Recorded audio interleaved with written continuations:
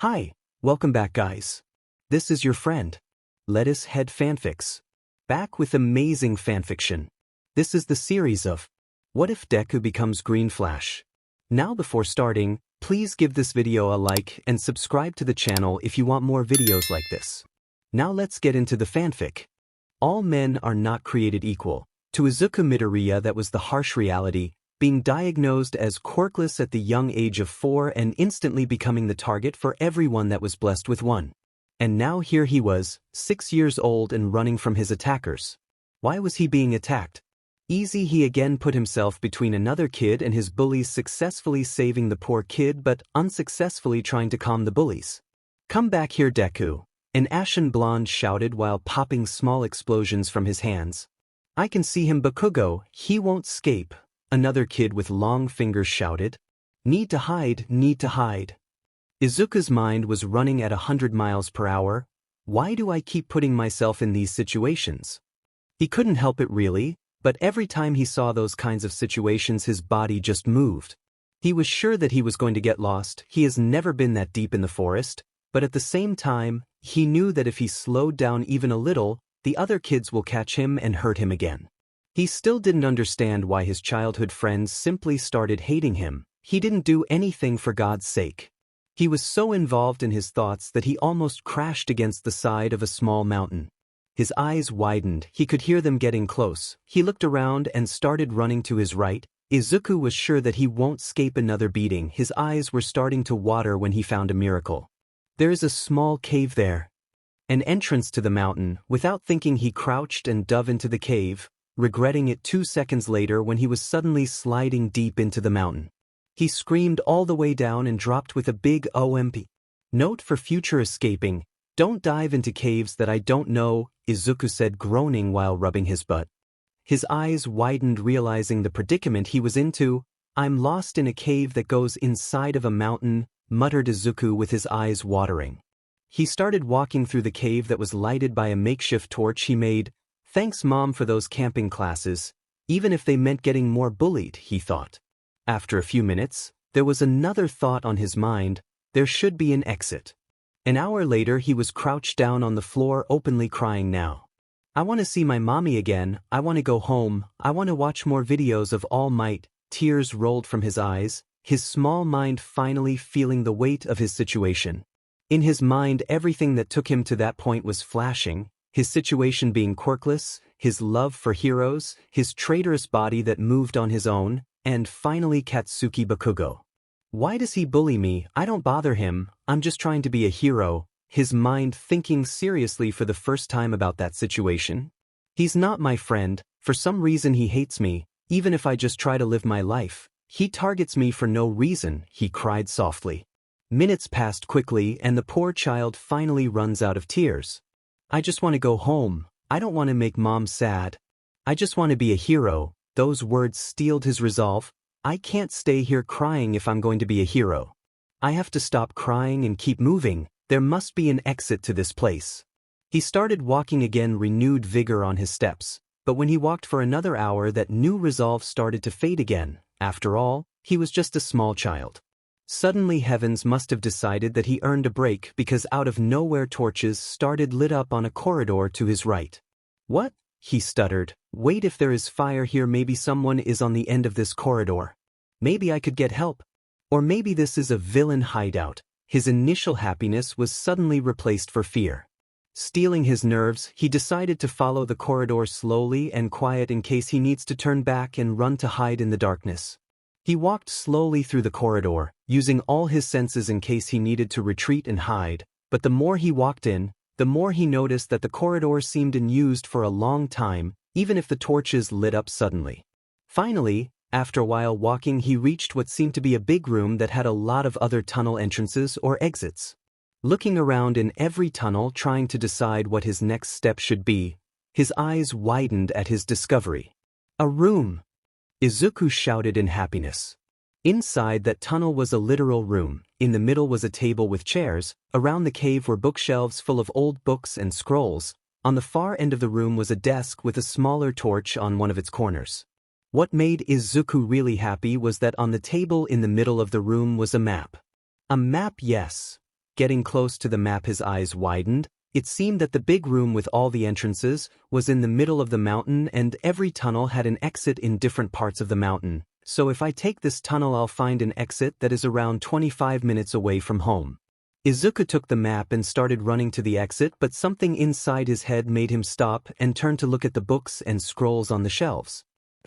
I just want to know what this place is. A little investigation won't hurt anyone, and that he did. He looked through the scrolls on the desk for a while when something caught his attention. Ninjas? If he understood right, apparently he was on a hidden military base for ninjas, and this base belonged to a village called Konoha, the leaf-hidden village on the Land of Fire. He kept reading through what seemed war records. Apparently ninja nations were having a large-scale war against each other. A war between ninjas, Izuku said with stars on his eyes. He kept looking through documents, not understanding a lot of things, but a name kept popping out in almost every scroll he read, Namake's Minato. All these scrolls are directed to him. Maybe he was a general or something. His eyes moved from the desk to the bookshelves. He knew he would be in trouble if he doesn't go home right now, but something in his gut told him to check for more information. He stood in front of a bookshelf reading the titles of the books. When one caught his eye, it reads, Book to Understand Chakra Better and Perform Better Ninjutsu Volume Number 1 of 14. He chuckled at the large and weird name. Opening the book, his eyes widened again. Written by Namake's Minato, he whispered. He found a handwritten book made by a man who was really important in the war. Izuku started reading the book and felt something he hasn't felt in a long time, hope. Seemed that this chakra the book was talking about was something every human had. And if one is capable to manifest it and mold it, it could be used to perform amazing techniques. He read for a while. His already fast and analytic mind was in overdrive trying to understand everything he read. It seemed that chakra was made by two energies, physical energy and spiritual energy being molded together, and it circulates through the body using the chakra pathway system. The more Izuku read, the more his hopes started to go through the roof. If I'm able to control this energy, chakra, maybe I could use it to become a hero. He was about to sit down on the floor when something fell out of his pocket. The map. Oh my god, I need to get out of here. Mom is going to be really mad. I can come back later with this map. He got up and after 3 seconds of thinking took the first and second book of the Books to Understand Chakra Better and Perform Better Ninjutsu series and made his way home. Using the map to guide himself out of the mountain was really easy. He lit up his torch again and started fast walking to the exit closer to his house. He reached the end of the tunnel after an hour of walking and started to panic again. It was a dead end. Okay, do not panic, Izuku think. These guys were ninjas, of course. There must be a secret button or something to open the door. He used his torch to look around, getting close to the door when he felt his foot press something on the floor and suddenly a big rock moved aside. Of course, a hidden button on the floor. When he walked outside the mountain, his panic raised again. Oh god, is night already? Mom is going to be so mad. He couldn't help but whimper and was about to start running to his house when he looked back and saw the entrance to the cave wide open. I need to close the door again. I don't want anyone knowing about my secret. He felt guilty keeping this kind of information secret, but maybe this was his only shot to be a hero, so he started looking around for a way to close the entrance. After a few minutes, he found a small button no bigger than a small pebble with a weird symbol that looked like a leaf on the floor under a root of big 3. He pressed the button and the entrance closed again. Smiling to himself, he took off to his house, already planning what to say to his mom and how to start training this energy called chakra. And that was his first step to becoming the hero known as the symbol of hope. The green flash. Izuku ran as fast as his small legs could carry him. He knew he would be in trouble, but nothing could put his excitement down. His shot to be a hero was in his small arms. Maybe with these books his dream could become true. After 25 minutes running, he reached his house. Panting a little, he steeled himself. His mom would be mad without doubt, but he needed to tell her about what he found. Turning the knob of his department, the door slammed open, revealing his mom. She was crying her eyes out, holding a napkin in one hand and the phone on the other one. Izuku! She cried, dropping the phone to hug her son. Where were you? I was worried sick. You're in so much trouble, young man. She cried on his ear. I'm sorry, Mom, I was playing and lost track of time. I promise I'm totally fine. He reassured the best he could. And I have something to tell you, Mom. Before he could explain what he found, both heard a buzzing on the phone. His mom dropped. Were you talking with someone, Mom? Wait a moment, I was talking to the police. His eyes widened at the words of his mom. She picked up the phone and started talking to the officer. Hello, yeah, I'm so sorry he just arrived. Thank you so much and sorry again. Why were you talking to the police, Mom? I'm late, but I'm just 2 hours late is not that much, Izuku questioned. I thought something happened to you. You're never late and I got worried, Izuku. You could get hurt or lost. Izuku hid his flinch as much as he could. That was actually what happened. And you don't have anything to help you. Her eyes widened, and Izuku's head dropped. I don't have a quirk to help me in those situations. I know, Mom, he said sadly. Don't worry, Mom, I just lost track of time while playing. Are you going to give me a punishment or can I go to my room? Inko's eyes started to water. I'm sorry, Aizu. I'm not going to punish you this time, but please don't do it again, she sighed. Dinner is ready, you can eat before you go to your dash. I'm not hungry, Mom. Saying that, Izuku walked to his room, leaving a teary-eyed Inko at the entrance of their home who didn't notice the 2 books in her son's arms.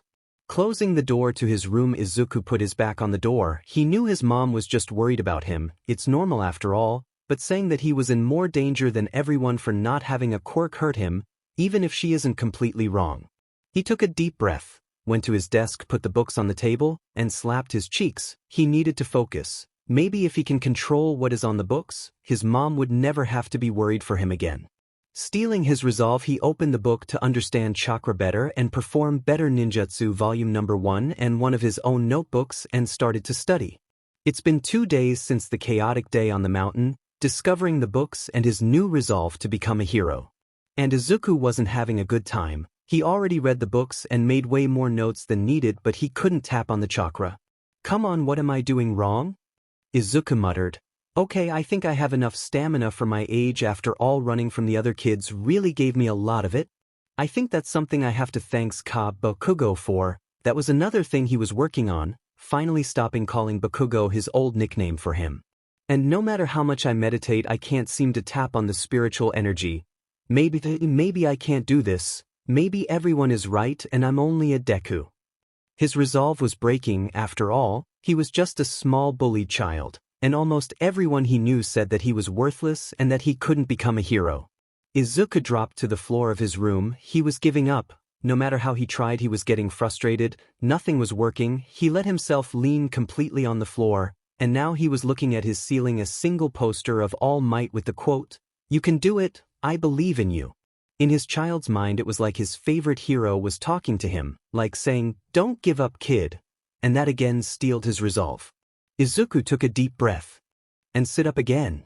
He will try again, over and over again. He would not give up when something literally appeared in front of him and gave him hope. Okay, let's try again, Izuku told himself, repeating on his head all the steps to enter in a meditative state. He researched on the internet. Taking a deep breath, he started to clear his mind. After a while, Izuku's mind entered a deep meditative state and he could picture himself floating in a white ocean of nothingness, and started again to reach for the energies he needed to activate his chakra. He almost instantly tapped the physical energy, already getting accustomed to the feeling of that energy. In his mind, the energy turned into a green sphere and he took it in his hand. Now he started to look inside himself for the spiritual one. Normally, after a few minutes of searching, he would give up or simply lose focus, but this time he was completely determined to find it. His resolve must have something to do because suddenly he felt something new, another type of energy that he hasn't felt before. Trying to not lose focus or get too excited, he started reaching for that new feeling. At first hand, he could tell that it was really different from the physical energy. The physical energy was wild and energetic. This felt warm was the only way his mind could describe it, like something he craved for. Finally, he saw it, a big red energy on a part of his mind. That must be it. He couldn't help but grin. His dreams will become a reality. He extended his arm only for it to not reach the energy, and unlike the physical energy, it wouldn't go to his hand. Come on, come here, he shouted in his mind. Just a little bit more. I'm so close. He could feel himself lose focus. No, I can't lose focus now that I'm so close. I'm not going to give up. I'm going to prove everyone that doubted me wrong. I'll become a hero that saves everyone with a smile and nothing will stop me. Every doubt, every thought that weighed him down was vanishing from his mind. Finally, His soul was soaring with true happiness and hope. Yeah, I'll become that, a symbol of hope for everyone. Suddenly his hand touched the warm energy and turned into a sphere of red light on his hand. He looked at it smiling. And no one will stop me, he whispered to himself, using his hands to merge both spheres of energy to become what he needed to make that dream come true. Izuku gasped, and suddenly he was again in his room out of his meditative state. What happened? He said, looking around. His eyes widened when he focused again. I did it, he whispered. But did he? He shook his head. No more doubts, he thought, standing up. He focused and suppressed a scream when he felt it. He felt the chakra running through his body. Focusing again, he tapped his new energy, his chakra, and focused it on his hand, only to squeal a bit when he saw the blue energy surrounding it. Finally, he let the tears fall from his eyes. He made it. After all this time, he really made it.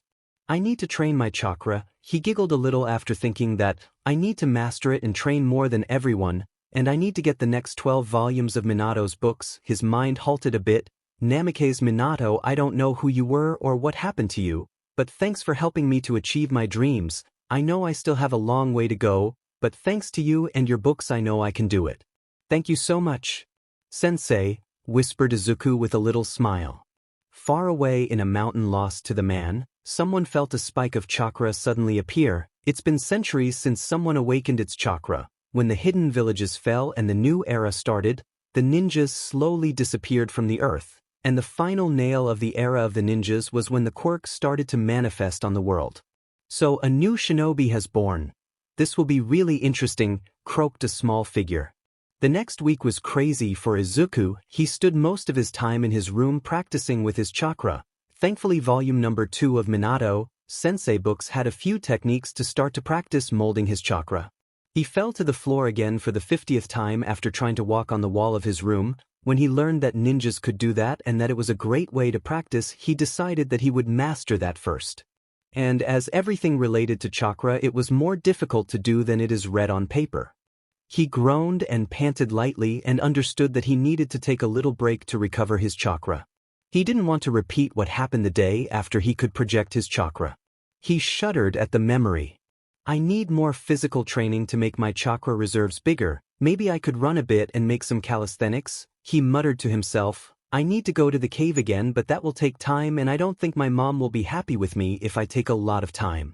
He really wanted to share his secret with his mom, but to do that he needed to show her what he could do. That was the main reason to try so hard to walk on the walls. He needed to prove to his mom that he had what is needed to become a hero, and that level of chakra control was only the first steps. He kept lying down for half an hour before trying again. He understood that he needed to keep the flow of chakra steady, but at the same time he was scared to make a hole on the wall if he put a lot of chakra on his feet. So he was trying to put the exact amount of chakra little by little, even if that meant fall to the floor over and over again. Okay, last time I felt my foot grab to the wall, so I think I'm getting close to the right amount of chakra needed. He focused the chakra on his feet again, putting a little more this time, and put his right foot on the wall, grinning wildly when he felt it secure on the wall. Now the next foot, Izuku thought with a little worry. He closed his eyes and jumped a little to put his left foot on the wall. He waited for the pain on his back, but it never came. Slowly he opened his eyes and saw the ceiling. Slowly but surely he took another step and then another, and suddenly he was walking on the ceiling. I did it, he shouted with happiness, only to hear a loud noise outside, and a few seconds later his mom opened the door and looked at him with wide eyes. Izuku, she stuttered. Hey mom, I need to talk to you about something, Izuku said, still on the ceiling with a wide, toothy grin. Inko Midoriya was concerned for her son. After that night he came back late. She hardly sees him out of his room. He just comes out to eat and take baths. She understood that maybe he was a little mad at her, after what she said when he came back. But who could blame her? She was a single mother of a precious bundle of joy that unfortunately didn't have any power to help him get by in this cruel world. Still, she felt bad for what she said a couple of years back. Even if she promised herself that she'll help Izuku in everything he'll do, she couldn't stop from being worried about his lack of quirk. She was washing the dishes when she heard a scream coming from Izuku's room. I did it. She dropped the dish in her hand and ran to see what happened to her son. When she opened the door, her eyes widened at the scene. Her son, Her beautiful bundle of joy was standing on the ceiling of his room with a wide grin on his face. Izuku was the only thing her mind could say. Hey mom, I need to talk to you about something, her son said, still grinning widely. Her mind rebooted and instantly she got worried. Izuku, how are you doing that? Get down on this moment. She saw Izuku nod and he slowly walked to the wall and over the wall until he was on the floor. Izuku, are you okay? How did you do that? She said while crouching to hug him. It's something I've been training for, mom. I'm using my chakra to keep me on the wall. I have to keep a steady flow or otherwise I would fall. That's why I walked slowly. This is the first time I managed to do it. Izuku kept muttering, so she needed to make him focus again. Wait, Izuku, what are you talking about? Chakra, what is that? She was getting worried. Is chakra something dangerous or illegal? Her son smiled and walked her to his desk. Opening a drawer, he took out 2 books and started telling her a story about how he fell inside a mountain, walked through tunnels, found a room that belonged to ninjas, and how they performed a lot of techniques using inner energy called chakra. Her mind was a mess. She simply couldn't believe what her son was saying. It sounded like a story made by a child with an extremely powerful imagination, something that her son was. But at the same time, she saw Izuku walking on the wall and ceiling. Izuku, why you didn't tell me earlier about all of this? She saw her son lose his smile for the first time. Because I wanted to show you that I can do it, mom. That I could become a hero, even without a quirk. And maybe if I show you what I can do, and how much I could do in the future, you would not be scared for me because I can't save myself.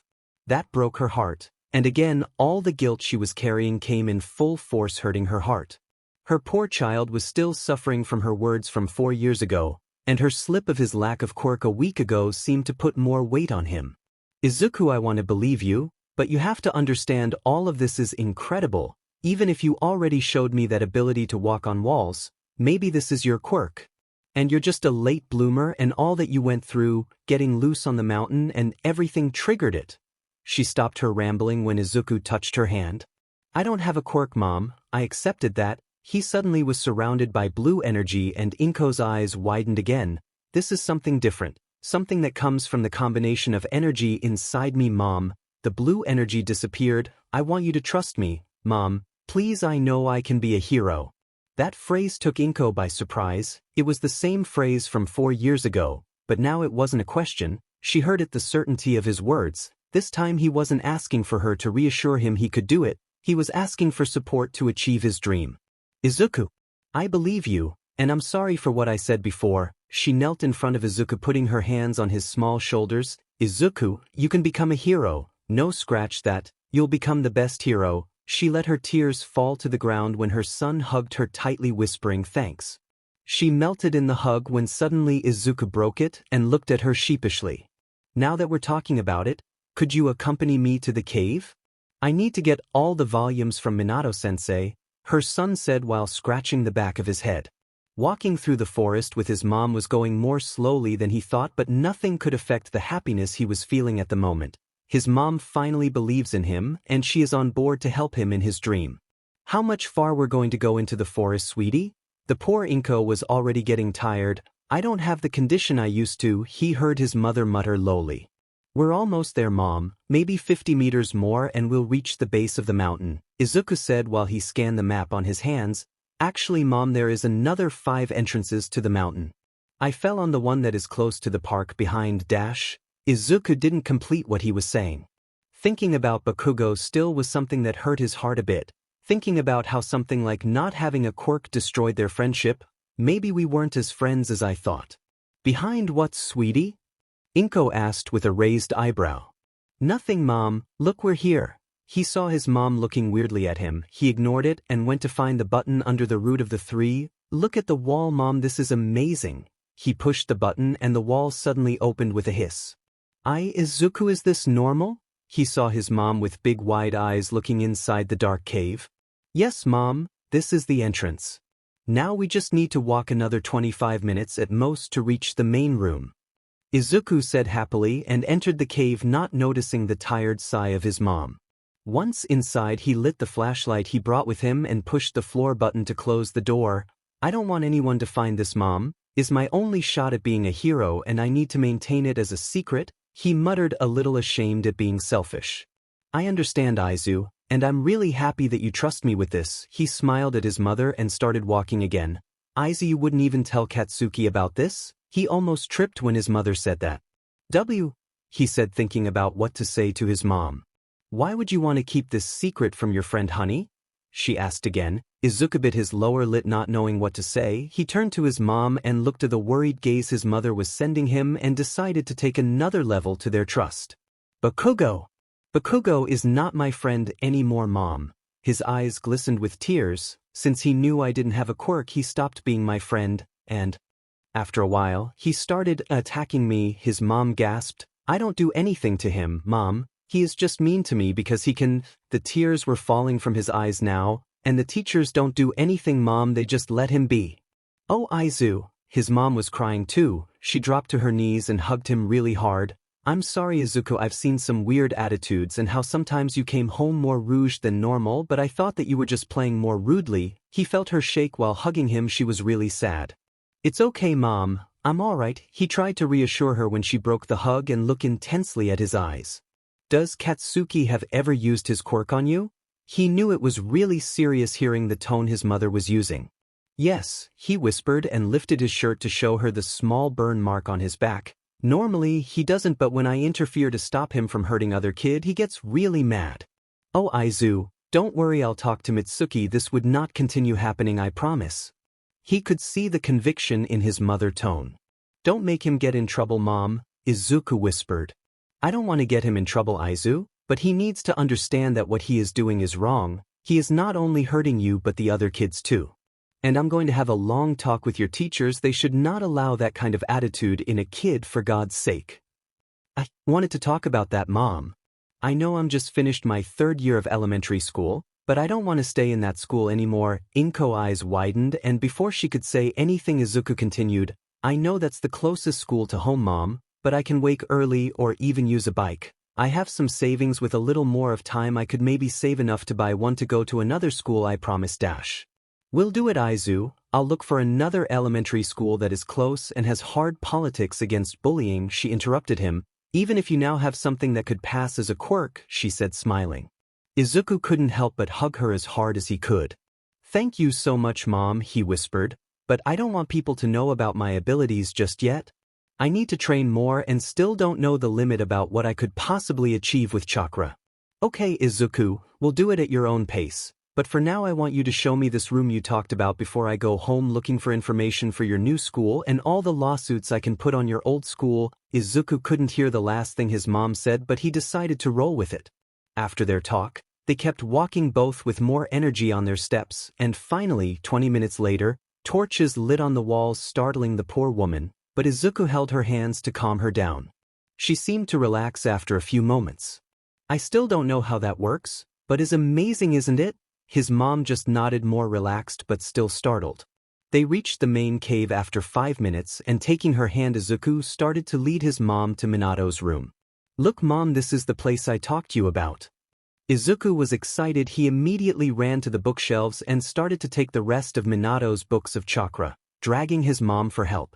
So you're the one that awoken chakra, huh? Some unknown voice croaked.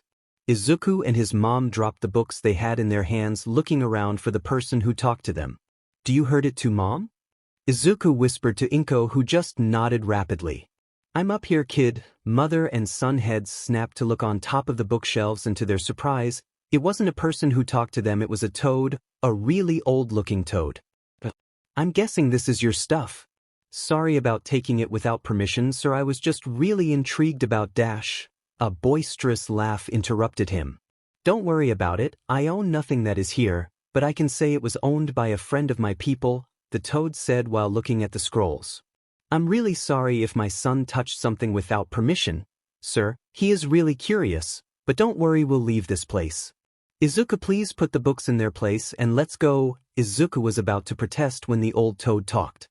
Oh no, by all means he can take whatever that is here. As I said before, I own nothing here, ma'am. He chuckled a bit. But maybe I could help you, young boy. Izuku and Inko didn't know what to say about the small toad. Even if animals with quirks existed, they were really rare. And what is he talking about helping Izuku? Ah, maybe if I show you. Please follow me to the main cave, ma'am. Young boy, he jumped off the bookshelf and in another leap got out of the room. What do you think, Izuku? Inko asked worriedly. Izuku bit his lower lip. He had a lot of questions about what the toad was talking about and what he said about Minato's being an old friend of his people. Let's go, Mom. I think he is trustworthy. Both got out of the room slowly and Izuku positioned him and his mom strategically at the start of the tunnel that would take them to the exit they came from, while the old-looking toad was in the middle on the main cave looking at them with a kind smile.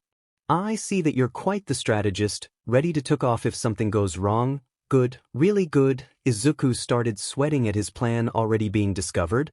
But worry not, young boy, because maybe after my demonstration you'll show more trust towards me. He turned around and clapped his hands.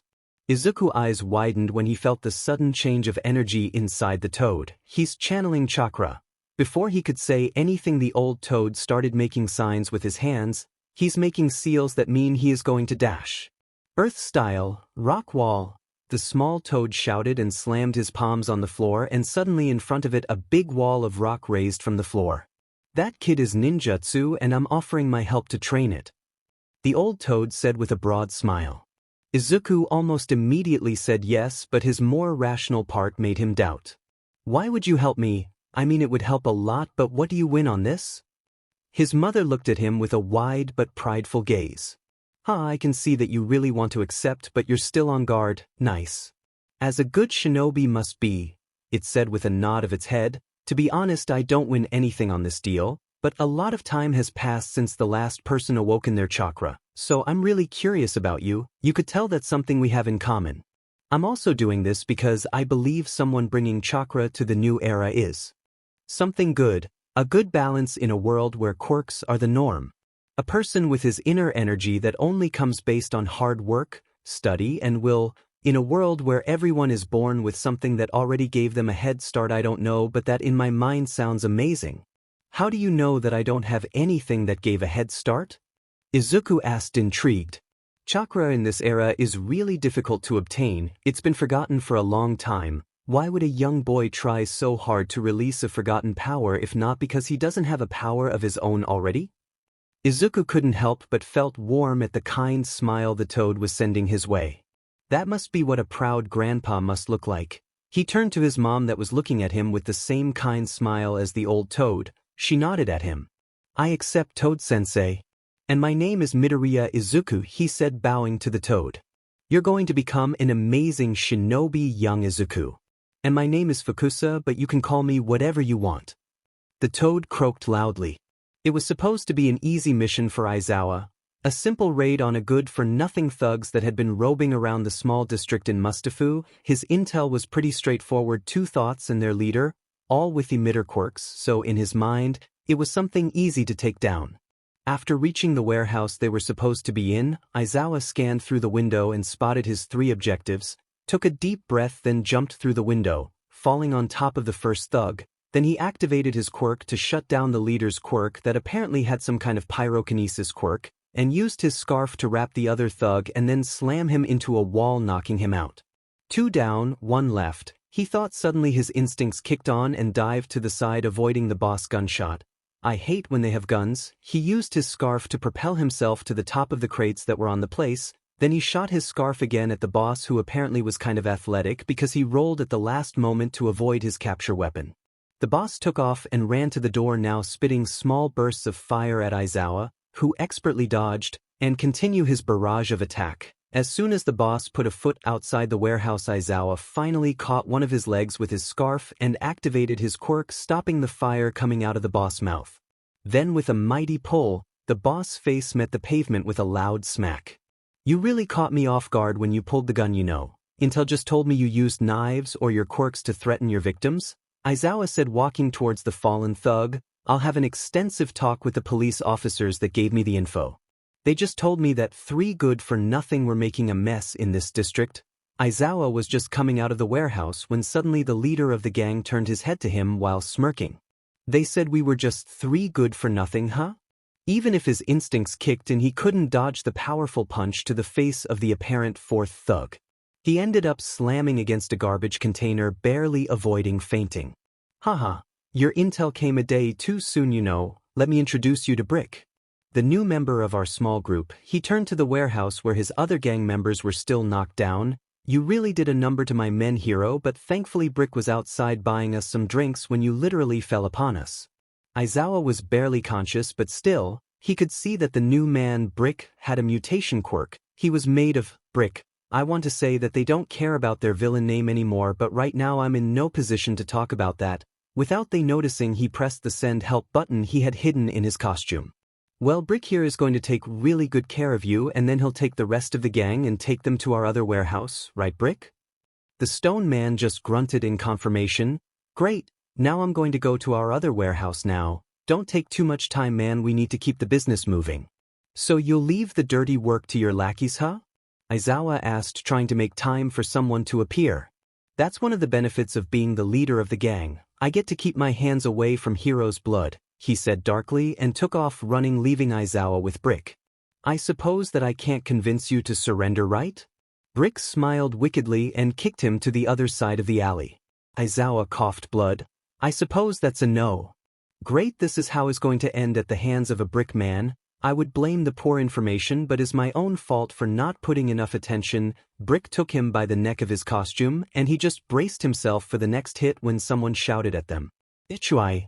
Aizawa sighed in relief. Apparently some hero or policeman was close enough. When he and Brick turned to the end of the alley just to see a teen no more than 14 years old looking at them. Crap. Hey kid, get away from here, he shouted, but the kid didn't move. He just looked at the scene with narrowed eyes. He wouldn't. Aizawa's eyes widened when the boy took from a small bag on his back 2 knives. What is he thinking? Suddenly when the kid took stance, Aizawa knew he was trained with those weapons. Maybe he can throw it and I can use that as a distraction to escape. He saw the teen throw one of his knives in a high arc, and he could tell the trajectory would end behind Brick, who was laughing at the display. Great, he missed. It happened in a blink of an eye, and Aizawa saw it in slow motion. The knife was falling just behind Brick when the kid appeared from nowhere, taking the knife with one hand and aiming his right leg for a roundhouse kick to the face of the thug. Aizawa's mind was in overdrive. How did he? He is going to hurt himself. Brick is made of Brick. To Aizawa's shock, the kid delivered the powerful kick right in the face of the criminal, who went flying against the wall of the building. How powerful was that kick? Hey, are you all right? The kid asked, as if he didn't just kick a thug made of brick against a wall. Even if Aizawa was grateful, he knew he shouldn't applaud what the kid just did. You shouldn't have interfered. You could have put me and yourself in danger, kid. You already looked in danger, sir. I just couldn't turn around as if I didn't see anything. Don't worry, I'll help you to get out of here. The kid was about to help him. Stand up when Brick lunged at him. Kid, watch out. Aizawa yelled to. Nothing. The kid wasn't there anymore. He felt the ground rumble when Brick fell to the ground after failing to catch the kid. You know, as my friend says, attacking someone from behind isn't manly. Again they turned to the end of the alley where the kid appeared first, and he was reaching for something on the ground, another knife. His high-speed quirk must work in conjunction with those knives. He used one to attack and left the other one behind in case he needed to retreat. Pretty smart, kid.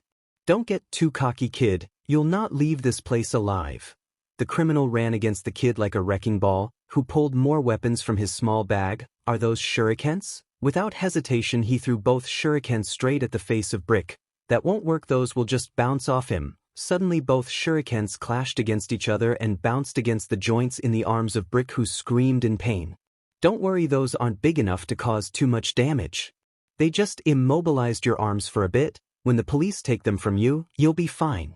If Aizawa could facepalm, he would, but he had one arm over his ribs and the other was probably broken. Did he just apologize to a villain? Don't make fun of me, you stupid child. Brick, who previously stopped from the pain, took off running again, aiming to use his body as a wrecking ball against the child, who just scratched his head and leaped high into the air, letting the brute pass under him.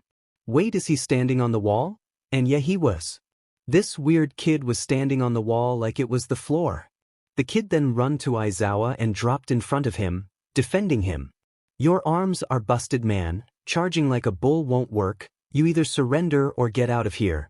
The kid was trying to negotiate with the enraged man, who was preparing himself to charge again.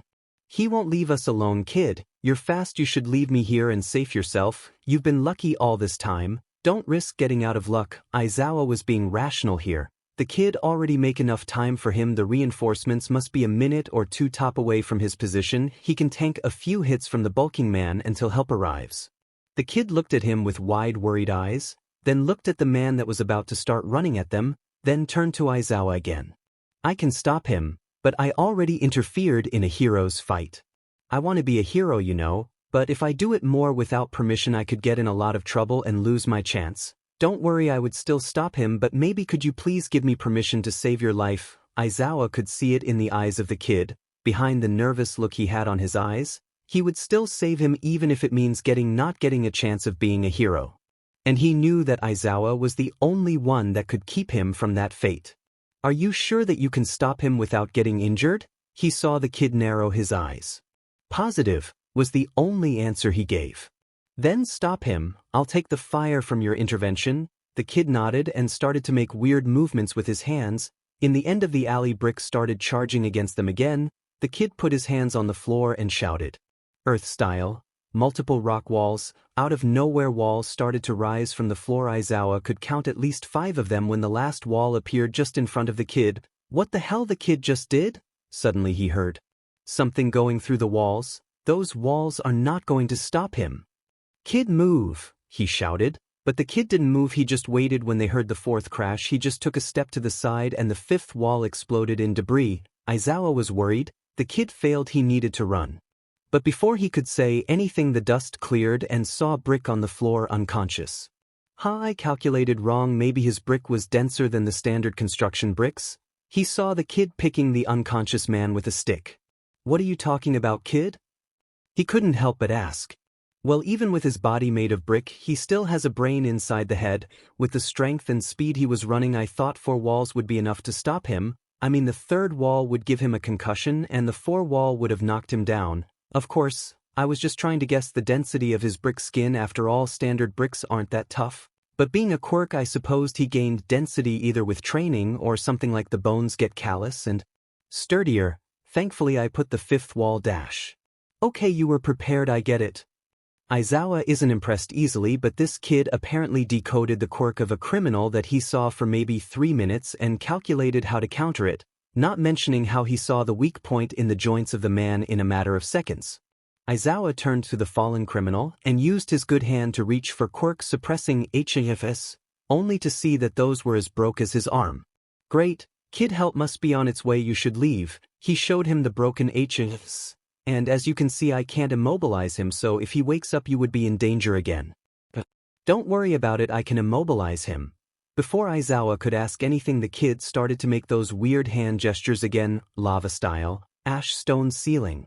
Suddenly the kid shot some weird mud-looking liquid from his mouth and covered the criminal except for the head and below his elbows. It could be dangerous if I put more pressure on the shurikens. But don't worry. His arms are still immobilized. The kid said, trying to reassure Aizawa. Don't worry, kid, you did good today. I can assure you that I would be dead if you wouldn't interfere, so they won't be so harsh with you. They could hear the sirens of the police getting closer. Normally I would let you go and forget about all of this, but as you can see, he pointed at the half-destroyed walls and the rock-covered criminal. People will ask questions I can't answer, and that would be problematic. Don't worry, I'll vouch for you. Aizawa, for all his rationality, couldn't help but be grateful to the teen. It wasn't a lie that he would be dead if he hadn't interfered. Thank you so much, Eraserhead-san. That make Aizawa raise an eyebrow. How do you know who I am? He asked with narrowed eyes, but the kid didn't seem intimidated at all. Maybe he looked more busted than he thought. It's because of your goggles. At first glance, I didn't know who you were, but now that I'm close, your yellow goggles grabbed my attention, and after watching your scarf and costume it was easy to deduct. You're not as famous as other heroes, but you have some fans on some forums on the internet, including me. The way you deal with the criminals with your scarf and how useful your quirk is amazing. He pulled a notebook out of nowhere. I think I have your entry in this notebook. After a few seconds the kid turned the book around and bowed his head. Could you give me your autograph, please? Aizawa took the book with his good hand, and for the countless time his eyes widened again. What was written on the notebook was amazing and terrifying. The kid deconstructed his quirk at levels that he didn't know were possible. The terrifying part was all the ways the kid wrote to fight against his quirk and counter it, and the amazing part was all the ways to overcome the weaknesses and ways to use his quirk that he hadn't thought before. Eraserhead reinforces are here, shouted Mike, who was followed by a troop of cops. Wait, you took care of everything at the end? Mike shouted, looking at the defeated villain on the floor. No, I didn't, Mike. This kid. Aizawa stopped for a second. Kid, what is your name? Ah, Midoriya Izuku, sir, I'm a big fan. The kid? Izuku said while bowing at him again. Yeah, Midoriya saved me and took care of everything. One cop was about to say something when he cut him. I gave XPLCT permission to the kid to help me. If he didn't show up, you would be picking just one corpse, mine, that seemed to shut the policeman. Midoriya, you'll need to accompany us to the police station to give your statement. I need to go to the doctor first, then I'll catch you there. He turned to Mike. Take care of the kid, Mike. He saved my life. Mike saluted. Don't worry, Shota, nothing will happen to the kid in my guard. Aizawa face-bombed when he heard Izuku squeal, saying, I know Eraserhead's name. Midoriya, you'll be fine with Mike. Do you mind if I take this notebook until I reach you at the station? I need something to read while doctors check on me. Of course, but before that, he took the book from Aizawa's hand and presented it to Mike. Could you please give me your autograph? Present Mike just laughed and signed the notebook without looking at the content. After returning the notebook, both took off to the police station. While Aizawa was being prepared to go to the hospital, he keeps reading Midoriya's notebook, and he kept getting amazed and terrified. Deciding to worry about it later and close it only to almost faint when he saw the title of the notebook, Midoriya Izuku's Hero Analysis for the Future Volume Number 15. This kid is going to be a lot of problems. I can feel my sleeping hours disappearing. I don't know if I should report Nezu about this or not. That was the only thought of Shota Aizawa for the rest of the journey to the hospital. Izuku was having really mixed feelings about the situation he was in. On one hand, he was having the time of his life talking with Present Mike. The hero was really kind, explaining some things about his quirk he had questions about. On the other hand, he interfered in a hero fight, and you could say that he illegally used his techniques to stop a criminal. Now here he was in the cafeteria of the police station. At least I'm not in a cell, about to give his statement about the incident. He was so deep in his mind that he didn't notice Present Mike stopped talking and was giving him a sad look. I must thank you, little listener. Shota is my best friend, and one thing I know about him is that he doesn't make false claims. Izuku could see the eyes of the hero begin to glisten, so when he said that you saved his life, I know he said the truth. Izuku's eyes widened when the hero bowed his head. Please, little listener, accept my deepest gratitude. Please raise your head, Present Mike-san. You don't have to thank me. I'm just glad that I could be of help. Izuku was blushing wildly. He never take compliments well. I just hope that this doesn't blow my chance to enter the hero course. Of course it will not, little listener. Present Mike shouted and raised a fist to the sky. I swear on my and Eraserhead's name that this will not hinder your chance in becoming a hero. After all, you already have the heart of one if someone asks me. Izuku blushed again and his eyes got wet. I like how you're really eloquent with your words, Mike, but I still need to take the statement from. The person who arrived was dressed in an overcoat and hat and was reading a stack of paper. Midoriya Izuku, right? Yes, sir. Izuku stood up straight as a rod, completely nervous about what was about to happen. Don't be nervous, Midoriya, this will only take a few minutes. He started to read the papers, humming to himself. So let's start with my name. I'm Detective Naomasa Tsukachi. Okay, first some basic questions. Here says that you are 13 years old, is that right? Yes, sir, about to be 14, sir. Naomasa and Mike chuckled at the nervous display of Izuku. Relax, kid. Okay, we already have the statement from Eraserhead. He said that you appeared out of nowhere when he was beaten down and you threw knives at the criminal?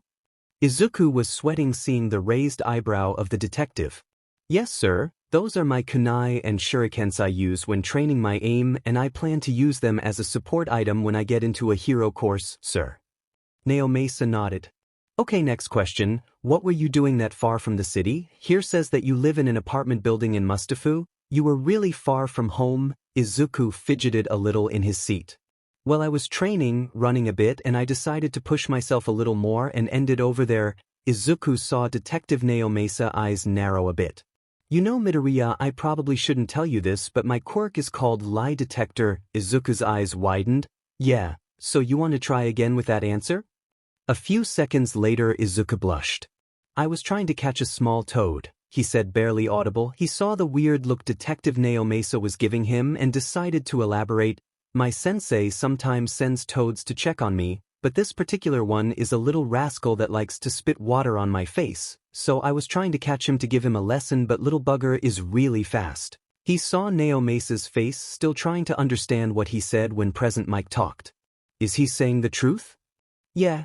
His story, even if it's weird, it's true. The detective scratched the back of his head. Okay, so you were chasing a small toad. Izuku groaned at the playful tone. When you run into the criminal. Brick? Present Mike chuckled at the name. At what point you decided to intervene? Well, after the little bugger escaped, Izuku growled with a blush on his face. I turned to see Brick kick Eraserhead against a wall, and he was about to attack him again. That's when I decided to intervene. Alright, I must thank you because if what Eraserhead said is true dash. Again Present Mike intervened. It's true Naomesa and you know it. Izuku saw Present Mike fist clench. Right? Well, Eraserhead said that he wouldn't be with us if not for your intervention. Naomesa nodded at him. Here said that he gave you XBLCT permission to help him. Izuku nodded. Okay, last two questions. First, the officers said that you and quote begged on your knees that we do not call your mother. My mom is a very nervous woman, sir, and she has an outworldly big tear glands. I just want to avoid getting the police station flooded. Again Naomesa raised an eyebrow at the weird truth Izuku said. Right? Well, we had to call her, but managed to convince her you were completely all right and her presence wasn't needed. Great. I need to buy a new mop on my way home, Izuku whispered with his head down. Naomesa chuckled a bit before asking his final question. Just to finish this, I have a doubt about your quirk. Izuku tried and failed to not sweat in nervousness. Here says that your quirk is energy manipulation and I fail to understand how you manage to create barriers from the floor or walk on walls as Eraserhead statement tells.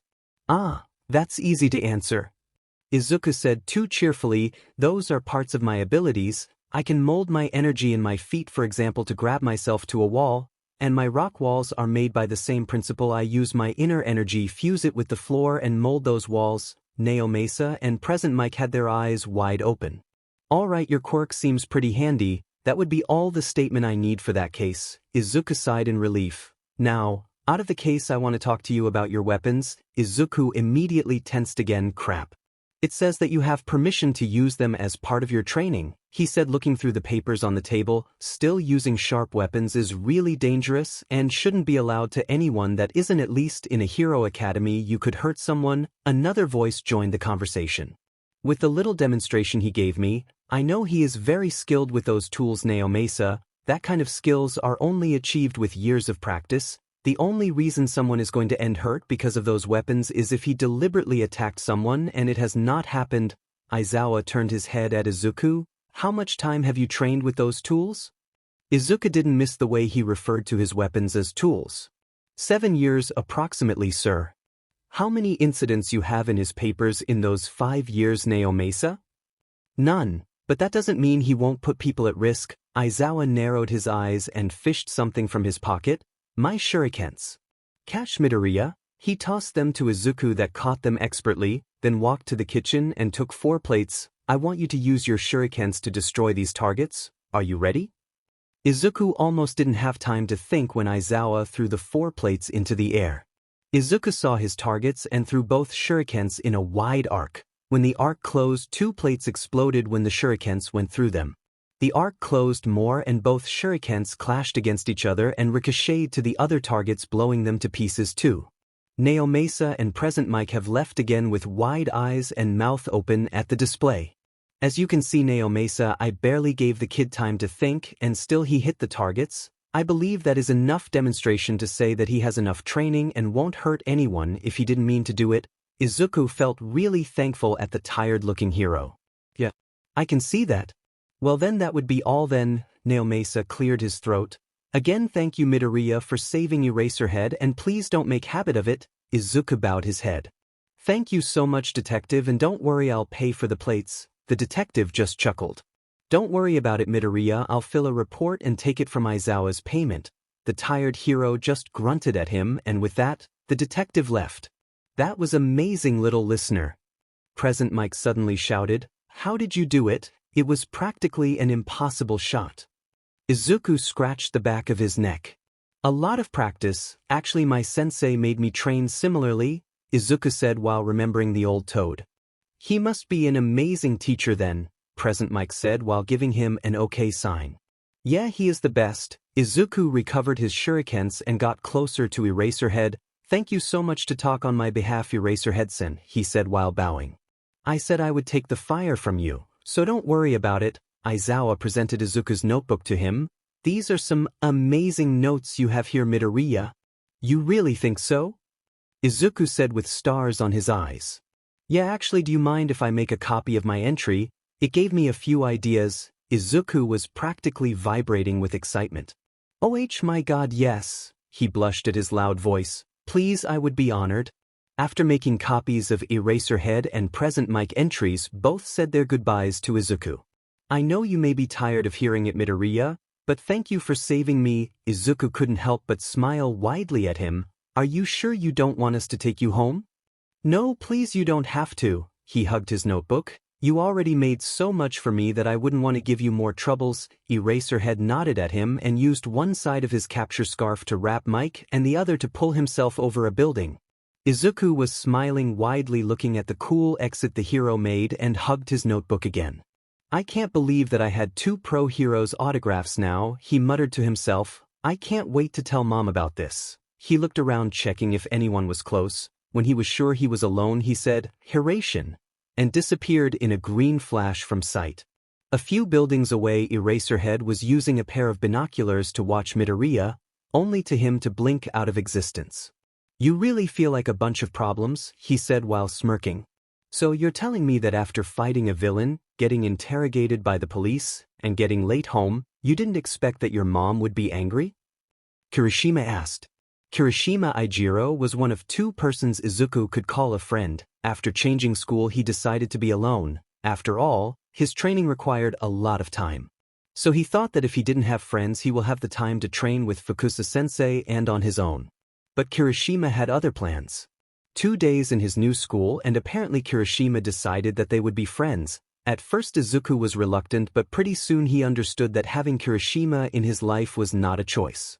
So he went with the flow, and now here he was 7 years later with the best friend he could have asked for. If you say it like that, it sounds pretty dumb, Kirishima, Izuku complained. Both were walking through the school preparing to go home after classes. It is pretty dumb, Midoriya bro. What I don't understand is why the cops didn't call your mom. I begged them not to. Imagine the ruckus my mom would do on the police station. The floor on the principal's office is still wet and she was getting good news at the time. He said, waving his arms wildly. Yeah, I'm pretty sure your mom has 2 quirks. I mean, it's physically impossible to cry that much and not dehydrate. Kirishima joked and Izuku chuckled. The best part was that I got 2 new autographs in my notebook. I would have loved to talk more with them, all the stories they could have told me. Izuku's eyes were shining. Only you put having signatures on a notebook over fighting and winning against a villain, Midoriya bro. Kirishima punched his arm jokingly. Now you have an advantage over me. Not only your abilities make you more flashy, now you have more field experience. Kirishima was, apart from his mother, the only one that knew about the truth of his abilities.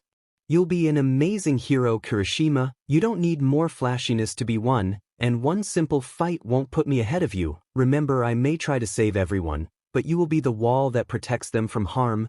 Kirishima grinned happily. In his mind he was grateful to have someone like Izuku by his side, someone that always reminded him what he could become, and above all, you'll protect your beautiful pink princess, right?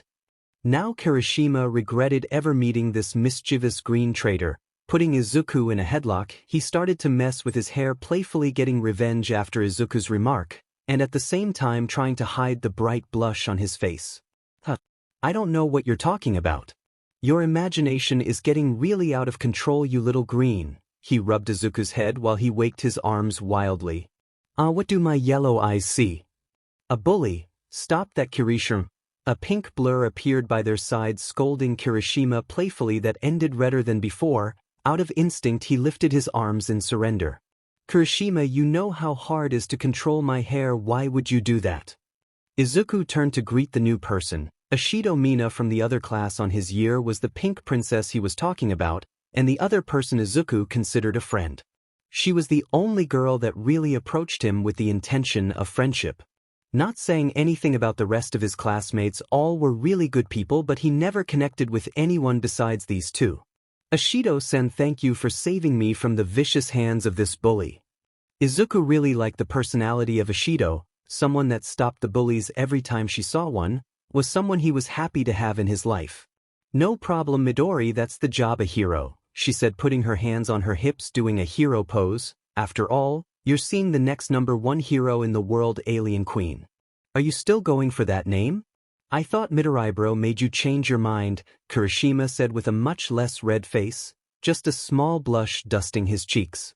Well, Midori does put up some really good points, but I like the name, and when villains hear my name they'll have so much fear that they'll surrender before my acid. Ashido exclaimed while making weird acid noises. I tried to change her mind, Kirishima, but her head is harder than your Quirk. I can only do much. The three friends keep walking to the exit, bantering and laughing between each other when Kirishima looked at the gates of their school and someone caught his attention. Midori bro, could you describe me the hero you helped last night? Izuku looked at him curiously but complied.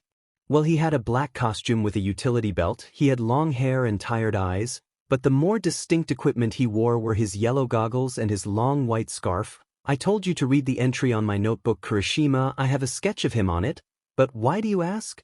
Kirishima pointed to the entrance gates of the school and Izuku's eyes widened. What is Eraserhead doing here? Hearing his shout, the hero looked at him and started walking at him. What did you do, Midori bro? Kirishima whispered nervously. What is going on? Ashido asked, not knowing yet what happened last night. The hero heard their voices and approached them. Midoriya, sorry for coming here without calling, but I need you to come with me. I already contacted your mother and she said it's okay for you to come with me. Is Midori being kidnapped with his mom's approval? Ashido's wild imagination was something Izuku tended to just go with the flow with her, but even for him that was too far-fetched. He is a pro-hero, Ashido-san, he won't kidnap me, right? He turned to Aizawa, whose eye was twitching. No, I wouldn't, Midoriya. Now come with me, we have something to discuss with you. He turned around and started walking to a taxi that was waiting for them. Izuku nodded and turned to say goodbye to his friends. It seems that I won't walk with you guys today. See you tomorrow, be careful on your way home. He was about to walk to the taxi when he turned around and got close to Kirishima's ear. Be sure she gets safely to her castle, he whispered to Kirishima, who blushed again and tried to grab Izuku, but he was already running to the exit. That little... Kirishima muttered. What did he say? Ashido asked, tilting her head. Nothing, you have to worry, Ashido. Let's go, I'll take you home. But what did he say? Wait, what were you talking about, him saving a hero? Kirishima smirked. For all her playfulness, Ashido really worried for her friends, and every time they do something stupid she would scold them. I'll tell you while we walk. Let's go. In his mind was just one thought, revenge, you green traitor. Izuku reached the car and opened the door on the other side from Eraserhead. So where are we going, Eraserhead-san? My boss was really interested in talk with you. We're going to UA. Izuku nodded in understanding. Suddenly something clicked on his mind and his head snapped at Aizawa, looking at him with his eyes wide as plates. We are going to UA? We're going to UA? Izuku shouted, but why? I mean, I already gave my statement to the police and my mom already gave a piece of her mind. Am I in trouble with UA or something? You're not in trouble, Midoriya. Remember that I asked you for a copy of my profile in your notebook? Izuku nodded and then his eyes widened in worry. I'm not in trouble for that, right? I swear it's just a hobby and all the information I gather is from internet posts, videos and the few fights I get to catch live. As I said, you're not in trouble, Eraserhead sighed. On the contrary, I showed my boss your analysis of me, and he was really impressed and said that he wants to meet you. Izuku visibly relaxed at that. Oh nice. But I don't see what is so impressive of my hero analysis, it's just a hobby. Aizawa looked at him with a questioning gaze. You know, I'm not someone that gets easily impressed, but after reading the notes you have on me, I already solicited new support items from them. Izuku's eyes widened and he was practically vibrating in excitement. Wait, are you really using my ideas? Oh, what of my ideas you decided to use? He took his notebook from his backpack. What do you ask for? The glider suit, the inbuilt moisturizing goggles? Ah, Maybe the mask to avoid any tear gas or spicy gas that can make your eyes burn from smelling it. Aizawa's own eyes widened at the speed Izuku was talking. This kid doesn't seem to understand the impressive and terrific that his notes are if he is giving me examples of something that could counter my. Wait, did he said inbuilt moisturizing goggles? Aizawa raised his hand to stop Izuku's muttering. What did you say about moisturizing goggles? I didn't about that. Let me show you, is on the end of the notebook. I write there all the support items that come to my mind after I end the notes on someone or I don't have any space to put on their pages. The rest of the track passed with Izuku explaining some of his ideas for support items and Aizawa thinking about not letting Power Loader get close to these notes. The taxi dropped them outside of UA and Izuku couldn't believe his luck. He was in front of his hopefully school to be in a little more than a year. Aizawa motioned to him to follow, and Izuku used all his will strength to not get lost sightseeing around. A few minutes later they reached the doors of the principal's office. Don't get too intimidated by my boss Midoriya, he may be a little exuberant but he is a good person. Izuku turned at him with a questioning gaze. Why does he doubt to say a person? Opening the door he was received by a very peculiar sight. An office with a lot of books, screens and other office furniture. At the back of the office a big desk and a chair. And on said chair was a mouse? That's right. It's me, the one who could be a dog or a mouse or a bear, but more importantly, I'm the Principal Nezu. The principal shouted happily, and you must be Midoriya Izuku. Aizawa wouldn't shut up about you. That's not true, Aizawa said with a tired sigh, as he said Midoriya, he is the principal of you, he asked to talk to you as soon as possible and he wouldn't shut up until I brought you here. He is delusional Midoriya, I tell you, the lack of sleep is making him hallucinate. Nezu cackled playfully, but putting Aizawa's delusions aside, I really wanted to meet you, the kid that saved a full-fledged professional hero, Aizawa grunted, and the amazing mind that wrote these. Nezu took Eraserhead and present mic notes of one of his drawers. These notes are really amazing Midoriya. Ah, thank you, sir. Izuku bowed. Don't be so formal. Just call me Nezu. The principal's cheery demeanor suddenly became serious, and I wanted to talk with you about how dangerous your notes are. Izuku's eyes snapped open when Nezu said that. I don't understand, Principal Nezu. This notes not only have a lot of ways of help heroes, it seems that you also write a lot of ways to counter them. He took a page of present mic notes. He only seems to use his quirk for PRDS of 15 seconds tops, before he needs to take another breath. That gave a span of 2 to 3 seconds before he can use his quirk again. The amplifier he had on his neck seems sturdy but it seems to have a removable plate on the bottom. A good hit there would probably damage it and his power would be reduced at least 30%. The most efficient way to defeat him is using gas. Ammonia, for example, is easy to obtain and would easily block his throat for a while. Nezu stopped reading and looked at Izuku. You understand why I wanted to talk with you now, right? Izuku's eyes were wide and he was completely pale. He never saw his notes as something dangerous before, but now that Principal Nezu read it out loud he understood the severity of his books. I have a lot to learn, isn't it, Fukusa-sensei? I need to move all my notebooks to Minato's cave as soon as possible. Your face tells me that you understand the danger of these notebooks. Yeah, if any of them fell on villains' hands it could be really dangerous for the heroes. Don't worry, Principal Nezu, I would make sure no one get my notes. Izuku nodded to himself. Nice, I must apologize for asking you to do something about this, but it could become a problem if these notebooks end in the hands of a villain. Now with that behind us, I have a few questions for you if you don't mind. Nezu's cheerful demeanor returned. First of all, Aizawa here told me that you want to be a hero. I must ask why? The change of topic put Izuku in a more relaxed mood. And Principal Nezu's question was one that he has answered before. When I was a child I would have said that I wanted to save people with a smile on my face like All Might. Honestly, my answer hasn't changed that much. I still want to save people while smiling, but at the same time I want people that are in trouble to never lose hope, that no matter the issue, they kept their hope alive because in their ears they'll know that I would do everything in my power to save them, Izuku said with a small smile. You want to be the next symbol of peace? Nezu asked curiously. No, peace, unfortunately, isn't something that I can achieve alone. Only All Might gave us something akin to an era of peace, so no, I don't want to. Be the next symbol of peace. I want to become a symbol of hope. Izuku immediately turned red after saying that. That's an amazing dream, Midoriya. The still red Izuku looked at the principal, who had a kind smile on his face. I hope you're considering joining UA in a few months.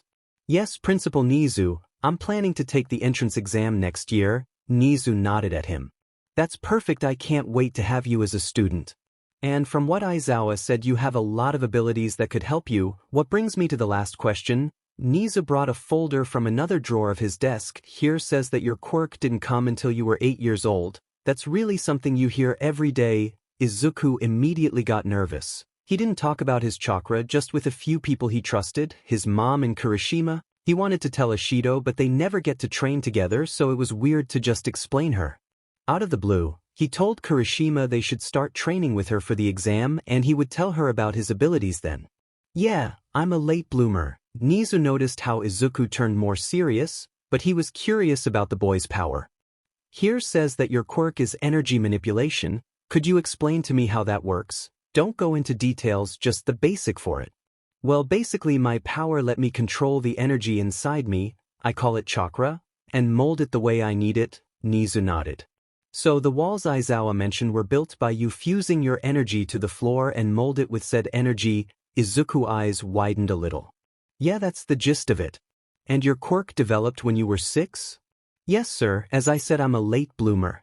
Well, I'm glad that you became so proficient with it in so little time. I would have lost my dear Aizawa if you didn't. Nezu jumped out of his chair and walked to a smaller table with a chessboard in it. Do you know how to play? Izuku raised an eyebrow but nodded.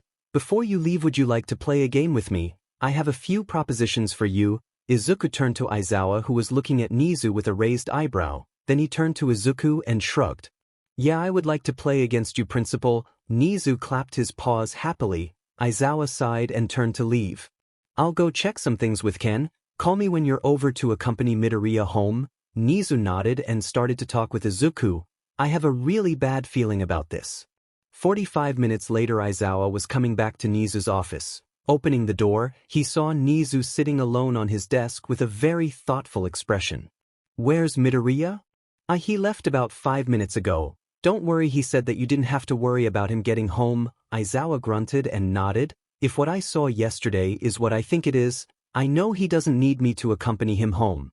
Well, why do you need me for? If he already left? You know, I proposed to him a few ideas. Aizawa narrowed his eyes. After all, I made him come all the way here and asked to keep his hobby as a secret, so I felt compelled to make something for him. I don't have a good feeling about this, Aizawa muttered. Nonsense, but I want you to know that he'll come here twice a week. One day he'll come with me to hone his analytical skills. Aizawa paled a bit. I hope Nezu doesn't corrupt Midoriya. The world is not ready for 2 of him.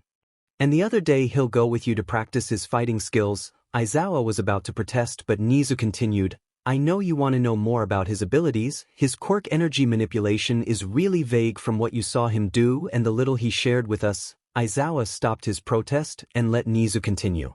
He understands that you're a pro-hero and won't have always had chances, but he said that even if he practiced alone and with his friend, he doesn't get to learn a lot, and he is intrigued by your hand-to-hand combat.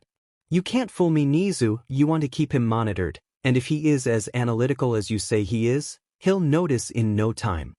He already knows, Nezu cackled, but it's a one-time opportunity too, so after think about it he accepted. He seems to trust us a little, so as he said, he took a leap of faith with us, and I won't betray his trust. I may want to observe him and his abilities, but I won't make him say or do anything he doesn't want to.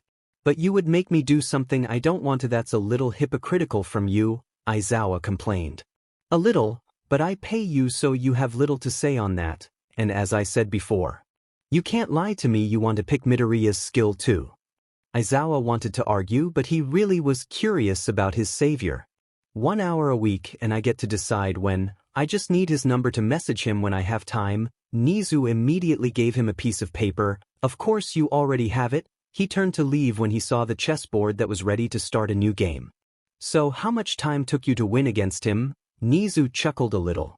Oh no, I didn't win. We ended up in a draw. Aizawa stumbled before he reached the door. He got a draw in chess with Nezu? I'm already regretting having shown you those notes. Aizawa left Nezu's office with a lot on his mind and the mad laugh of Nezu on his ears. Izuku was walking to his house after saying goodbye to Kirishima and Ishido, craving to get home to rest and enjoy his off day from training and study. After training with Aizawa-sensei and Principal Nezu for a couple of months, they recommended that at least once every 2 weeks he should lay down and relax. Now that he was thinking about how the last months had been quite crazy for him, after saving Aizawa-sensei his life took a turn for the better. He knew his analytical skills were growing with Principal Nezu's help, but for some reason, all the teachers on UA get really nervous when he had his sessions with the principal. Sometimes he heard things like, "He's pure, we shouldn't let Nezu corrupt him," or, "The world is not ready for 2 of him." But Izuku couldn't figure out the reason why they thought that. After all, he is looking at things in ways he usually didn't, and he loved the exams the principal make him do. The exams had a lot of different heroic situations and he needed to solve them with minimal if no casualties. Some of them were really complicated or really dark, and make him take really difficult decisions, but after reading Minato's diaries he understood the cold reality of the battlefield and war. He honestly just prayed to never be in those situations. Now with Aizawa things were rocky. The first session, Izuku thought that the teacher really hated him for making plans of training without his consent, but after their first 2 sessions he understood that the man was just really cranky, not in a bad way actually. If you put enough attention, it was kind of funny how he treated to hide his emotions under his tired and uninterested face. Talking about Aizawa, he became the 3rd person not counting his mom to know about Izuku's abilities. When they were sparring on their 3rd session, he didn't make Izuku fall down from the ceiling. It was kind of a weird situation. Flashback. Izuku dodged to his right, barely avoiding the capture scarf from Eraserhead. Izuku would admit it any day. The pro hero was an amazing fighter, almost no openings or wasted movements. His proficiency with his weapon was astounding, yet Izuku could put more of a fight using his Hiraition and all his techniques, but these training sessions were supposed to help him improve his hand-to-hand combat. Looking at the next attack from the pro hero, Izuku saw an opening on his right side. He sidestepped the attack and used his chakra to boost his movements, closing the distance between them in a second. But before he could throw a punch he saw Aizawa's knee moving at frantic speed aimed directly to his face. He jumped high to avoid the knee to his face and stood on the ceiling trying to catch his breath. "I should have seen that feint," he thought out loud, panting slightly. "It wasn't a feint, Midoriya, you actually caught me off guard, but my instincts are more developed than yours and I reacted accordingly." Aizawa was intrigued, looking at the teenager standing in the ceiling like it was nothing. "Get down, we still have 35 minutes of training." He used his quirk to make Izuku drop, but nothing happened. His eyebrows rose in shock. For their first 2 sessions Izuku was being really careful with Eraserhead. Every time he used his abilities, either for standing on a wall or boosting his physical abilities, he checked if the hero was using his quirk on him to deactivate whatever he was doing. But right now he was too focused, thinking about how in the 20-minute spar they were having he couldn't land a hit on the pro. Izuku was trying to come with a plan to finally get a hit on Eraserhead, so he didn't notice the hero using his quirk on him. "Midoriya, come down, we need to talk." Izuku snapped of his thoughts and turned to see the pro hero who had his hair on the air and his red eyes narrowed, staring directly at him. "Oh no!" Izuku dropped down to the floor, his eyes focused on the ground, trying to come with anything to explain at the pro hero. For his part, Aizawa could see the discomfort of the teen and decided to not push too much. "I can see that you don't want to talk about your quirk, Midoriya, and I won't pry, but it would really help with your training if I understand how is that your quirk works. Don't go into specifics, just the basic explanation of your quirk." Izuku looked up to see the pro hero who had a soft gaze on his tired eyes. "I've seen you made a lot of things that don't add up to the name you had on your quirk registration, energy manipulation, and I can't even begin to understand why my quirk couldn't deactivate yours." Izuku nodded. Maybe it was time to come clean with his teacher. For some reason, he felt he could trust Aizawa, but first he needed to test that trust. "What would you tell me if I ask you if a quirkless person can be a hero?" Aizawa raised an eyebrow, not understanding what the question had to do with anything, but played along. "I would tell you that he would need more training than anyone in the hero course and a lot of support items." Izuku's head snapped up to look at the pro hero. "Are you telling me the truth? Do you really think that a quirkless person can be a hero?" "Midoriya, what is my quirk?" "You erase the quirk of the person you look at. Your quirk works with emitter and transformation types, but you can't stop the quirk of someone who had a mutation quirk. Your eyes get really dry because Aizawa raised a hand to stop his muttering. That's enough. Yeah, my quirk stops the quirk of a person and nothing more. It doesn't augment any physical abilities or give me something to attack better, it just evens the battlefield, but I basically fight quirkless against many of my enemies with only my training and experience at hand. Having said that, do I think if a quirkless person could be a hero? Yes, as I said, he would need a lot of physical training and support items to even the battlefield as I do, but yes, I believe it's possible. Izuku couldn't believe his ears. This person, a pro hero, was saying what he longed to hear for years. Of course, he has his chakra and techniques now, but deep inside him he always dreamed of someone saying that having or not a quirk didn't matter, that he could become a hero. You've no idea how much your words means to me, Aizawa-sensei. Izuku was beaming at the pro hero who was looking at him confused. I may have the abilities to become a hero, but I was born as a quirkless child. The confusion in Aizawa grew at the statement of Izuku. I've seen you do things that are only capable with a quirk, Midoriya. If you don't want to talk about your quirk, I understand, but you don't need to lie. But I'm not lying. You can check it with my pediatrician. He must have the records of my 4-year-old quirk exams. I even have the double joint in my pinky and everything, Izuku said, laughing a little. Aizawa was trying to look at any sign of lie on Izuku, but all his mannerism and facial expression told him he was actually telling the truth. Okay, let's imagine that I believe you. How do you explain your abilities? Aizawa crossed his arms, waiting for a reasonable explanation from Izuku, who just chuckled. Well, that's because of my chakra, Izuku said, smiling widely, and then started telling Aizawa his story, how he was bullied for being quirkless as a child, his adventure on the inside of the mountain, Minato's books. He even told him about his weekend's training with Fukusa-sensei on MD Myobokuzan and all the training he has devoted himself to. Aizawa heard the story at first with doubt, but after he heard more and more, he couldn't help but believe what Izuku was saying. No matter how amazing his imagination or how prepared he could have the story, the way he recounted it simply didn't sound like a lie. If what you tell me is true, why keep it as a secret? Izuku's face took a more somber look. In the age that we live in, quirks are the law. Imagine if anyone, doesn't matter if it is a quirkless person or a person with a quirk that doesn't help him to be a hero, like changing their hair color, suddenly had the power to rival most pro heroes, how society would react to that. Aizawa could already imagine the problems that situation would put the society in. Now imagine the worst-case scenario: villains get a hold of chakra. Chakra is a power that literally anyone can have. Of course, the amount of chakra a person have varies a lot, but what if a simple thug with a simple but dangerous quirk, let's imagine like bladed nails, suddenly started spitting fireballs at will?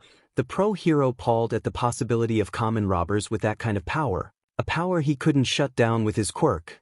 But in all honesty, the principal reason I hide it is because chakra is dangerous from its roots. Do you know what happens if you run out of chakra? You die, plain and simple. Your body shuts down. Honestly, I can say I've been blessed with a teacher who left detailed instructions on how to control and understand chakra. Aizawa was lost for words. He didn't understand why, but he believed every word Izuku said to him, from his story to all the reasons he had to hide the core of his abilities, all the problems chakra could bring to this era. That was something that should be avoided at all costs. I thank you for your trust, Midoriya, but I must tell you that you are right to keep your abilities hidden. Besides me, how many people know about your chakra? Well, my mom, of course, knows about it, but she was the one who told me the reasons I should keep it hidden, and the other person is my best friend Kirishima Ijiro from my school, but he is very trustworthy, so he won't say anything, although I don't really think he fully understood what I told him. Oh, and I'm planning to tell my other good friend Ishido Mina. She is as trustworthy as Kirishima and as airhead as him, but I wouldn't change them for anything in the world, Izuku said, scratching the back of his head while chuckling. Telling your closest friends is okay, just try to not go around telling everyone you meet. You already know the consequences of what could happen if people knew about an energy that everyone has and gives them powers to level buildings. Izuku nodded firmly and saw Aizawa move to the other side of the arena. Now I want you to attack me using your techniques. I want to know the level you're at your best. It could be really dangerous, sensei. Remember that your quirk doesn't stop my techniques and your fighting styles revolves around evening the battlefield, Izuku said worriedly. Don't worry about me, Midoriya, I won't pull back my attacks either, and as a pro hero I'm not a one-trick pony, I also have a few aces under my sleeve. Izuku smiled at him and nodded. From a small pouch on his back he withdrew 2 of his 3-bladed kunai and took position on the other side of the arena. Both combatants stood still waiting for his opponent. A few moments later Aizawa took off running at Izuku with a speed the teen hasn't seen before. He really was pulling his attacks on me. He too moved using his chakra freely trying to match Aizawa's speed, and threw a kunai directly at Aizawa who just moved his body aside to avoid it easily. Your attacks are too direct and easy to avoid, Midoriya. Suddenly Izuku disappeared in a flash of green from his point of view. Aizawa saw it appear behind him out of the corner of his eye, catching the kunai on the air and aiming a kick to his side. I've seen that technique before, it won't work on me, Midoriya. Aizawa used his capture scarf to repel Izuku's attack, but he disappeared again. Aizawa felt the hairs on the back of his neck stand up and looked up just to see Izuku aiming a punch from above him. I didn't see when he threw that kunai above me. This kid is really something else, Aizawa thought, smirking. Flashbackins. Wow, I can't believe it's been almost 3 months since that day. After that training session Aizawa-sensei decided that we should train 3 times a week. He said it was for my benefit, but I can see that he enjoys finding new ways to avoid my techniques and kick my butt. Suddenly, he felt the hair on his neck stand up. Acting on instinct, he jumped forward, avoiding his attacker. Turning around to face his enemy, he was received with the sight of a massive green sludge with sickly yellow eyes. Ho, what do I have here? An invisibility coat with amazing reflexes. Don't worry, I just need your body. I swear it will hurt just for about a minute, the green sludge villain said with a wicked smile. Ah, I see. Sorry, but I have dinner with my mom and she is making katsudon. Do you know how many times she does it over the year? You can count the times with one hand. Maybe we could reschedule for tomorrow, Izuku said while taking a fighting stance. I don't like when my victims talk too much. I like them docile and quiet, the sludge man said, pouncing at Izuku again, only for him to disappear from his sight. What? Where are you? The villain was looking around when a barrage of shurikens pierced his body from behind. Huh, your body is fully made of liquid. I thought that maybe you had a membrane holding it together. Your quirk is amazing, Izuku said. Don't make fun of me, child. The sludge villain body turned into tendrils that launched against Izuku, who disappeared again. Stop disappearing, you fucker. A voice made him look up. I honestly wasn't making fun of you. If you didn't become a villain, I can easily see you becoming a hero with your quirk is so versatile. Is really a waste that you turned a villain. Izuku started making seals with his hands, wind style, vacuum bomb. Izuku expelled a massive sphere of air from his mouth directly at the sludge villain. What the dash? The sludge villain couldn't finish his sentence when he exploded in hundreds of sludge pieces all around the tunnel. Damn it. How am I supposed to collect all that? I have some sludge on my shoes. Suddenly the sewer lid on the street exploded and Izuku took a fighting stance again when a booming laugh made his eyes widen. Everything, it's fine now. But because I'm here. The mountain of a man appeared from the sewer. Don't worry, young man, I'll take care of. All Might's stance dropped at the sight in front of him. A young man standing in the middle of a tunnel that was covered in sludge. What happened here? Did you do this, young man? All Might. I'm sorry, I didn't know you were chasing him. But he attacked me, and according to the law, I'm allowed to defend myself.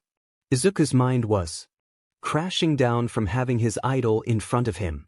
Ha ha, don't worry, young man. I'm not here to punish you for defending yourself. I'm actually impressed. This villain was a crafty one. Izuku was using all his will to no scream in joy like a little kid. All Might was impressed by him. Oh, thank you so much, All Might. Wait a second. Izuku started rummaging through his backpack. Could you sign this, please? He said, offering his notebook and bowing deeply. With practice ease, All Might signed Izuku's notebook while the poor boy was trying to not faint. There it is, young man. Now if you excuse me, I have to found something to put the villain in before I took it to the police station. All Might was looking around for a container when Izuku talked again. What about those water bottles? Izuku said while pointing at the bag on All Might's hand. Nice thinking, young man. All Might poured the water on the street and crouched to start filling the bottle with sludge. "Ah, please let me help you." Izuku crouched and started to help his idol. A few minutes later the task was over and All Might closed the bottle cap. "Thank you, young man, for your assistance. I need to go and leave this criminal in the police station before I keep patrolling. Remember, crime never sleeps." All Might turned around with a booming laugh and was about to leave when Izuku stopped him. "Wait, All Might, that bottle doesn't seem too secure. Please let me at least make sure he doesn't have any chance to escape." Izuku pulled a small scroll from his back pouch and wrapped the bottle with it, then pulled a paper tag with the word seal written on it. He put the paper on the bottle and whispered, "Seal." The scroll paper seemed to wrap more tightly on the bottle. "Here it is. When you have the cell ready for him, just remove the paper tag and the paper will unwrap itself," Izuku said cheerfully. All Might, who saw what Izuku did in silence, was surprised. Whatever this kid did really secured the bottle. "Now I don't have to hurry to the police station." His Quirk really is a weird one. He somehow defeated the villain, blowing him to pieces, and now he sealed the bottle like this. "And again, I have to thank you for your help, young man. Before I leave, I have a question. What do you plan to do in the future?" Izuku's eyes widened at the question, but his mouth practically talked by itself. "I want to be a hero like you, All Might." All Might grinned more widely at him. "I can't wait to call you a colleague, young man. Keep the amazing work." With that, All Might jumped through the air, disappearing in the distance. "All Might called me a colleague. Well, a future colleague." Izuku turned serious and started looking around. After verifying that no one was around, he jumped in the air, screaming in happiness, "Yes, yes, yes." He dropped to the floor and ran to pick up his shurikens. Those things don't grow on three, and then used Hiration to get home quickly. He normally enjoyed walking, but today he had to talk to his mom as soon as possible. Is not every day that the #1 hero gives you his autograph, "Thank you for your work," and call you a future colleague. That was the first time the actual symbol of peace met the future symbol of hope. It was finally the day of the entrance exam, and Izuku was getting more excited by the minute. He double-checked everything he needed, and finally, being satisfied with himself, he walked to the door. Izuku, he turned to see his mother looking at him with a warm smile. "Don't outshine everyone too much." Izuku couldn't help but blush at that. The confidence his mom had in him always made him want to strive further. "I'll see what I can do, Mom." He left his house, leaving his mom chuckling behind him. The travel to the school was silent, and Izuku was happy about that. He knew he had to excel in his entrance exam. Aizawa-sensei made pretty clear that he won't give him any special treatment or extra points for being his hand-to-hand teacher. Moreover, he said that he would grade him harsher than anyone, to what Izuku couldn't help but chuckle. What a weird form to say you have faith in someone. Izuku walked the already familiar route from the station to UA, and after a few minutes he stood in front of the massive school. He has been coming to the school for the last 12 to 13 months, so he shouldn't feel any different. But he couldn't help it. This time was the real deal. This time he was taking the first step to achieve his dreams. He walked slowly, trying to steady his fast-beating heart, when he felt something shift in the air. "Dev," someone growled at Izuku, who immediately recognized the person. After all these years, there's only one person that would keep that name. "Bakugo Katsuki," Izuku said in an even if not cold tone that seemed to tick the explosive blonde. "What are you doing here? You shouldn't be here," Bakugo growled, and Izuku raised an eyebrow at the tone. It was weird for him to hear Bakugo scream at every moment. "What I'm doing here is none of your business, Bakugo." Izuku noticed that every time he used his name, Bakugo seemed to flinch a little. "Maybe I'm looking too much into things." "What did you say, Deku?" Izuku noticed that Bakugo was starting to lose composure, if the aggressive stance he took was any indicator. "You want to start something here? When we are practically at the UA doors? Are you that desperate to lose your chance to enter the school?"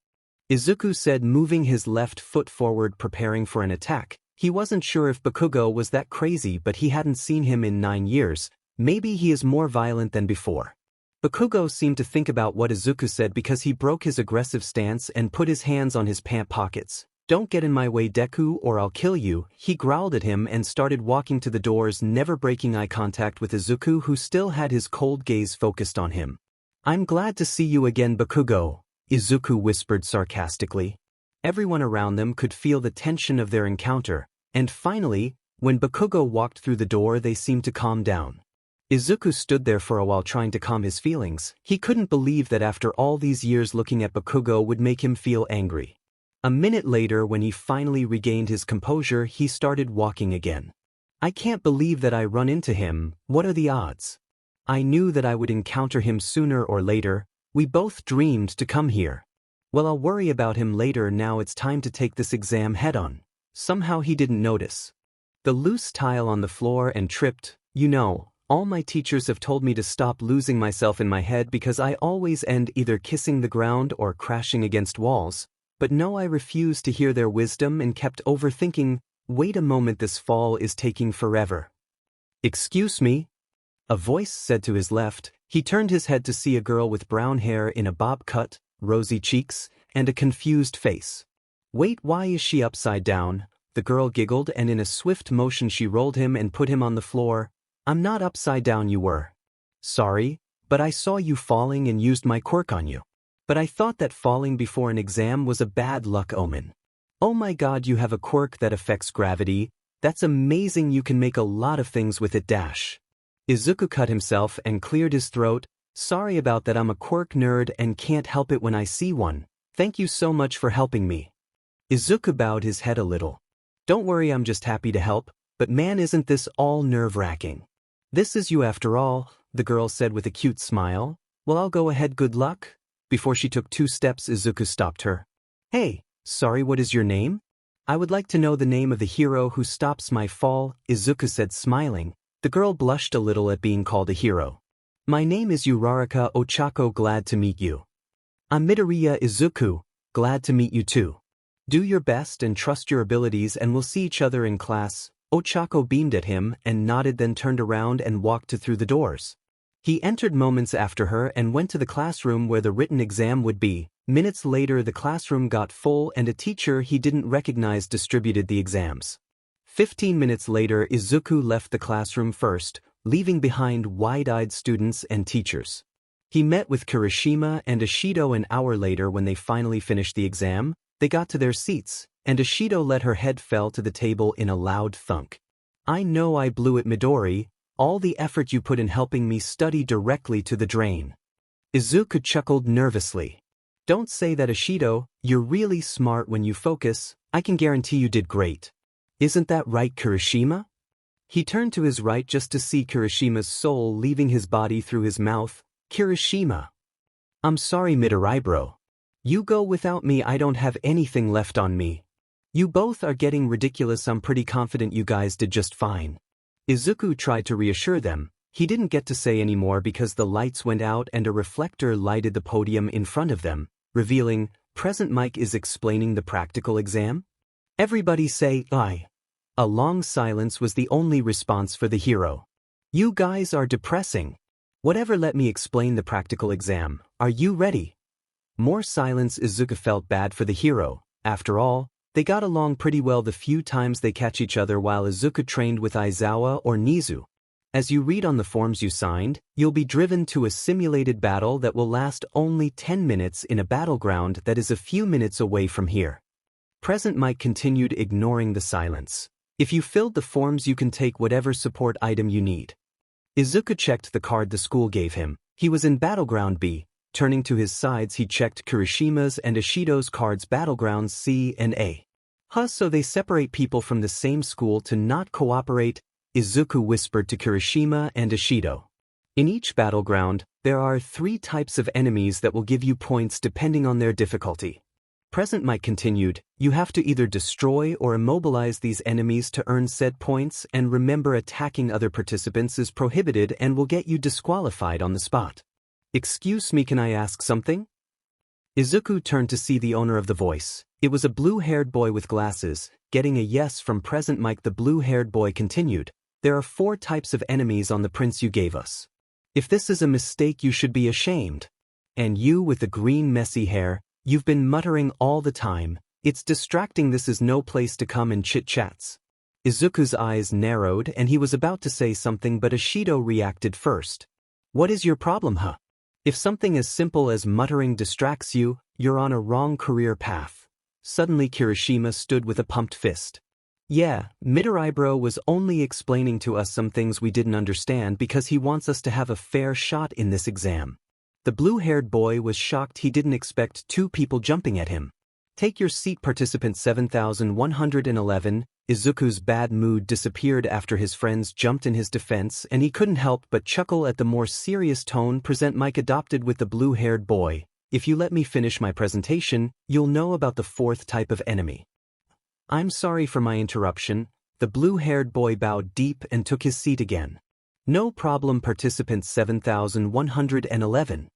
Present Mike returned to his cheery self. Now the fourth type of enemy is worth 0 points, so there is no point in trying to defeat it, is more like an obstacle than anything. I recommend you avoid it. Murmurs rang out in the classroom, and that is all I have to tell you guys. Let's end this with the school motto, plus ultra. The class got empty pretty fast, and after 15 minutes they were on a bus on their way to the different battlegrounds. When Izuku got out, he started stretching when he noticed Uraraka breathing deeply as if trying to keep her nerves down. He started walking towards her when a hand on his shoulder stopped him. She looks like she is trying to focus. What are you doing here? Are you trying to mess with the rest of the students? The blue-haired boy again. Izuku's eyes narrowed. I recommend you to take your hand off me if you want to keep it, Izuku said menacingly while 2 kunai dropped to his hands from under his blazer sleeves. Instinctively the blue-haired boy retreated his hand and was about to say something, but Izuku talked first. I don't know what is your problem with me, but have you thought that I know her and I want to tell her something to calm her nerves? I didn't know, I apologize. Izuku took a deep breath. Forget it, Dash. Izuku was interrupted by a loud shout. Let's go start. Present Mike shouted. Izuku reacted immediately, throwing one of the kunai on his hand that soared through the air all the way to the entrance to the head of a robot that was at least 100 meters away. All the other participants looked at the action that just happened in front of them, the green-haired boy throwing a knife directly at the head of a robot, and not even a second later the same green-haired boy was picking up said knife from the head of the robot that was 100 meters away. The boy looked around and started running into the massive battleground. Nice one, little listener. And what are you all waiting for? There is no countdown in real life. Go, go, go. The rest of the participants snapped out of their shock and took off running into the battlefield. Izuku was having an amazing time. It was weird for him to use his abilities freely like this out of but MT Myobokuzan. He looked at his right and saw a 2- and 3-pointer moving towards him. He made some seal with his hands and shouted, "Fire style, grand fireball." He breathed a big fireball that blew the robots into pieces. A few seconds later the flames disappeared and he looked around. No collateral damage other than a little scorched pavement. I need to train more with that one. All right, that makes 59 points. That should be enough, but I think I have around 5 minutes left. Suddenly a scream of pain took Izuku's attention, and he took off running at the direction he heard the scream coming from. His eyes widened when he saw a purple-haired boy being surrounded by 3 1-pointers and 1 3-pointer. The purple-haired boy looked hurt. Even if the robots won't lethally hurt them, they could still rough them a little. Izuku's mind quickly formulated a plan. He took a deep breath and made seals with his hands and took his stance. Thunder appeared quickly on his left hand, and the sound of 1,000 birds was heard by the purple-haired boy who turned at him with wide eyes. Izuku started running and drew 3 kunai from his back pouch quickly, throwing with all his might at the heads of the 3 1-pointers, defeating them, and then took running fast against the 3-pointer who barely had time to turn its head to see Izuku already jumping with his left hand in front. Chidori! Izuku screamed and his hand went all the way through the body of the robot that after a moment ceased all its movements. Izuku took his hand off the bot and jumped to check on the purple-haired boy. Hey, are you alright? Izuku saw the boy's shocked face turn into a sneer. Of course, another person blessed with a combat quirk. This test is bullshit.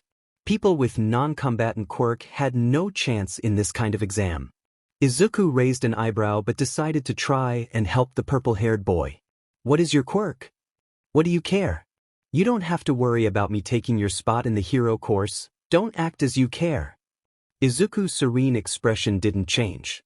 I'm asking because maybe I can help you in how to use it to pass this exam. The purple-haired boy's eyes widened a little but then let his head drop. My quirk is brainwashing. Now it was time for Izuku to have his eyes widen. That's an amazing quirk. The purple-haired boy head snapped up at Izuku, but I understand what you say. It won't help you against mindless robots. The boy clenched his fist in anger and was about to say something back, but Izuku wasn't in front of him anymore. He looked around and out of nowhere Izuku jumped in front of him with 3 knives on his hands. Your quirk won't help you, so you need to try a different approach. Izuku offered the boy a kunai. The 1 and 2 pointers have weak armor that kunai can easily cut through them. I recommend you to aim for the head, but I'll say you don't have experience throwing knives, right? The boy nodded. Then you have to get close and personal. Your best bet is to go for the 1 pointers. Those are really weak and there are a lot of them. 2 pointers have less armor than 1 pointers, but they are fast, so try to take them by surprise. Avoid 3 pointers, their armor is really thick. The purple-haired boy was completely lost for words, but Izuku put a hand on his shoulder to snap him out of his funk. You have around 4 minutes left. Do your best, man. Izuku could see the resolve entering the boy's eyes, who nodded at him. Izuku turned to leave, but the purple-haired boy stopped him.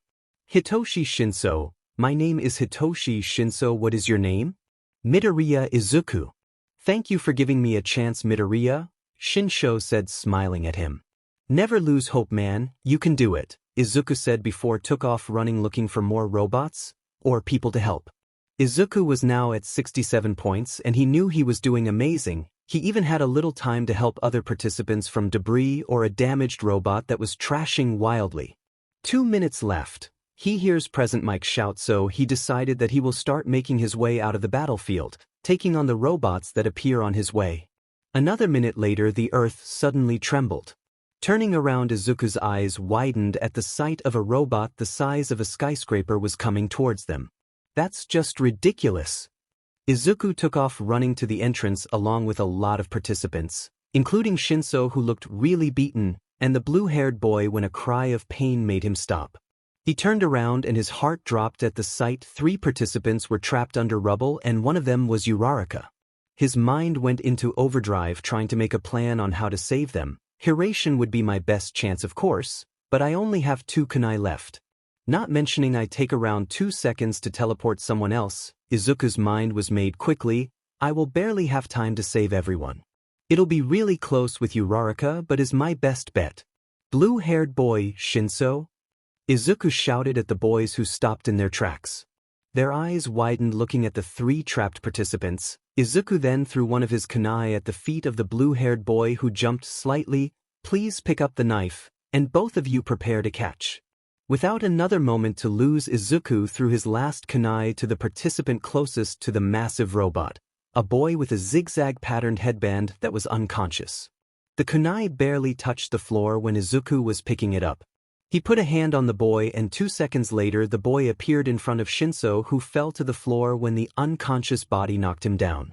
So that's what he meant with prepare to catch, wheezed Shinso on the floor. The blue-haired boy understood what Izuku was doing and prepared to catch the next participant.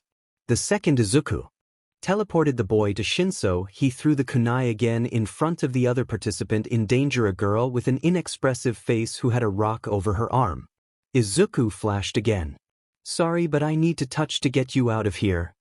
Izuku put a hand on her shoulder and 2 seconds later the girl appeared in front of the blue-haired boy, who caught her and promptly put her on the ground with a blush on his face and started making chop notions with his arms. Last one. Izuku thought and threw the kunai one last time in front of Uraraka. He appeared in front of her when his eyes widened. She had her legs trapped under rubble that had a lot of metal pieces poking out. I can't move her like that. I don't know how damaged her legs are or if any metal piece pierced through her. I could worsen her injuries. He turned at the robot that was a couple of dozen meters away from them. Izuku turned to see Uraraka, who was looking at him with tears in her eyes, and that was all he needed to have his resolve overcome his doubt. He focused his chakra on his right hand and a sphere started forming. Don't worry, Uraraka, I'll take care of this, he said with a soft smile on his face while the ball grew on his hand. What started as a small ping-pong ball now was bigger than a basketball ball. He crouched and picked up his kunai when an idea popped on his head. Uraraka, could you please take the gravity from this? She didn't doubt for a second and touched the knife. Without losing more time, Izuku threw the kunai at the massive head of the robot. The kunai without gravity flew through the air like a supersonic bullet and reached its target in a second, and then a second later Izuku was in front of the head of the robot. Giant Rasengan? Izuku's Rasengan impacted the head of the colossal robot that exploded from behind, causing a chain reaction on the massive bot that started to explode everywhere. Izuku smiled for a second when he felt himself starting to lose consciousness. Okay, let's check how I'm doing. I'm really low on chakra. I got too excited on the exam, and my right shoulder popped out of its socket, and I'm falling at high speed. I'm going to survive, but this is going to hurt. Izuku prepared himself for the impact when someone slapped him. What the foo dash? Suddenly his falling speed slowed quickly and the movement popped his shoulder on its place. One less problem. Ugh. He turned to his right and saw Uraraka floating next to him with a face of struggle. Uraraka, you're not a pincushion and you can move, thank God. And you saved me from falling again. You're really my hero, Izuku said smiling.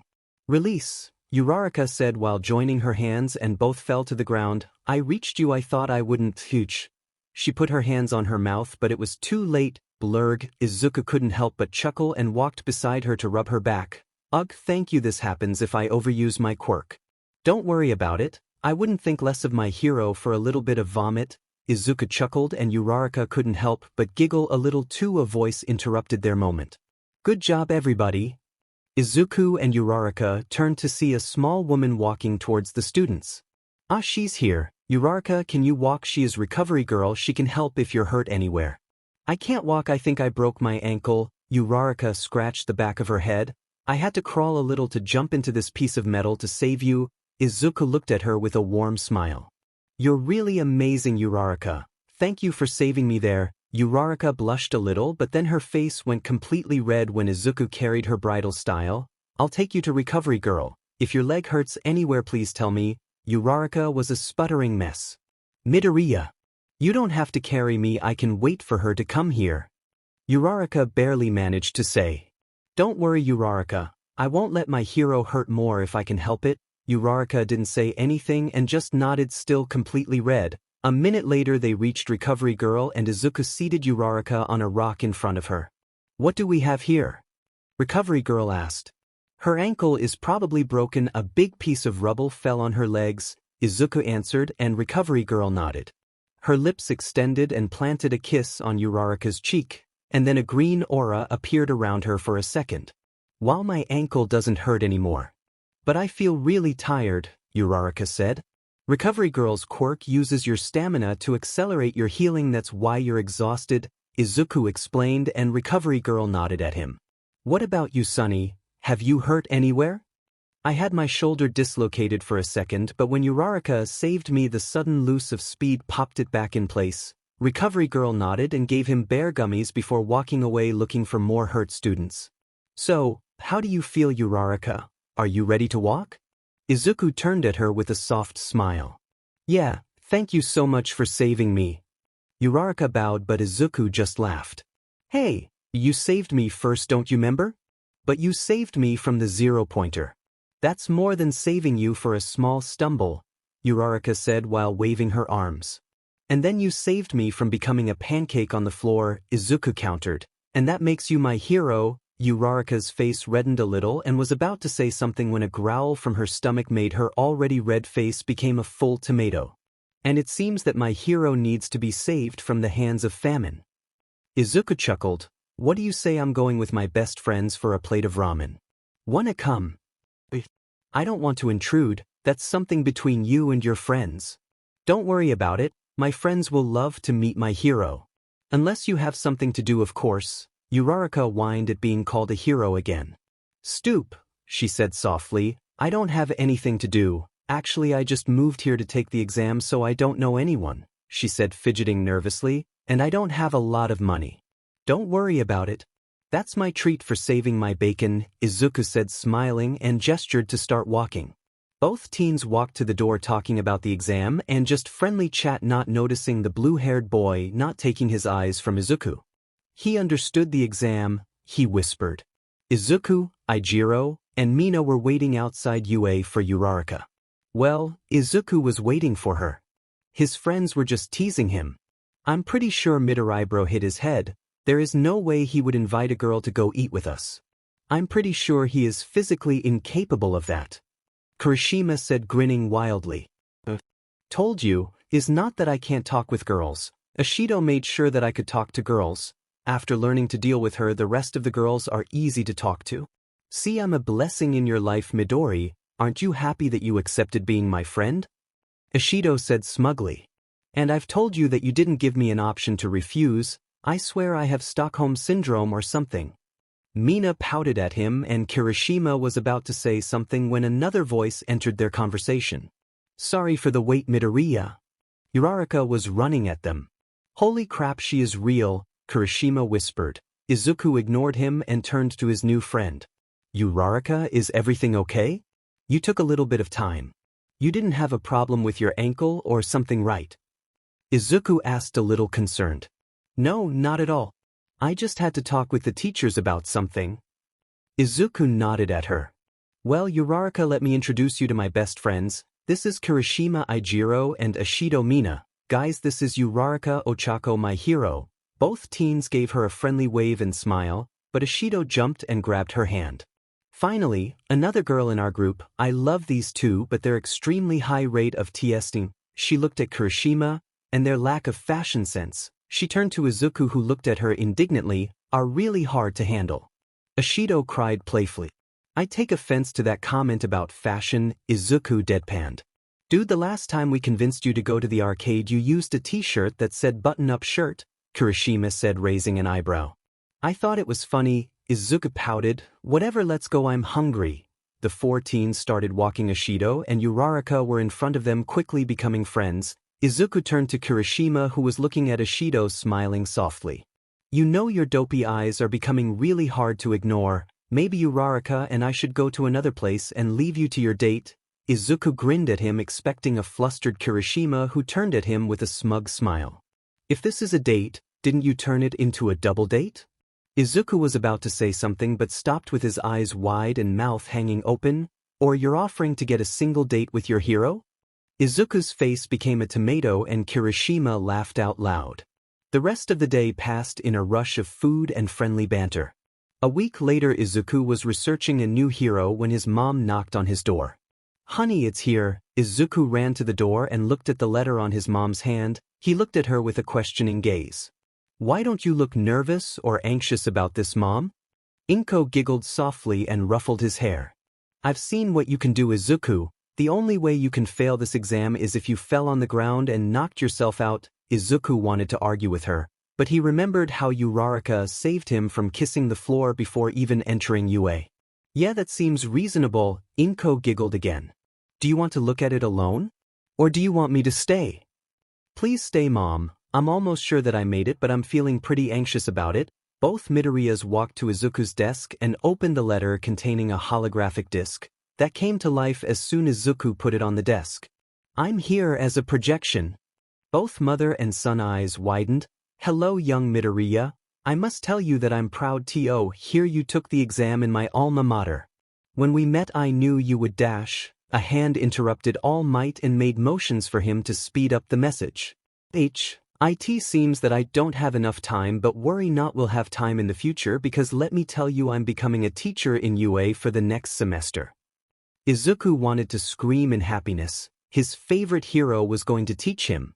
Now the important part, your entrance exam score. Let's see. Here says you received 99% on the written exam and made 67 villain points on the practical exam, an amazing score that easily puts you in HIVE place, automatically making you an UA student. But let me show you something.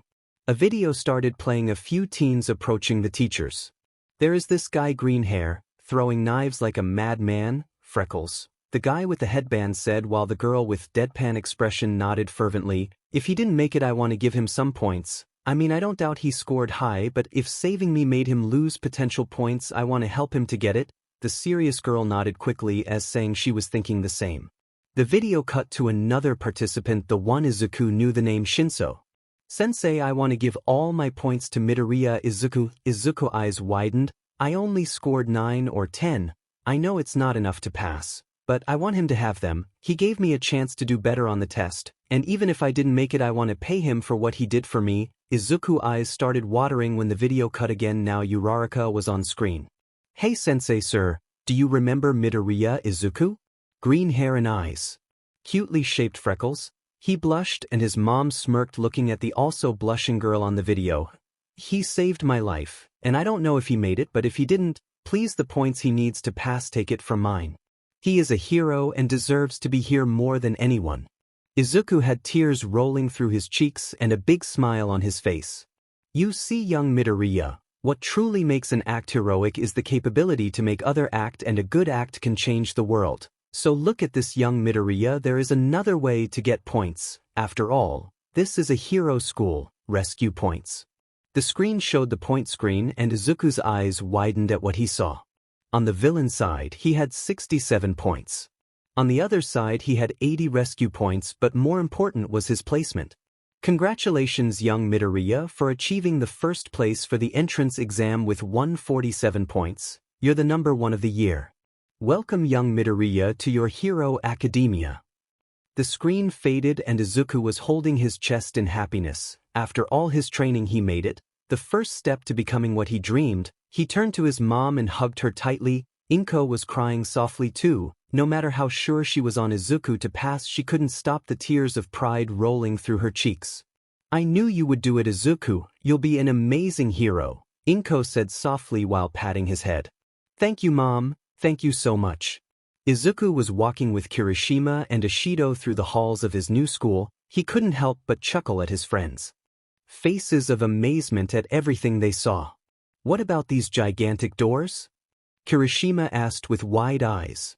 Well, those must be for the students with quirks that affect their height, Izuku happy answered. What about the weird-looking hose? Ishido asked. Those are the water fountain, and it's the same principle, they are made like that for people with all kind of quirks. And this weird-looking locker? Both asked, marveled at the metal locker.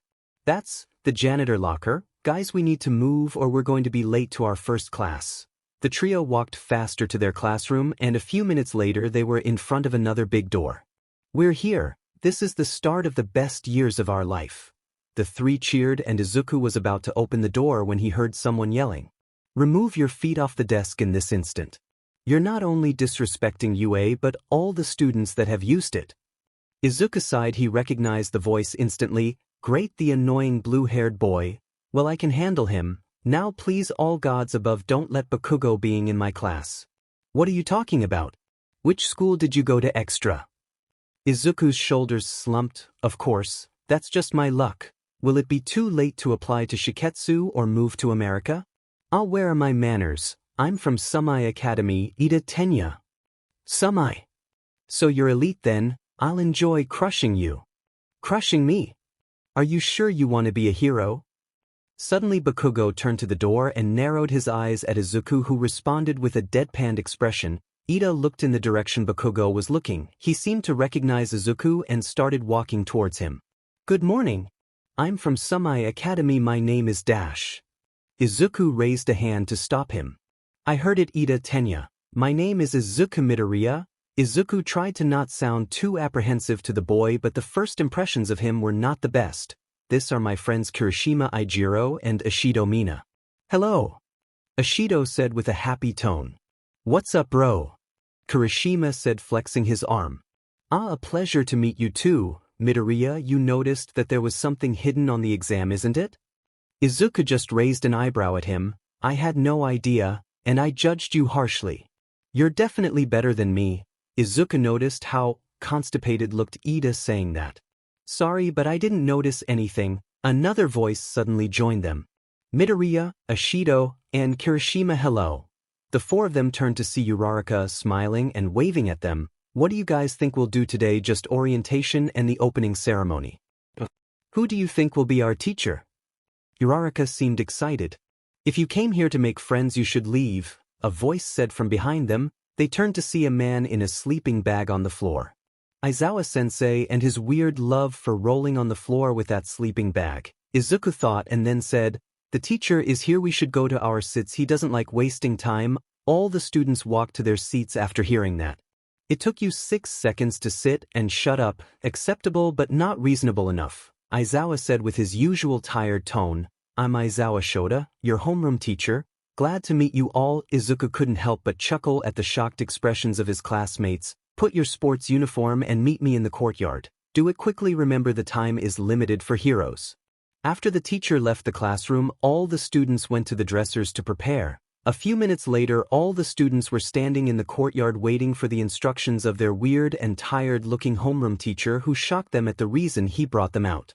A Quirk apprehension test? Screamed the students in shock except for Izuku, who knew Aizawa would pull something like that. What? But what about the opening ceremony and the orientation? Urarka, you don't have time for those trivial things if you want to become a hero. And us as teachers have free rein on how we want to manage our class. Izuku looked at his classmates and could see the uneasiness on their faces. You've done this since primary school. You'll do series of exercises, but the difference will be that you'll be using your quirks. Bakugo, you had the most villain points on the practice exam, right? What was your record on the softball pitch?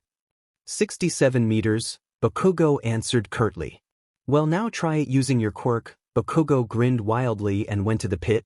You can do whatever you want while you remain inside the circle. Do your best. Bakugo stretched a little, and a few seconds later he threw the ball while screaming, "Die!" Izuku wanted to facepalm. The more he looked at his old bully, the more he felt he hadn't changed a bit. You have to know your limits. That's the first step to become a hero, Aizawa said while showing them Bakugo's score of 705.2 meters. Izuku should have seen coming what happened next. Ashido, for all her amazing traits, never learned to read a room and always saw the best of the situation, and Izuku liked her a lot for that. But he knew how Aizawa's mind worked, and now he face-bombed at his miscalculation.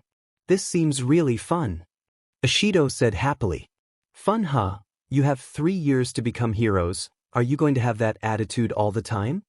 Izuku sighed, looking at the almost sadistic smile appear on his teacher's face. I see, then the one who ends last on the test will be expelled. But is the first day of school? Is not fair, Uraraka said. Life is not fair, accidents, natural disasters and evil villains. You have to accept that. You're here to become heroes, not having a normal student life. The next 3 years of your life will be full of difficulties, and a lot of them would not be fair. You need to go beyond, plus ultra.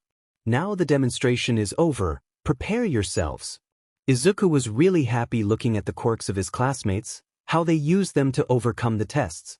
He was also thinking about how to improve some of their techniques if they ever needed his help. He saw Uraraka removing the gravity of her clothes, and how Azui Quirk helped her mobility. Man, I wish I had my notebook here. Something caught his eye. For a second he saw a frog talking with Uraraka, but the only thing he saw was Azui back of the head and Uraraka talking happily. I must be looking things. Midoriya, Bakugo, is your turn. Izuku wanted to say that Aizawa-sensei was doing it on purpose, but he never told him about his past with Bakugo, so he decided that whatever deity was looking upon him had a wicked sense of humor. Taking his place besides Bakugo, he saw from the corner of his eye how the blonde was looking at him again with narrowed eyes. 3, 2, 1, go. Izuku let more of his chakra flow through his body and ran, not noticing how he was a full body ahead of Bakugo. 3.5 seconds to 4.13 seconds, the machine said. Izuku smiled and walked to his friends, leaving a seething Bakugo behind him. The rest of the test passed similarly. He wasn't the best of in any of the tests, but he always scored second or third place. He knew he could do more, but his techniques weren't really useful for something physical, so he just used the physical improvements his chakra made to his already athletic body. Now there they were on the last test, the throwing ball one. Infinity? All the students exclaimed at Uraraka's score. The girl just grinned and sent them thumbs up. Midoriya, you're the last one. Izuku nodded and walked to the throwing pitch, catching the ball that Aizawa threw at him. Izuku stretched his arms and was about to throw the ball when Aizawa talked. Midoriya, I know the majority of your techniques weren't useful on the last tests, but I want you to get creative on this one. Izuku's eyes widened a little but nodded. Thinking for a plan, a few seconds later he prepared again. Using all his strength he threw the ball that soared through the air at high speed. With that throw he could easily reach around 500 or 600 meters, but his teacher asked for more so. He started to make seals with his hands, and all his classmates looked at him weirdly. He locked his objective and attacked, wind-style, vacuum bullets. A barrage of air spheres came out of his mouth at high speed and exploding against the ball in a quick sequence, pushing it further and further. Kirishima and Ashido were grinning at Izuku. They knew that Izuku's techniques were more of the offensive and restrictive type, so he would only use his high physical strength for the test, so looking at his friend finally showing his techniques to their new classmates made them happy. To Uraraka and Ida was weird, they didn't remember Izuku using that on their practical test. The rest of his classmates were awing at Izuku's quirk. Bakugo had his eyes wide and his mouth hanging open. 1257 meters? Good job Midoriya, your physical strength is high but you need to come with techniques that help you with dash. Aizawa was interrupted by a scream. Deku, since when do you have a quirk? You be. Bakugo screamed, running at Izuku with explosions cracking on his hands, but was stopped by Aizawa's capture scarf. What is this? I don't like being interrupted, and don't make me use my quirk, it gives me dry eye. The expression of the class was shocked hearing at the declaration of their teacher. Don't lose time is irrational, let's continue the class. You're lucky that he saved you, Bakugo murmured, but Aizawa heard it. You need to learn a lot. I didn't save him, I saved you. Bakugo's eyes widened, and turned to Izuku, who was looking at him with a cold stare and had two weird-looking knives on his hands. Another stunt like that and I'll expel you. Midoriya, where did you get those knives? Izuku's gaze softened when he turned to Aizawa. Bold of you to assume that I'm not always armed, sensei. To the surprise of everyone, Aizawa smirked at Izuku and continued walking. Izuku walked behind him, his cold demeanor forgotten when he reached his friends. Behind them, Bakugo stood glued to the floor thinking about what just happened. With the test over it, the results appeared on a hologram screen. Izuku smiled when he saw he was in second place, just under Yaoyorozu. Apparently his overall score was good even if he never got first place. He looked at the name in last place, Minor Mineta. The poor guy was bawling his eyes out. Wait, I can't be expelled like this. My dreams of having girls throwing themselves at me will die. Izuku and his classmates looked at him with a different range of expressions, from weird out to gross out. By the way, the expulsion thing was a logical ruse to make you do your best, but don't misunderstand this. If I see you slacking or I don't see potential in you, I will expel you. Aizawa turned around and walked away. Go to your classroom, you have more classes for the day. It was obvious that he wouldn't expel anyone, Yaoyorozu said, and Izuku shook his head lightly. He wanted to argue that Aizawa expelled a full class last year because he thought none of them had potential, but let it pass, not wanting to scare his classmates. All the students walked to their classroom talking about the test they just survived and hoping that the rest of their time on UA won't be like that. At the end of the day, Izuku was with Kirishima, Ashido, and for some strange reason Ida, waiting for Uraraka, who stayed a little longer in school. I can't believe Aizawa-sensei fooled us like that. I thought this was the best of the best.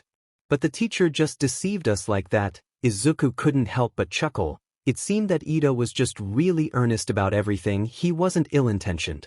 He didn't deceive us, Ida. He really planned to expel us if we didn't show any potential. Last year he expelled an entire class because of that reason. Ida turned at him with wide eyes. How do you know about that? Ida asked, and before Izuku could answer, Ashido intervened. He trained with Aizawa-sensei last year. Ida started to make robot movements with his arms, and Izuku decided to elaborate before his new friend had a slide. Weird circumstances happened and I ended training 2 or 3 days a week for the last year with him to improve my hand-to-hand combat. To be recognized like that by a pro hero and teacher of UA, you're definitely better than me, Midoriya. Izuku was about to retort when Uraraka's voice interrupted him. Deku, guys, I'm here, sorry for the wait. Izuku shocked a little when he heard Uraraka called him that. Deku? He asked. Well, I heard that blonde guy Bakugo call you that and I thought it sounded cute, she said, smiling, not noticing the smug face on Kirishima and Ashido, and the confused one on Ida. Deku is the way he calls me to make fun of me, Uraraka. It means useless. The name didn't bother him as much anymore, but it weirded him hearing it from a friend. The smug face on Kirishima and Ashido disappeared and became a frown. Izuku noticed that and shook his head at them. Wait, really? To me, it has a don't give up vibe, so I liked it. But if you don't like it, I won't call you that, Uraraka said worriedly, but Izuku put a finger to his chin in. You know I like the way you make it sound. He physically felt the grin on his two best friends' faces and he blushed. If you like it, you can call me Deku. His face flushed more when he saw the beaming smile in Uraraka's face. Wait, Midoriya, it wasn't supposed to be an insult. You shouldn't give on peer pressure like that. It starts with something small like that, then you end robbing from your mother's wallet to buy drags, only to end living on the streets on a card box asking for money. All of them looked at Ito with a raised eyebrow. The blue-haired boy blushed a little. That sounds pretty specific, bro, Kirishima said, but I feel that I've seen something like that before. Yeah, isn't the plot of that soap opera that was about to air a few weeks ago? Ishido asked. It was a documentary about peer pressure and the devastating effects of the drags. Ida said, completely red. The group started laughing at their new friend and started to walk to their station making jokes and having fun. Kirishima, Ishido, and Ida were walking ahead of Izuku and Uraraka. Hey Deku, are you sure is all right if I call you that? Honestly, if you don't like it, I will call you Midoriya like before, Uraraka said in a hushed tone at him. I was being honest with you when I told you that I don't mind you calling me that. He scratched his cheek. And I like it when you say it because now it means something amazing. He turned his head to the side, missing the faint blush on Uraraka's face. The next day started with classes, normal classes, English and maths. Izuku could say that after yesterday with Aizawa he expected more hands-to-action classes, but he won't complain. After all, UA must have those classes for a reason. After lunch, class 1A was waiting excitedly for their next class, basic hero training. I'm here walking through the door like a normal person. All Might voice boomed in the classroom and Izuku's eyes couldn't help but shine in excitement. So this is the class All Might will teach us? Amazing. I'm here to teach you basic hero training. Let's not waste time. We need to move to the battle center. But before that, All Might pointed a finger to the left wall of the classroom. Those are the costumes made by your request after being accepted. Metal briefcases appeared from the wall. Now go get changed and prepare yourselves. Then go to Battleground Beta. I'll be waiting for you there. A few minutes later. Start with the appearances is the right step, ladies and gentlemen. You already look as heroes.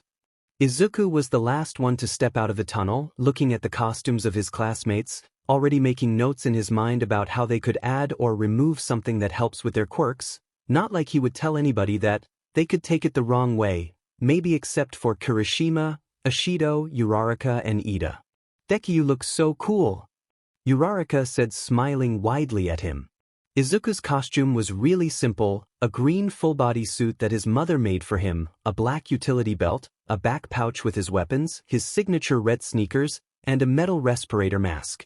The more unique feature on his costume was a dark green short-sleeve haori with black flames decorating the edges. He decided to wear it when Fukusa-sensei showed him a picture of Minato. It was his way to pay respect to the man who gave him hope and his first sensei. Thank you, Uraraka, you look. Izuku blushed looking at the skin-tight costume Uraraka was wearing. Amazing. Thanks, but I should have been more specific about what I wanted. This costume is really tight. But her costume looks fine, right, Midoro? Kirishima suddenly whispered in his ear with a wide grin on his face. Better than fine. Izuku answered automatically and blushed heavily when he understood what he said. What I mean is, I meant that. Izuku stuttered while Kirishima laughed out loud and Uraraka blushed. What are we laughing at? Ishido asked, appearing beside Kirishima, who chocked wildly after being startled. Kirishima was telling me that he likes your costume, Ishido. He said that it highlights your skin and eyes. Izuku told her, still red in the face, taking the opportunity to get revenge on his friend. Ah, do you really think so, Kiri? Ishido asked with a happy smile. Yes, was the only thing the red-faced Kirishima could whisper. Let's start with the battle training, ladies and gentlemen. All Might shouted, saving everyone from their embarrassment. The class will be divided between villains and heroes, and there would be 2 vs 2 battles. There is no better than a real battle. To understand the basics. Suddenly All Might was buried in a lot of questions that he seemed determined to answer. After explaining how they would be graded, how they were not permitted to kill the enemy team, how they were not going to get expelled like in Aizawa's class, how they were going to make the teams, and affirming that Aoyama's cape looked amazing. All Might started to make the teams. A few minutes later, a screen showed the battles. Team A, Midoriya Izuku and Uraraka Ochako. Team B, Todoroki Shoto and Mizo Shoji. Team C, Yayorozu Momo and Mineta Minoru. Team D, Bakugo Katsuki and Ida Tenya. Team E, Aoyama Yuga and Ishido Mina. Team F, Sato Rikido and Kota Koji. Team G, Jiro Kyoka and Kaminari Denki. Team H, Azuitsu and Tokoyami Fumikichi. Team I, Ojiro Mashireo and Hagakure Toru. Team J, Kirishima Ijiro and Shiro Hanta. Izuku smiled at Uraraka, who raised her hand for a high five. After everyone was with their partner, All Might explained to them how the battles would be decided. Later Izuku was cursing his look again. Of course it would be my team versus Bakugo's. He turned to saw his opponents and saw Ida telling something to Bakugo, who wasn't listening. He was looking at Izuku with a wicked smile. Now Team D, you're the villains. Go prepare in the building, you have 5 minutes. Team A, use the time to plan your attack. Izuku walked to their designated spot with Uraraka and motioned to her to follow him. He walked around the building in silence, forming a plan. 2 minutes later, he turned to Uraraka, who was silently looking at him. You have a plan already? She asked, smiling softly. A few actually, but I don't know what plan should we follow. Izuku scratched the back of his head. There are 2 principal options, either we use stealth to win this or we fight head-on. I would have said stealth is the best way to do this, but you seem to want to fight Bakugo, don't you? Izuku's eyes widened a little. After yesterday I've noticed the angry stares he sent your way and the cold ones you return. You both seem to have unfinished business. Izuku laughed a little. You sure are perceptive, don't you, Uraraka? She grinned at him. Maybe someday I will tell you about that, but now we have to decide what to do. We fight, Uraraka said with her fist closed. Sometimes you should take the obstacles head-on, and your history sounds like a fated battle between men. Izuku couldn't help but laugh. Okay, then I have 3 plans for a head-on fight. Let me explain them to you. Begin! All Might shouted. Uraraka and Izuku sprinted through the building, already heading for the upper floors where they knew the bomb would be. They were on the 3rd floor when a scream made them stop. "Du!" Bakugo appeared, turning around the corner, aiming a hand at them. Izuku grabbed Uraraka by the waist and jumped back, avoiding the explosion. Don't dodge, Udman, coward. Uraraka, take the path to our left, stick to the plan. Uraraka nodded at him and took off running. Your plan doesn't matter, I'll beat the sheet out of you and then I will beat that round face to the ground. Your plans don't matter. Izuku didn't respond, just took a stance. Bakugo launched himself with an explosion, aiming a right hook straight to Izuku's face that dodged it to his left and responded with a knee to the stomach of Bakugo. Bakugo staggered a little but regained his footing, then threw a barrage of open-handed strikes. Izuku used the momentum of Bakugo's attacks to divert the hits, avoiding the chance of Bakugo making an explosion right on his face, and used the openings Bakugo had to deliver his own hits.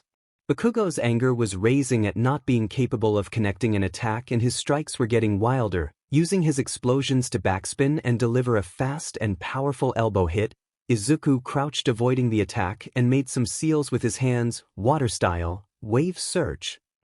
He spits from his mouth a powerful jet of water that blasted Bakugo to the other end of the corridor they were fighting of. Did you just spit on me, BSTD? Bakugo coughed while holding his stomach. You liar. You always had a quirk and hide it from me. Do you think you're better than me? Bakugo used his explosions to close the distance between Izuku and him. Izuku took 2 kunai from his back pouch and threw them at Bakugo, who barely dodged them. When Bakugo got close enough to Izuku, he let a powerful explosion roar from his right hand, but Izuku wasn't there anymore. Bakugo's eyes widened and he started looking around for Izuku, who was recovering his knife from the wall behind him. How the F did you do that? Bakugo screamed in rage. You know what, whatever your parlor tricks don't matter. I was planning on beating you just enough for them to stop the exercise, but it seems that I need to make you remember your place. He aimed his left hand at Izuku. Do you remember how my quirk works, right? Of course you remember, shitty nerd, but let me remind you. The sweat from my palms is like nitroglycerin. And these gauntlets allow me to store said sweat on them. He grinned wickedly and Izuku's eyes widened. Young Bakugo, don't use that attack on a closed place like that. It could be dangerous for young Midoriya. All Might's voice boomed on their ears.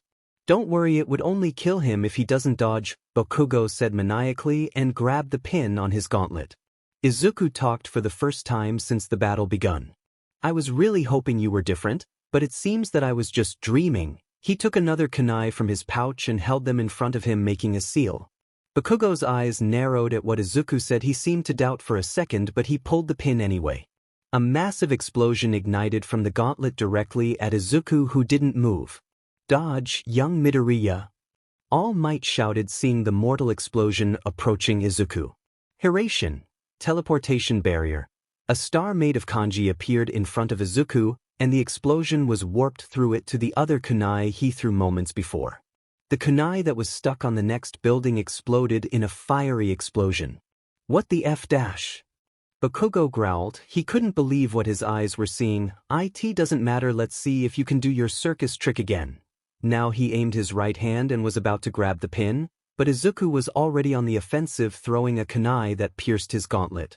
"What dash?" Bakugo saw his sweat pouring from the gauntlet and turned to sneer at Izuku, who already threw 2 shurikens at him. "That won't hit me." The throw wasn't even close. Bakugo's thoughts stopped when he saw how both shurikens were closing against each other and the direction. But it was too late. The shurikens clashed against each other right on top of Bakugo, pouring sweat, creating a spark and igniting it. The explosion shook the building and sent Bakugo through various walls on his left. "What the F dash?" Bakugo coughed a little blood and with his legs shaking tried to get up when he heard Izuku at his side. Earth style, rock restraining, from the ground below him what seemed rock chains grabbed him by the neck, wrists, waist and legs. "Deku, as soon as I break out from here I will kill you." Bakugo trashed wildly, trying to break from his restrainings when he felt something touch his head and All Might voice boomed. "Bakugo Katsuki has been captured." Bakugo's expression became one of horror when he heard that, and he crossed his eyes to notice the capture tape on his forehead. "I was hoping you were different, that after all these years you changed and became a better person, but I see that I was hoping too much from you.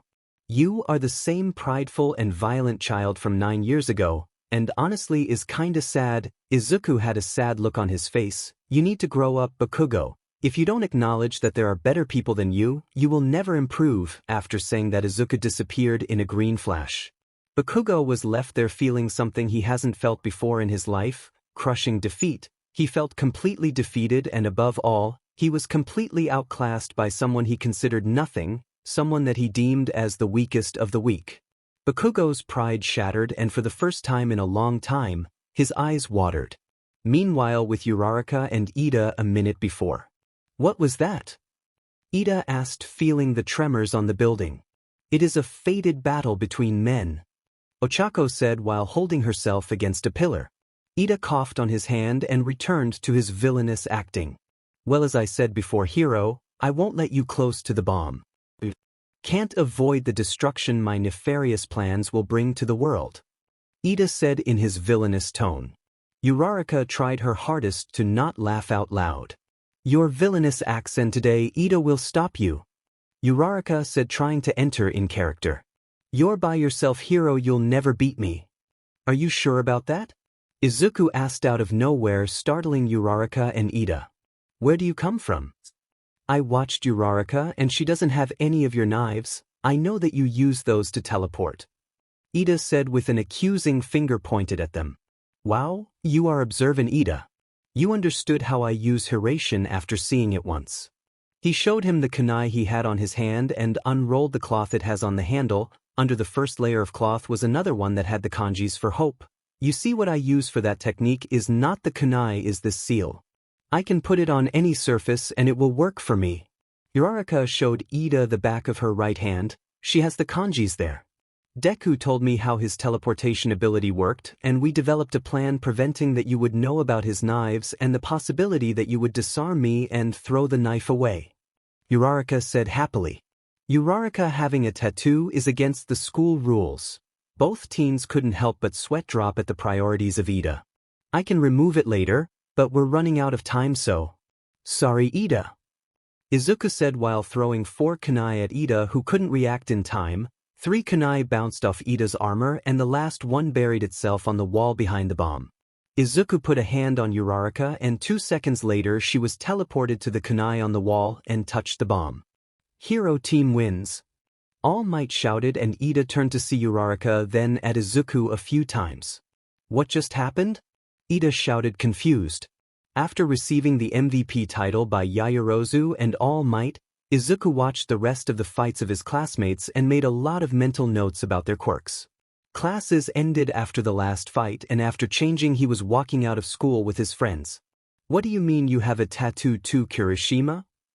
Izuku couldn't help but laugh at Ida, who was a tattoo away from having a seizure. "Yeah, Midoriya is a protective friend, and he said that in case I run into trouble he would be by my side in a flash," Kirishima said, unbuttoning his blazer and shirt to show his shoulder where Izuku's seal was. "Even Ishido has one." "Yup, after Izuku talked with me about his quirk, and how it worked, I was on board to have a green powerhouse just a second away in case of emergency," Mina said, showing her ankle with the kanjis on it and sweating bullets at almost spill Izuku's secret, who just sighed at his friends. "I can erase the mark right now if you want, Uraraka," Izuku said, smiling. Uraraka blushed a little and shook her head. "You know, having a friend to flash away sounds amazing," she said shyly, and Izuku blushed too hearing that. "Uraraka, you shouldn't keep the tattoo, is against the rules." Izuku was sure that Ida's mouth was foaming white. "Actually, Ida, it isn't, because as part of my abilities is the same as someone who has tattoos as a direct part of their quirk," Izuku said with a raised finger. Suddenly his face became mischievous and Ida felt a chill run through his spine. "You know, Ida, I consider you my friend and I would be really at peace if you too have my help a flash away," Izuku said while raising his hands in a threatening manner. "Midoriya stops that behavior in this instant." Izuku walked slowly at him. "Midoriya, do not come near me. I'm warning you. My mother won't let me enter the house." "Midoriya, stop." Ida was chopping with his hands wildly when another voice saved him. "Death!" A growl made Izuku turn around to see Bakugo looking at him with narrowed eyes and clenched teeth. "Bakugo," Izuku said seriously. Bakugo seemed to struggle to say what he had on his mind. He was trembling. "I accept that you win this time."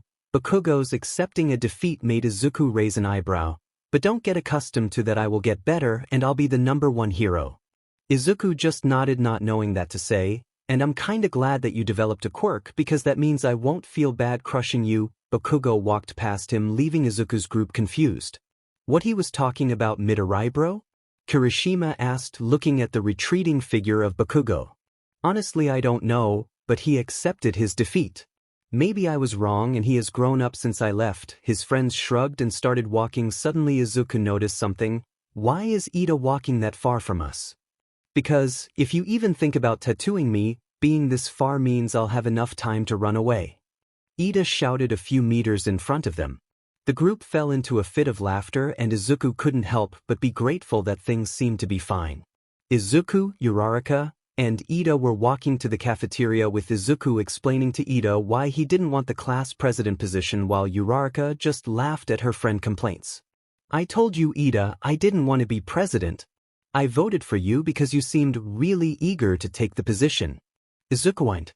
"And I thank you for your vote of confidence, but you were chosen in democratic elections. You should be proud of being the representative of Class 1A.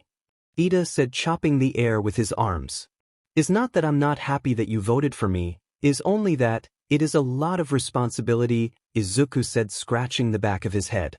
"I won't lie, it would be a lot of responsibility, but you have us, your friends, if you ever need help," Ida said, and Uraraka nodded at him.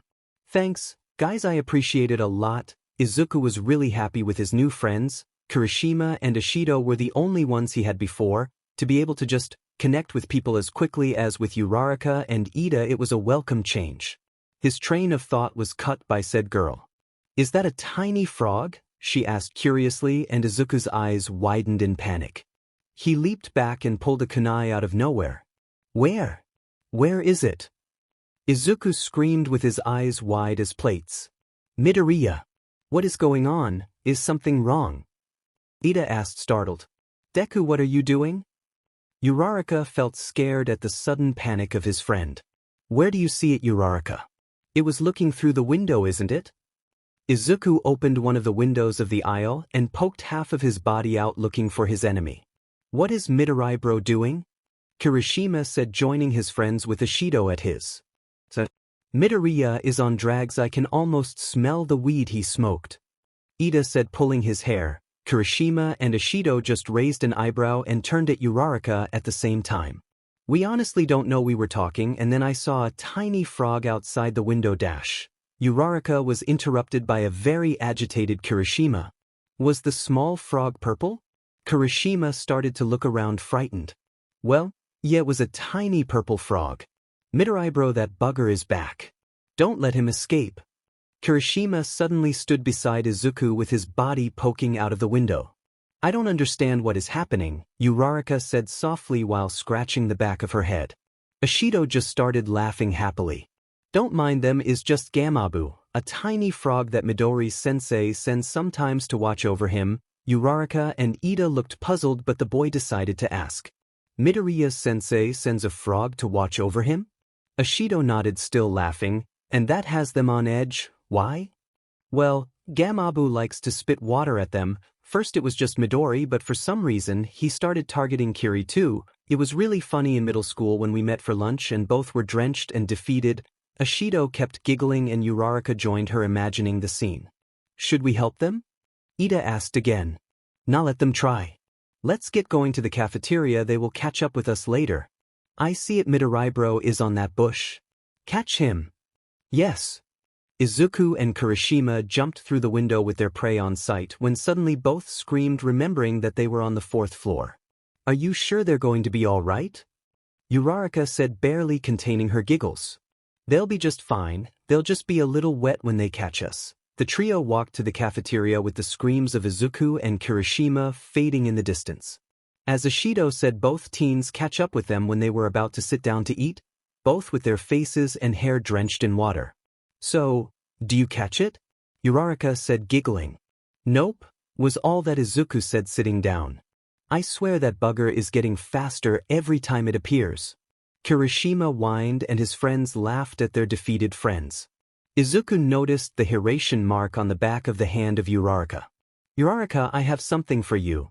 The girl tilted her head in confusion at first, then her eyes widened and she blushed heavily when Midoriya pulled out of his pocket a small green box. Deku, what are you doing?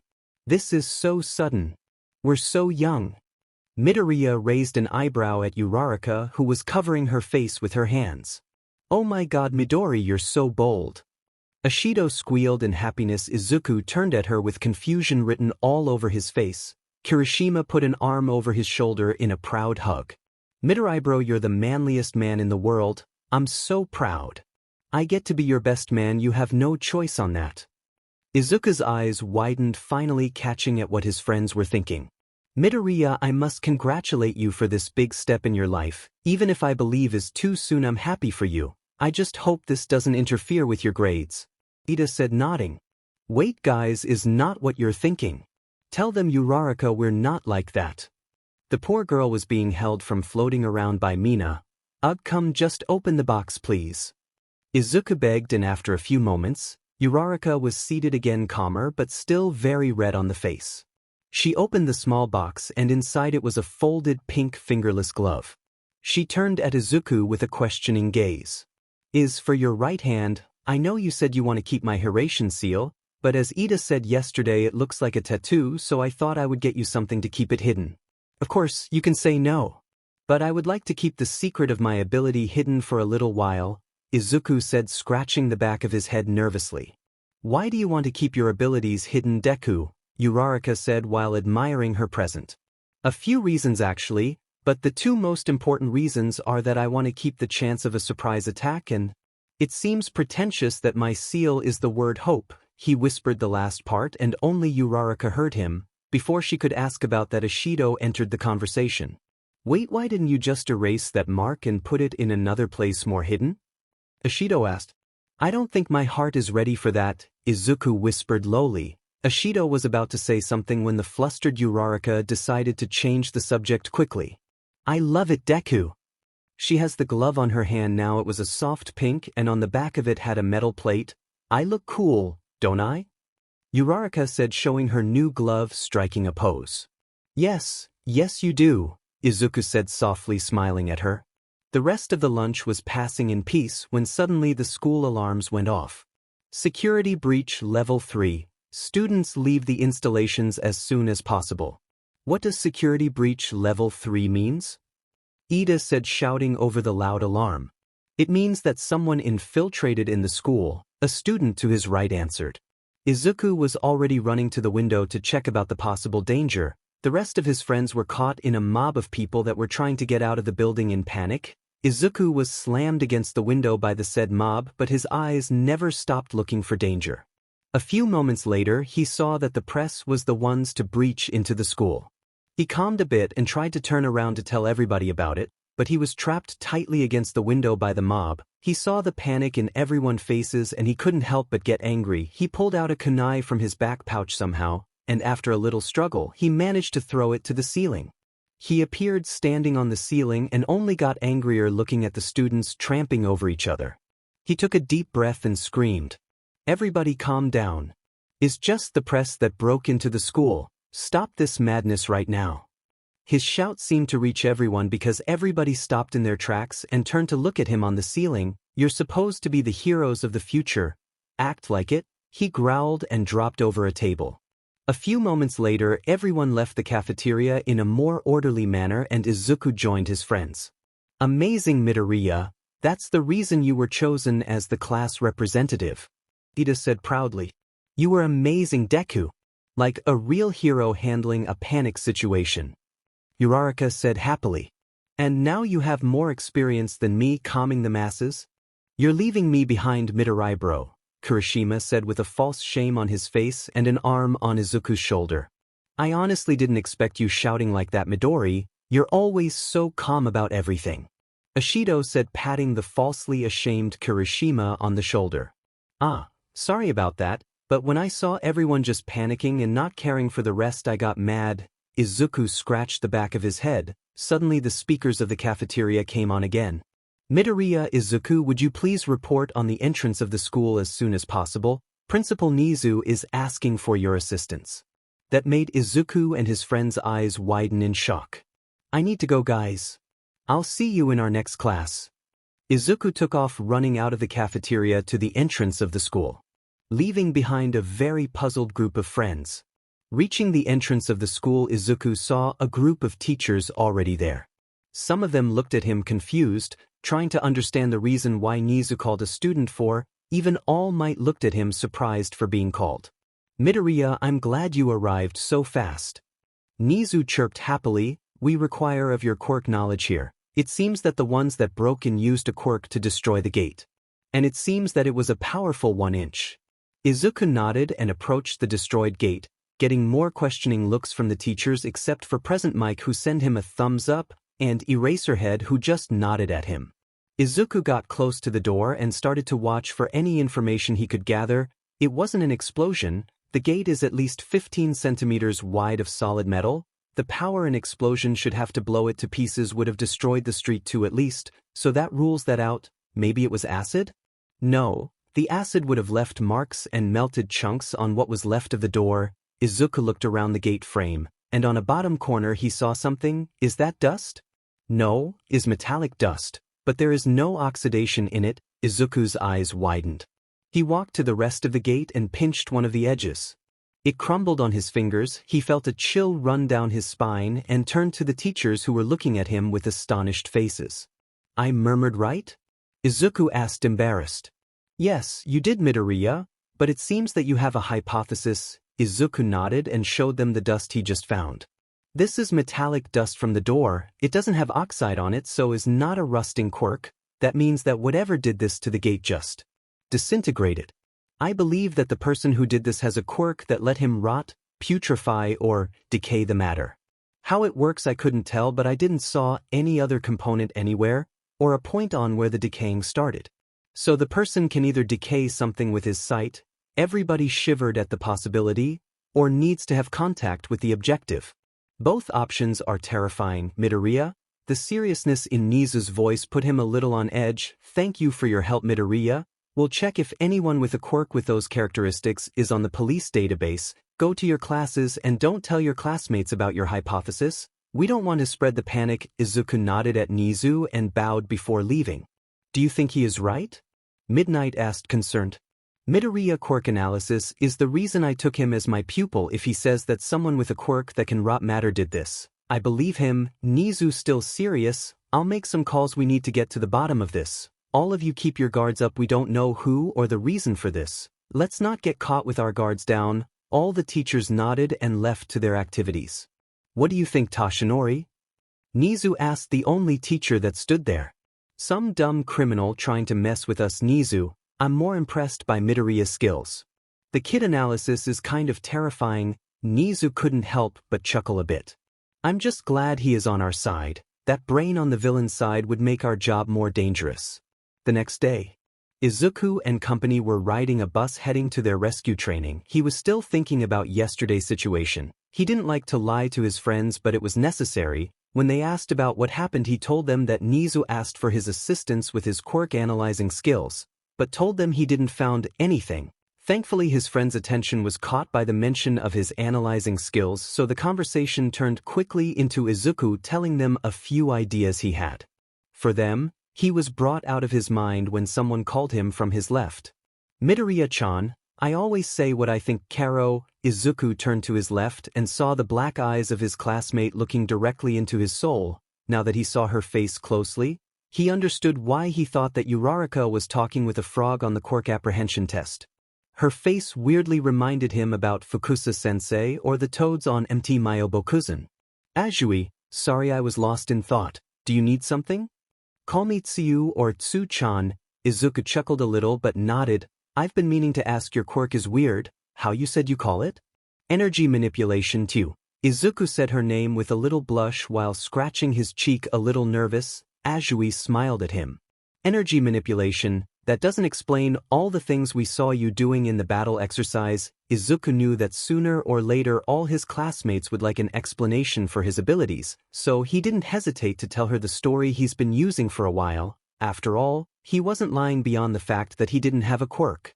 Well, you see, my quirk, he frowned a little. He didn't like calling his chakra and techniques a quirk. Let me manipulate and mold the energy in my body into different techniques. Like the water blast I used on the practice battle, I molded my energy with the hydrogen around me and used my control to use it like a water cannon. Azui looked at him with those big soul-searching black eyes and nodded. Your quirk seems complicated, but what are those hand gestures you do before using any of your techniques, Karo? Izuku was starting to sweat a little. She croaks too? I call them seals. He made 2 seals with his hands for them to see. I use them to focus on the steps I have to take for my technique. You'll be an amazing hero, Midoriya-chan. Karo. Tsuyu smiled at him warmly. Izuku grinned at her and decided that he could ask questions too.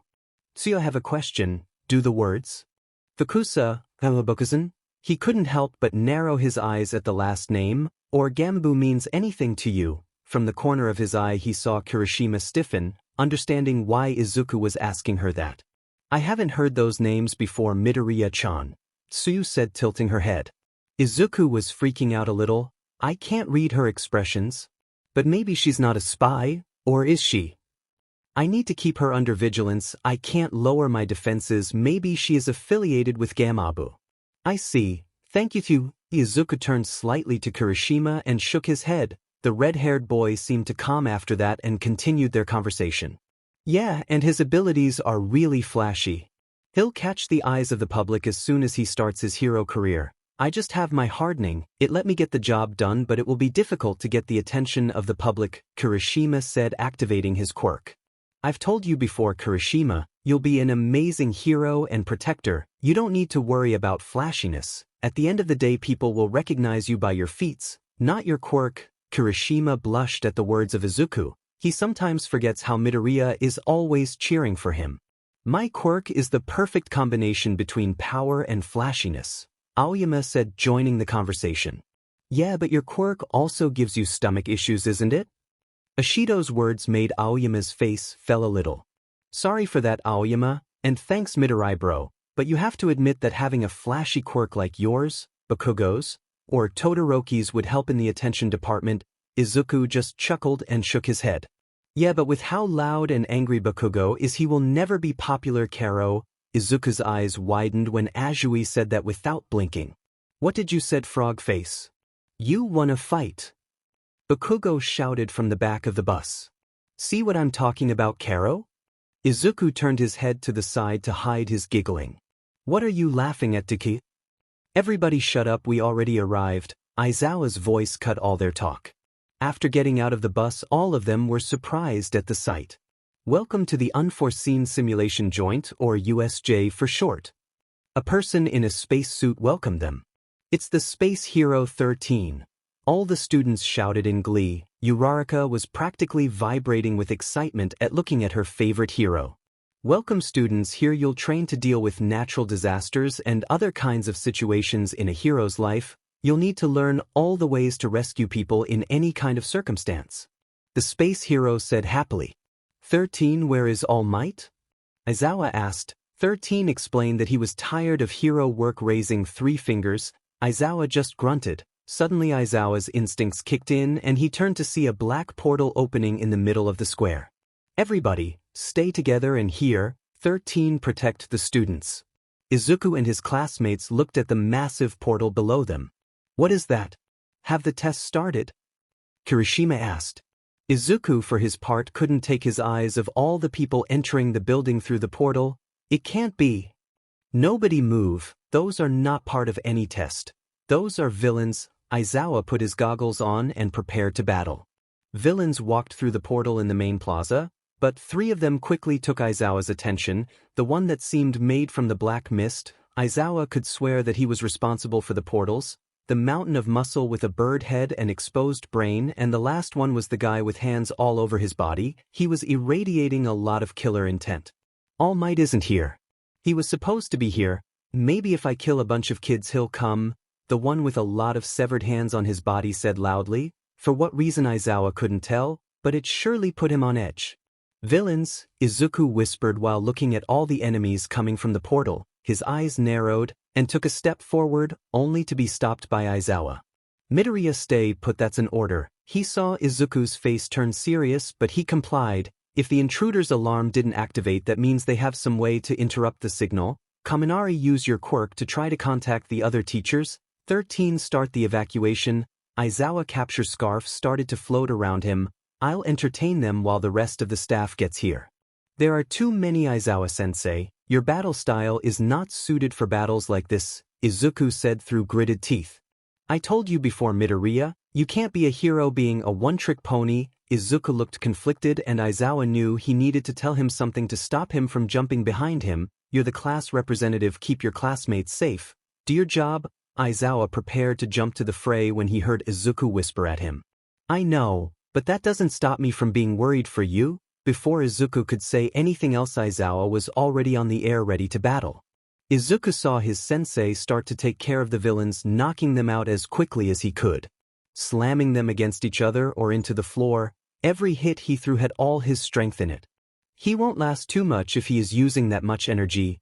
Izuku was using all his willpower to not disobey a direct order from his teacher. Midoriya, is not the time to analyze the battle, let's get going. Ida's shout snapped Izuku out of his thoughts. He nodded at his friends and started running to the exit, only to be stopped by a massive black shadow that appeared in front of them. You'll not pass from here. Let me introduce us. We're the League of Villains. It may seem presumptuous, but we're here to kill the symbol of peace, All Might. 13, and all the students got on edge after hearing that. It's a shame that he isn't here. Was there a change of plans? A barrage of shurikens and an explosion phased through the black mist villain and exploded behind him, creating a cloud of smoke. A few seconds later, when the smoke cleared, the villain stood there with his narrowed eyes on them. I'm sorry, I forgot for a moment that you're hero students, meaning that you're dangerous for our plans. The villain exploded in a massive black mist. My job here is to scatter you and kill you. Izuku saw it in slow motion, portals opening all around them, separating them into small groups of people. He looked around him and saw that the group he was being teleported with was Tsuyu and Mineta. I can use Hiration to get out of the portal, but I'll be leaving Tsuyu with only Mineta as her support? And he doesn't seem like the fighter type. He turned to see the villain once again. Anything he could notice would be useful to his friends that won't be teleported. His eyes narrowed on the metal neckpiece the villain has.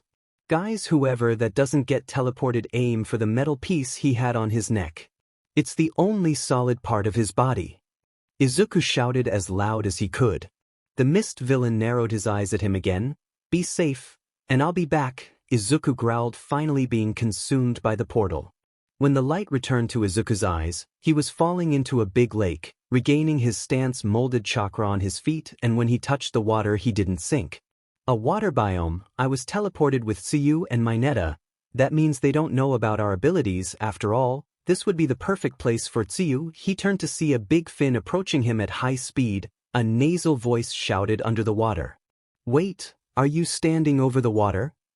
Jesus dash. He was cut by a powerful kick delivered by Tsuyu.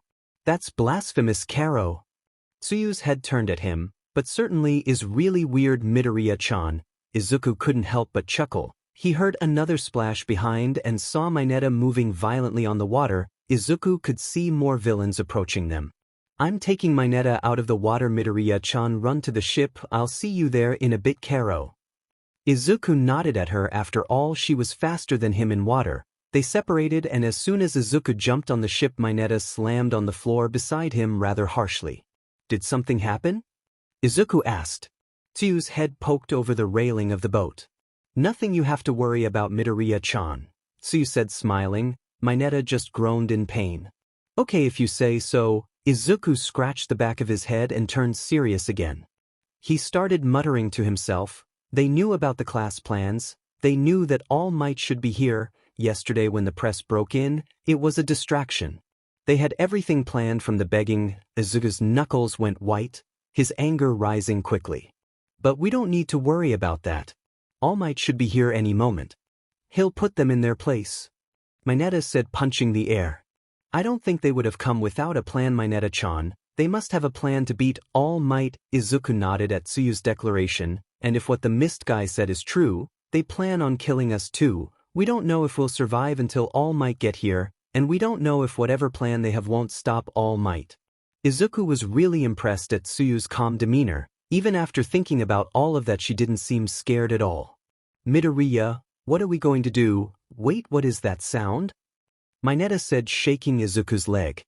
He turned to the water and noticed that a good amount of villains surrounding them. Tsuyu is right, they want to kill All Might for whatever reason, and if they ventured to make a direct attack on UA they should have a really good plan. But why? What's the reason for an attack with so much risk? Questions for later. I need to take care of this situation first. Izuku sighed and started thinking of a plan. They planned this grand-scale attack, but they don't seem to have enough information. Mineta and Tsuyu turned to look at him. They don't know about our abilities. If they did, there is no way they would send Tsuyu here where she makes the best of her quirk. What does that mean? Mineta shouted at him.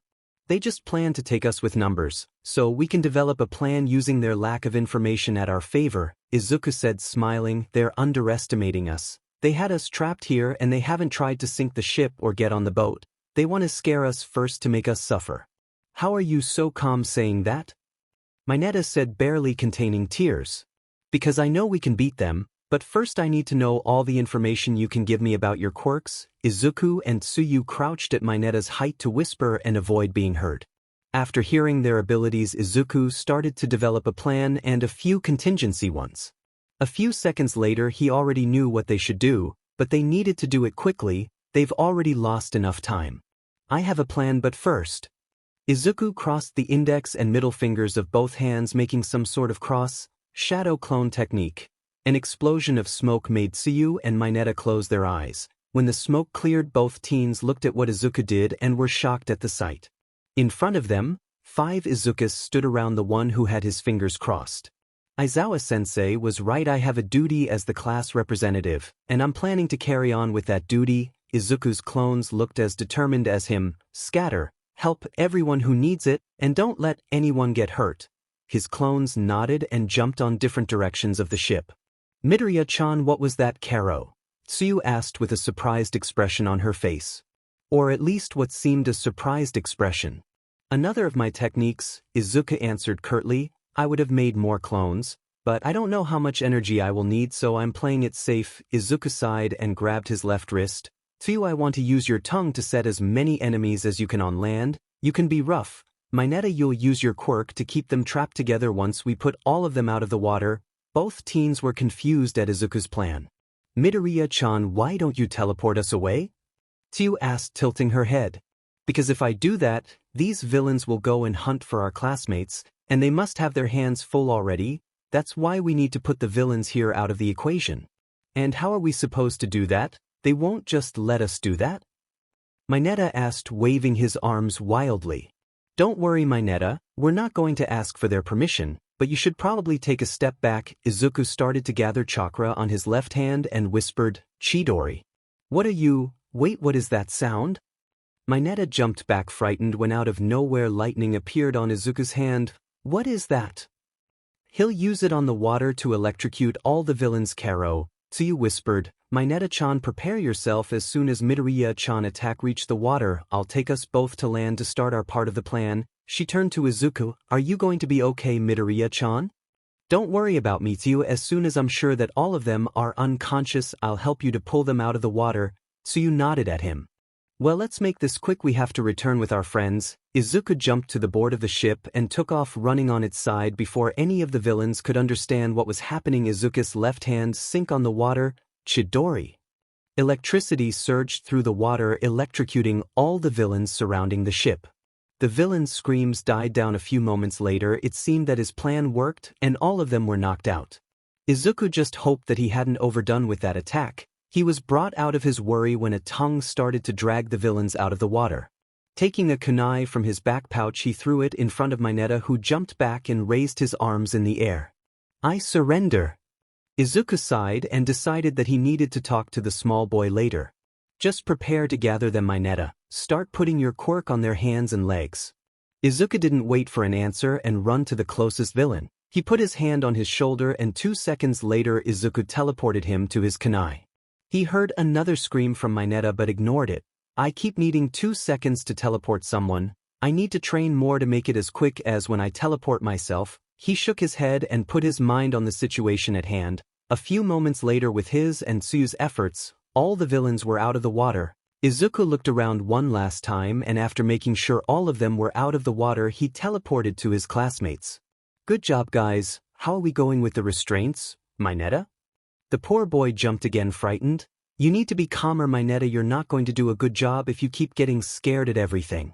That's not the issue here, Midoriya. How are both of you so calm on this situation? Mineta shouted. Izuku sighed and walked past him. He looked at the small boy's job. Even if Mineta was scared, he did a good job restraining the villains. He pulled a scroll from his pouch. Better safe than sorry, he thought. Tell me, Mineta, why do you want to become a hero? Izuku didn't turn, he just unrolled his scroll and started wrapping the villains with it. What? Mineta asked, confused. Why are you here? What are your motivations for this job, Mineta? Izuku finished wrapping the villains. Then he pulled a red tag and put it over the wrapping scroll. I want to be popular and be loved by everyone. He shook his head after seeing the perverted face of Mineta. I want that all the girls to fall for me. Mineta said proudly. Seal, Izuku whispered and the scroll tightened. That's the only reason for you to be a hero? Izuku said, turning with a serious face. Mineta just looked at him questioningly. Mineta, let's be real for a moment here. Your ambitions are stupid. If you want to get popular, there are many other ways to do it. Mineta, please consider, why are you here? Because being a hero means putting your life on the line daily. Situations like this one will appear regularly, and if you are scared all the time, you will not only put yourself but the people who you're supposed to save in danger. And don't misunderstand, please. I believe that with hard work and dedication you can become an amazing hero, but you need your priorities in order for this job. Izuku turned and started walking. We lost enough time here, let's go. Izuku took off running, leaving behind a shocked Mineta and a smiling Tsuyu. He sees something in you that I don't, Mineta-chan. Don't disappoint him. Tsuyu dropped to the ground and started jumping in Izuku's direction. You should listen to the boy, he seems to have a good head on his shoulders. A trapped villain said out of nowhere, scaring Mineta, who took off running behind his classmates. Maybe if we had someone like him when we were young, we shouldn't be in this situation, the same villain said sadly. Shut up, another villain said from the trapped pile. Izuku felt 2 of his clones disappear. His chakra coming back intact meant that his help was not needed. Nice, a little more chakra would be useful. He kept running when an explosion took his attention, that came from the main plaza. Aizawa-sensei, Izuku thought, worried, and stopped in his tracks. Why did you stop, Midoriya-chan? Tsuyu asked behind him. Aizawa-sensei is fighting over there. He gathered a lot of attention, Karo. Yeah, and that worries me. He may have said that he is all right, but he must be running on fumes by now. Mineta joined them by that point. Wait, Midoriya, I know you're strong, but you're not planning to go there, right? Mineta seemed really worried. If they have something against All Might, don't you think it will work on Aizawa-sensei too? That scared Tsuyu and Mineta. If you keep walking that way, you'll surround the fighting area and end on the front door. Try to get out as soon as possible. Izuku pointed them the direction and started walking to the main plaza. Midoriya-chan, I'll go with you. Izuku stopped and turned to Tsuyu before he could say something. Mineta talked too. If I'll go too, then I won't let Midoriya be the only heroic here. You really don't have to, guys. This will be dangerous. Tsuyu smiled at him and put a hand on his shoulder. You just said that this is our job, putting our lives on the line. Izuku shook his head, smiling. Me and my big mouth, he said, sighing. Let's just try to help as much as we can and try to not interfere directly. Tsuyu, use your tongue to pull their legs. Mineta, stay as far as you can, and throw your quirk to trap as many villains you can. It was a simple plan, but he just wanted to take as much weight as he could from his teacher. They took off running at the plaza when a question formed in his head. Wait, why didn't you ask me about what I would do? Tsuyu and Mineta looked at each other, then looked at Izuku. Midoriya, we saw you duplicate and pull lightning out of nowhere. We don't need to ask to know that you'll do something crazy, Mineta said, exasperated. Karo! Tsuyu croaked happily. Izuku chuckled but said nothing. He knew they would ask more about his abilities later, but he'll cross that bridge later. Right now he had a teacher to help. When they arrived at the plaza, they couldn't hide the amazement at what they saw. Dozens of villains were knocked out around, and they saw another villain join them when Aizawa landed on his face. He seems really tired. Izuku turned to Mineta, who was a few meters away hidden on a bush, and nodded his head at him. As stealthy as Mineta could, he started throwing his quirk ball at the fallen villains, restricting them on the floor. A quick movement to his right returned his attention to his teacher when one of the villains run at high speed to attack his teacher. That villain seems to be the boss. His killer intent is suffocating. Izuku saw his teacher avoid the right hand of the villain and deliver a powerful elbow strike to his stomach, only to be stopped by the villain's left hand. He heard the villain mutter to his teacher. When you move really fast is not easy to notice, but when you stop using your quirk, your hair goes down. Izuku saw Aizawa's face turn into a one of pain, and after a while, the time you have to use your quirk decreases quickly. Izuku's blood ran cold when he saw what was happening. Aizawa's elbow was turning into dust. Suddenly all clicked in his head. He was the person that destroyed the front gates. That was the villain with the decaying quirk.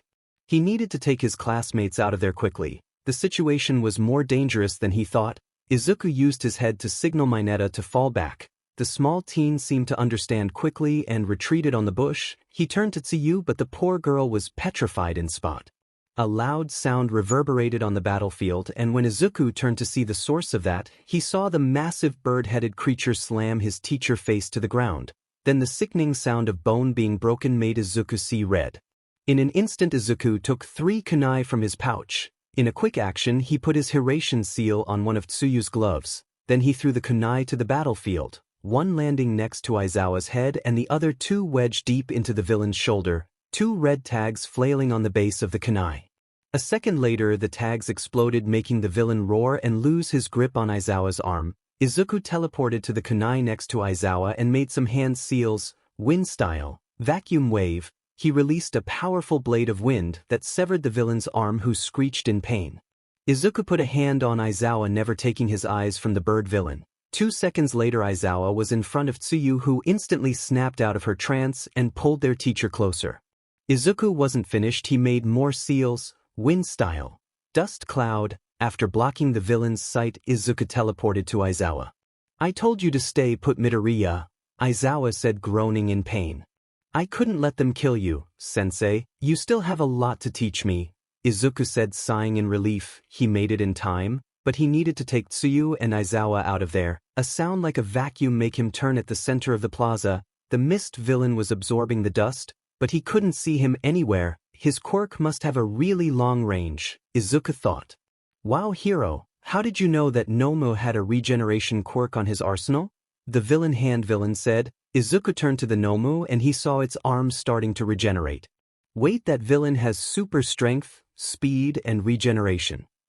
That is not normal. If I teleport us out of here, that monster surely would follow us and I'll just put more people in danger. I'll have to use that if I want to save everyone from them." Izuku crouched and turned to his teacher. "I know you're really hurt, but please stall him as much as you can." Izuku whisper shouted and closed his eyes. Aizawa looked at him confused but complied. After all, if one of his students could do something against that monster, that student was Izuku. "What do you mean he has a regeneration quirk?" "I thought his quirk was super strength or some type of physical enhancement," Aizawa said as loud as he could. "I shouldn't tell you, but seeing that you are about to die, it doesn't matter anymore. Nomu was designed specifically to kill All Might. He has enough quirks on its body for that mission." Aizawa almost faint thinking about that, but he couldn't falter right now. He needed to give Midoriya time. "Designed? You mean he is not human?" He once was.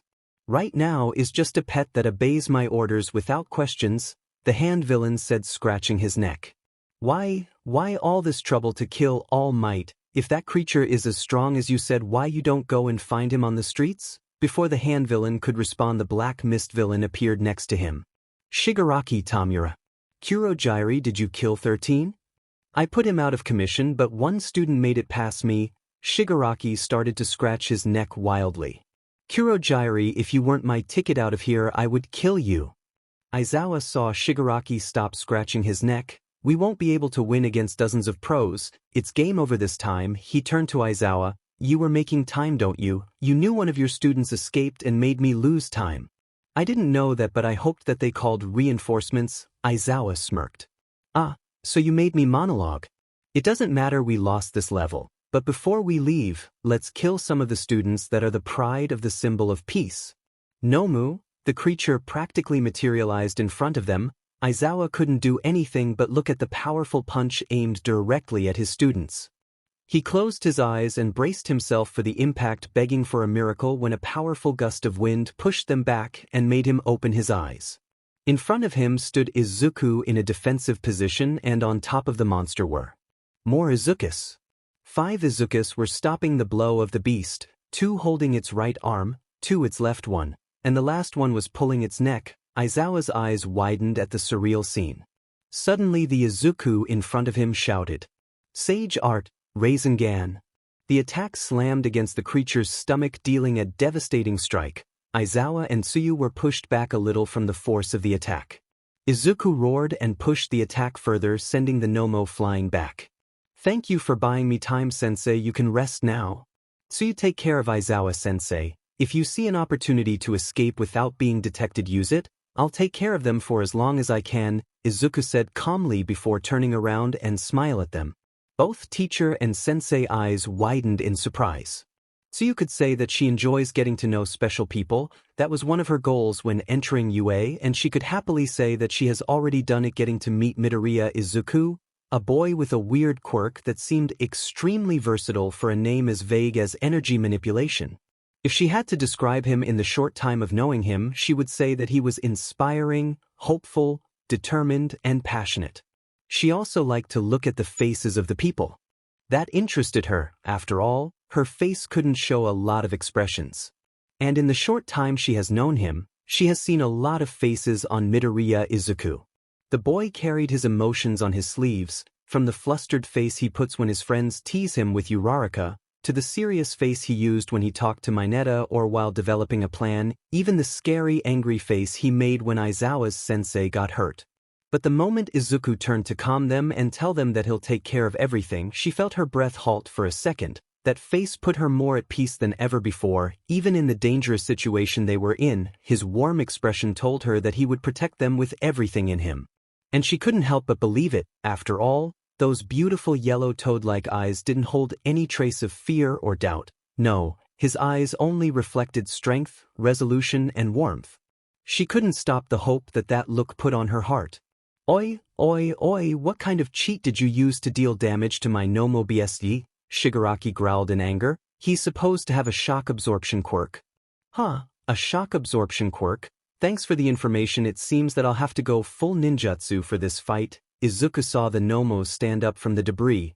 "And I also have to thank you for telling me that he isn't human anymore. That means I don't have to hold back." "Ninjutsu? Are you a ninja then?" Are you not supposed to only have ambush attacks and have really low HP? Shigaraki kept scratching his neck furiously. That statement made Izuku narrow his eyes. Is this a game for you?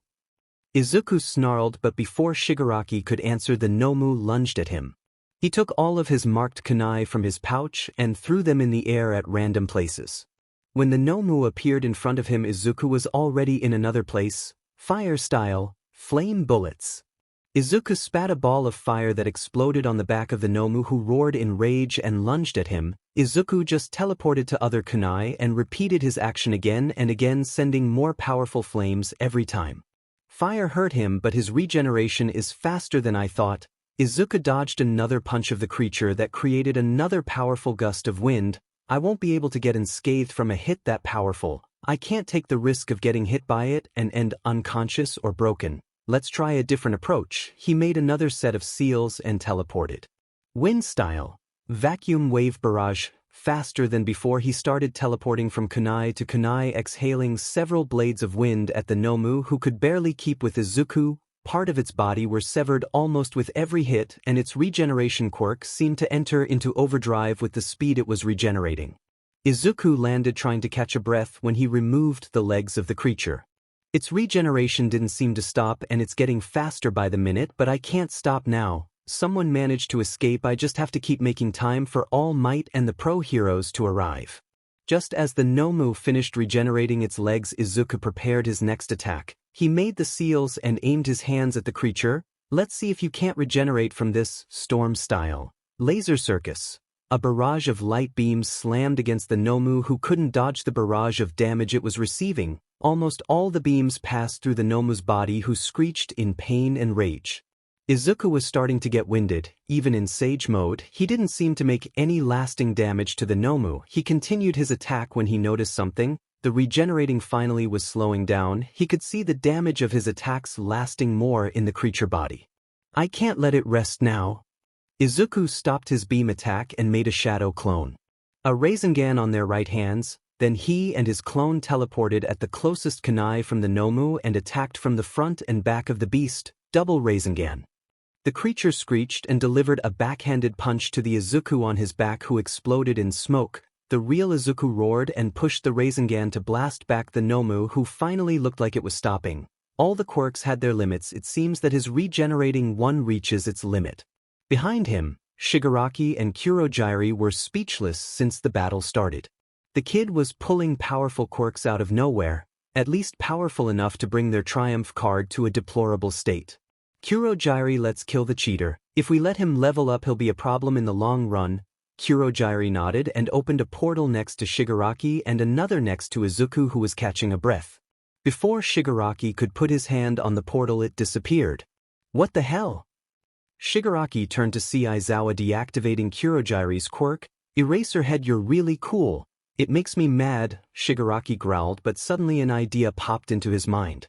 He was grinning wickedly at Aizawa. Your student is really fast and powerful, but do you think is fast enough to save you? Shigaraki lunged at Aizawa and Tsu. Izuku felt something shift in the air, and out of the corner of his eye saw Shigaraki move in the direction of Aizawa and Tsu. His mind entered in overdrive, thinking on what to do. He saw that the Nomu was already running towards him with its first raised, and Shigaraki quickly closing the distance with his teacher and friend. It took him less than a second to decide what to do.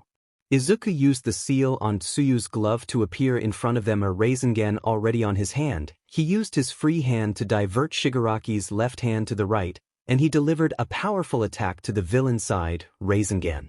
Shigaraki went flying and slammed against a wall, getting buried deep within it. Izuku saw out the corner of his eye at the already punching beast to his right and braced himself for impact, knowing that if he teleported away, his teacher and friend would be at the end of that powerful hit. The hit reached him, and Izuku was sent flying against some rocks that exploded at the impact. Midoriya-chan. Aizawa and Tsu screamed in terror. The creature in front of them didn't look in their direction and jumped in the direction where Izuku went. A second later, Izuku appeared in front of them again with his right arm destroyed and bleeding from his head. Midoriya, are you all right? Aizawa asked, but Izuku didn't answer. He jumped behind him, put his left hand on Aizawa and grabbed Tsu's hand with his mangled hand. 5 seconds later the three of them teleported to the place. He felt two of his seals were standing together. Ochako was trying with all her strength to not cry at the sight of her favorite hero. After being ripped apart by the mist villain, the poor 13 looked worse every minute. Next to her was Mina, and a little down the stairs were Sato, Shuji, and Siro protecting them from the villains that still stood on the bottom of the stairs. Ochako, what do we do? She turned to see a very scared Mina. I don't know, Mina. The only thing we can do is wait for Ida to return with help. Uraraka didn't want to admit it, but she was terrified. These guys came with all the intention to kill them. They were just students, for God's sake. In front of them something green flashed. They got scared for a second, only to relax after looking at who appeared in front of them, only to get terrified again at the condition his friend and teacher were on. Deku, what happened? Ochako tried and failed to suppress a scream. His teacher, who was lying down on the floor, looked at the death's door, and Izuku looked really hurt. His right arm was dangling at his side. Uraraka, Ashido status report. Ochako was stunned at the serious tone, and Mina was the one to answer. We're all right, but 13-sensei is badly injured. Izuku turned to look at the broken form of the space hero and frowned. Tfue, from my back pouch, take a scroll and use it to wrap 13. If what people say about her body is true, she needs to keep her body contained. Tsuyu nodded at him and moved his Haori to the side and took what Izuku told her. Then she jumped next to the wounded hero and with Mina's help started wrapping her. Uraraka, take care of Aizawa. It looks like he finally fainted, Izuku said, looking down at the broken hero. I have to go back there. The Nomu is searching for me. I put you all in danger just by being here. Ochako's eyes widened at Izuku. Deku, you can't go back. You are hurt. Is really dangerous. Ochako started sputtering all the reasons she could think to stop him, but when Izuku turned at her with his soft smile and yellow eyes, she was lost for words. Don't worry, Uraraka, they don't have the advantage they had over me before. Izuku inhaled hard, and with Tsuyu and Aizawa-sensei here, I can use everything on my arsenal. Izuku's expression hardened and disappeared. Ochako gasped when Izuku teleported away. It was like his gaze stopped her breathing with its intensity. Those yellow eyes were the eyes of a hero. Wait, Deku doesn't have yellow eyes. Midoriya-chan's eyes turned yellow after he asked Aizawa-sensei to buy him time. He closed his eyes and that orange tint appeared around his eyes. When he opened them were yellow and toad-like looking Karo. Tfue said with a finger on his chin. His eyes look toad-like? Mina asked with wide eyes. Both Tsu and Ochako nodded at her. Sage mode, she whispered and put her hands on her mouth. What is Sage mode, Mina? Tako asked, concerned. Is the most powerful technique Izuku has. He only showed it once to me and Kiri. He said that technique was really dangerous to use liberally and he would only use it if it was a life or death situation. It puts him in danger? Ochako was now more scared for Izuku. No, it means that the enemy is so strong that he needs to use lethal force against them. Mina didn't say it, but to Ochako and Tsuyu her face said it all. Izuku was in grave danger fighting against those villains. What do we do? Asked Tsuyu softly. As much as I hate to admit it, Midori asked us to stay for a reason.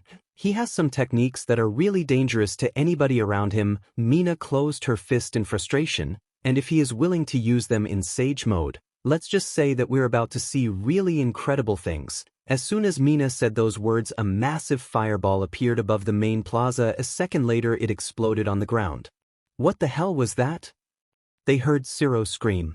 Where that giant fireball came from? Screamed Sato. Was that Deku? Ochako whispered and Mina only nodded. It seems that Midori wants to end this fight as soon as possible.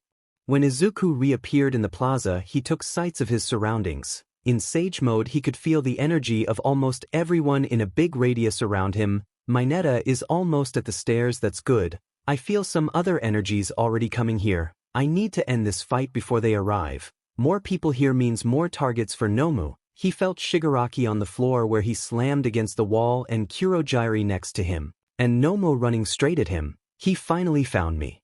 I don't have much natural chakra left. I need to end this as soon as possible. Nomu appeared in front of him roaring in rage. Izuku dodged to the side and threw a left hook at the beast that recoiled at the hit. Frog Q might works. Great. Izuku started to throw punches and kicks at the Nomu, using his enhanced perception to avoid getting hit. He felt the Nomu getting slower and sluggish. It seemed that the fight finally was having a toll on the creature. It's time to put an end to this. Izuku kicked as hard as he could, sending the Nomu a dozen of meters back, lava style, ash stone ceiling. The molten rock surrounded the Nomu and Izuku jumped in the air. Fire style, grand fireball. Izuku put the rest of the natural chakra on that attack. The fireball he breathed was the biggest he has ever done. The fireball dropped like a meteor at the trapped Nomu, who was screeching in rage. When the fireball touched the ground, it exploded in a powerful inferno that scorched the entire main plaza. Izuku's green eyes looked at the destruction a little concerned. He knew that heroes like Endeavor could cause fire damage like that, but using those techniques would only make people do more questions about his abilities. From the corner of his eye he saw Kurogiri's portal absorbing the flames that reached them.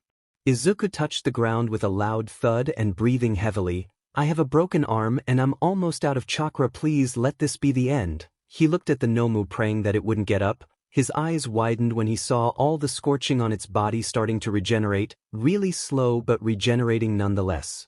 Please don't get up. The hair on the back of his neck stood up and instinctively he jumped back, barely avoiding a bloody hand appearing from a portal. You cheated.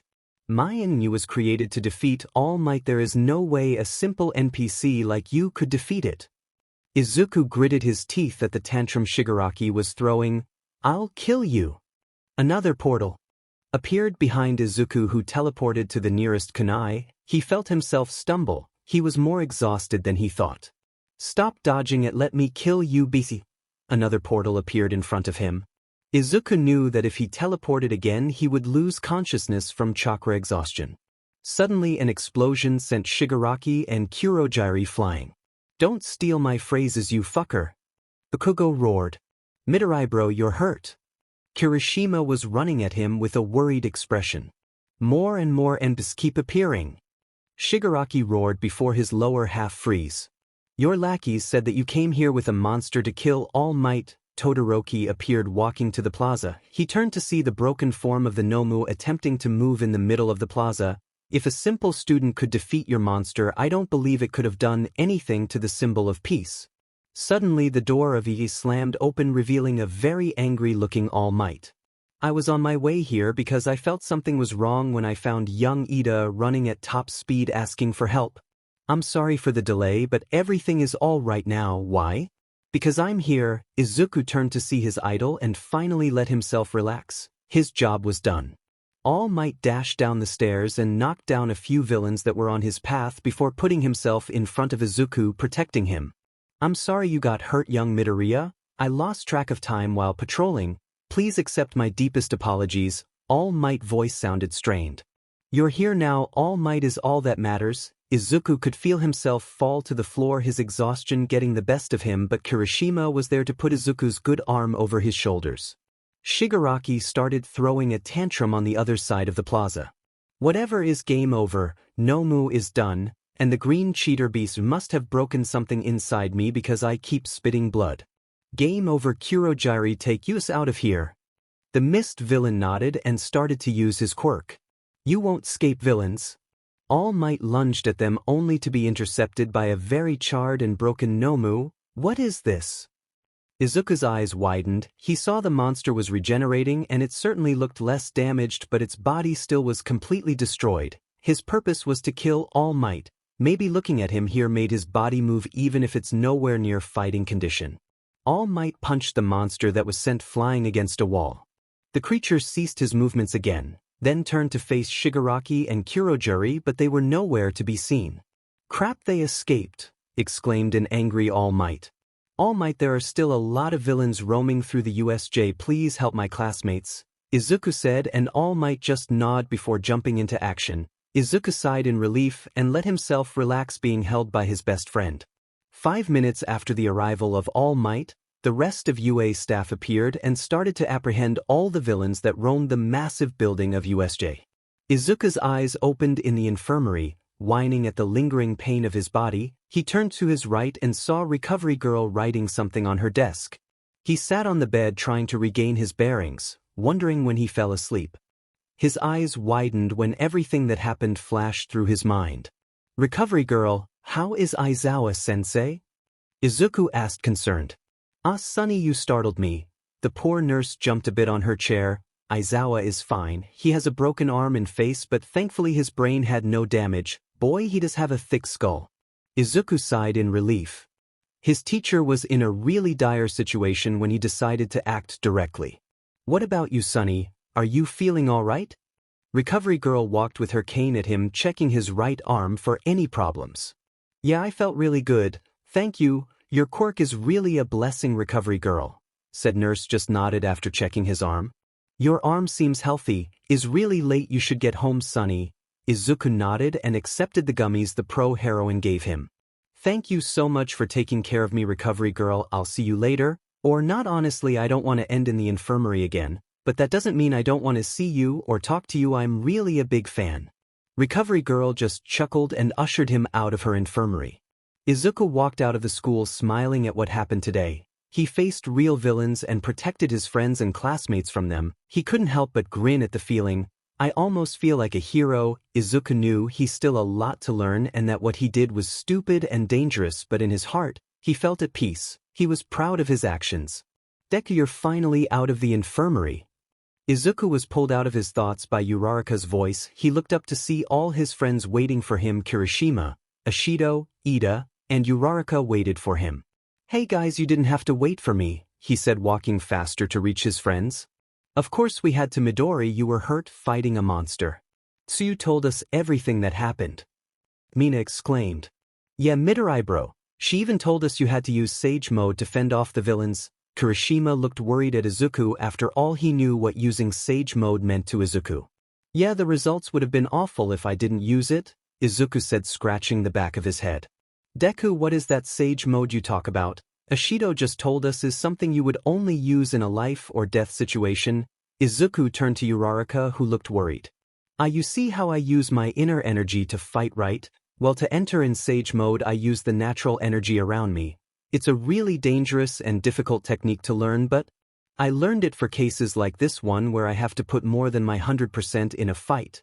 Uraraka seemed to want to know more about it but decided not to ask. I still don't understand how your quirk works, Midoriya, Ida said, and Izuku just chuckled. He felt bad not telling them about his abilities, but he knew them for less than a week. For some reason, he really wanted to tell them. Soon, but not today, Izuku's group started to walk to the station. Their jokes and teasing made their travel really light. Nezu and All Might in his skinny form were watching the videos of the USJ in the principal's office. Apparently the quirk they used to disturb their communications didn't affect the recording function of the cameras. Both were surprised looking at the amazing power display of Izuku. That young man is an amazing fighter and his quirk is really something else. I still don't understand how he manages to do all that with energy manipulation, and I'm not even talking about that weird power-up he pulled out of nowhere. All Might was entranced looking at the fight from Izuku and the huge arsenal of techniques he seems to have. Still, there is something that worries me. All that techniques, as he calls them, it doesn't sit well with me. Is like looking at him throwing quirks left and right. Nezu couldn't help but chuckle at All Might worries. Don't worry, Toshinori, his abilities are nowhere the same as him. Nezu learned about Izuku's chakra over the last year when he had sessions with him. Midoriya's abilities are something earned through hard work and study. Please don't doubt the kid, Nezu said, not taking his eyes from the video. You seem to know about his abilities, Nezu. Yeah, but I won't tell you about them. That's Midoriya's secret to share. And while I may know about them, I've never witnessed them at this level. Suddenly the part where Midoriya got punched by the Nomu appeared on the video. Nezu used all his willpower to not growl. Over the past year, he grew fond of the young man. It's him, All Might whispered out of nowhere, and Nezu finally took his eyes away from the recording. He is the one. Toshinori? Rewind the video, please. Nezu nodded and used the panel on his chair to rewind it. There. Play it from there.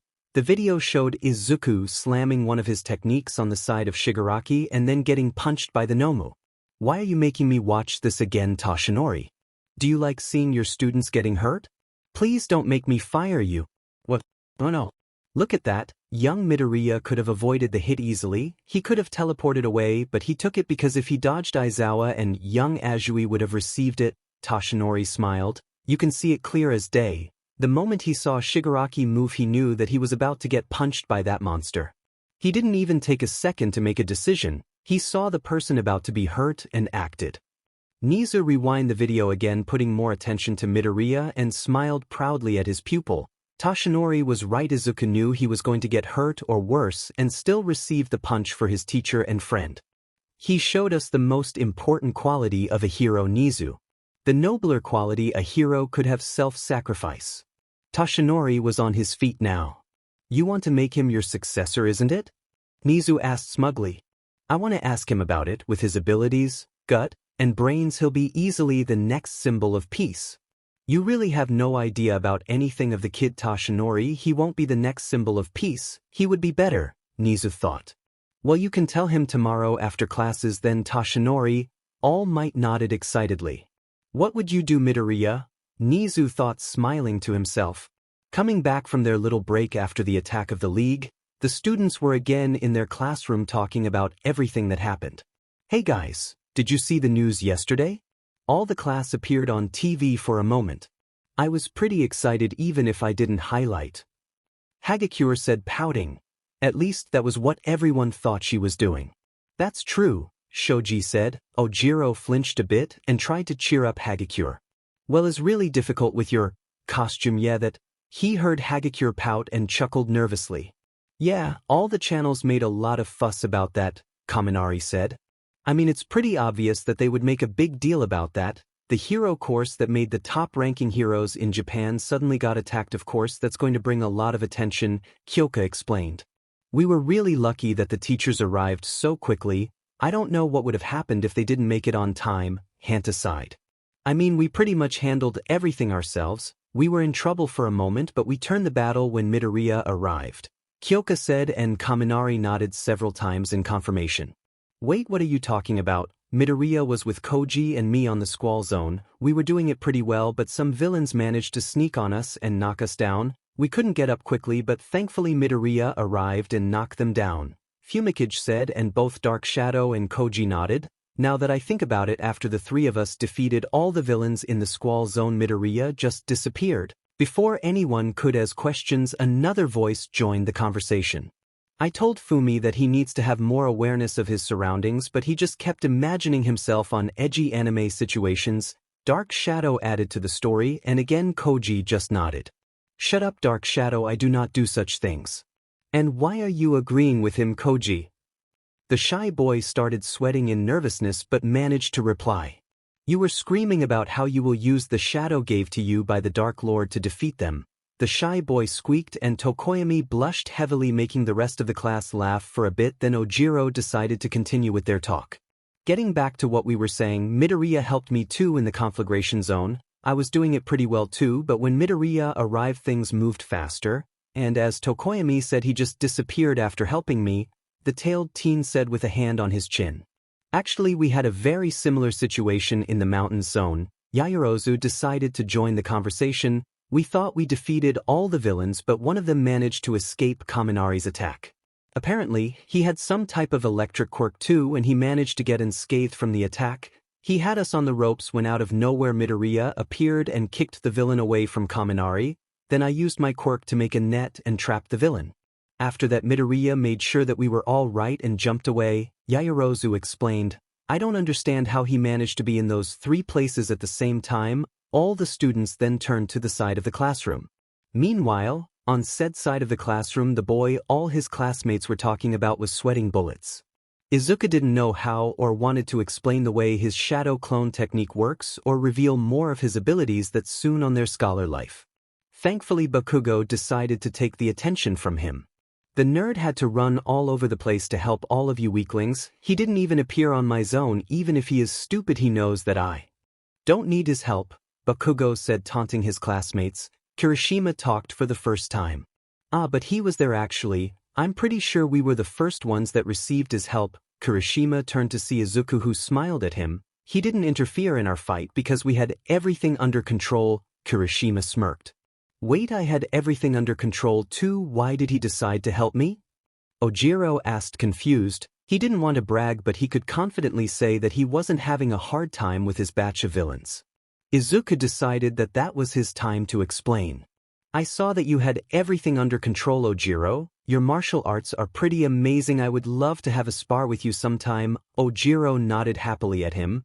But you were alone in there and I didn't feel good leaving you by yourself. That's the main reason I decided to interfere in your battle. I was alone too. What's the difference? Todoroki asked out of nowhere. He didn't sound angry, just genuinely curious, even if his face didn't show any emotion. While Ojiro's martial arts are incredible, his quirk won't help him if he gets overwhelmed by villains. Your quirk is suited for that kind of situation. When I saw that you just froze every villain around you, I knew I wasn't needed there. Todoroki just grunted and turned away, ending his conversation. Now that we're talking about what happened, how did you manage to defeat the big villain Deku? Uraraka asked him. You seemed pretty roughed when you teleported Aizawa-sensei and Tsuyu. The BSRD shouldn't have been that strong if Deku killed him by himself. Bakugo growled and narrowed his eyes at Uraraka when he heard her using that nickname. The villain was extremely powerful and dangerous, so please refrain to even suggest that Midoriya-chan isn't strong. Karo.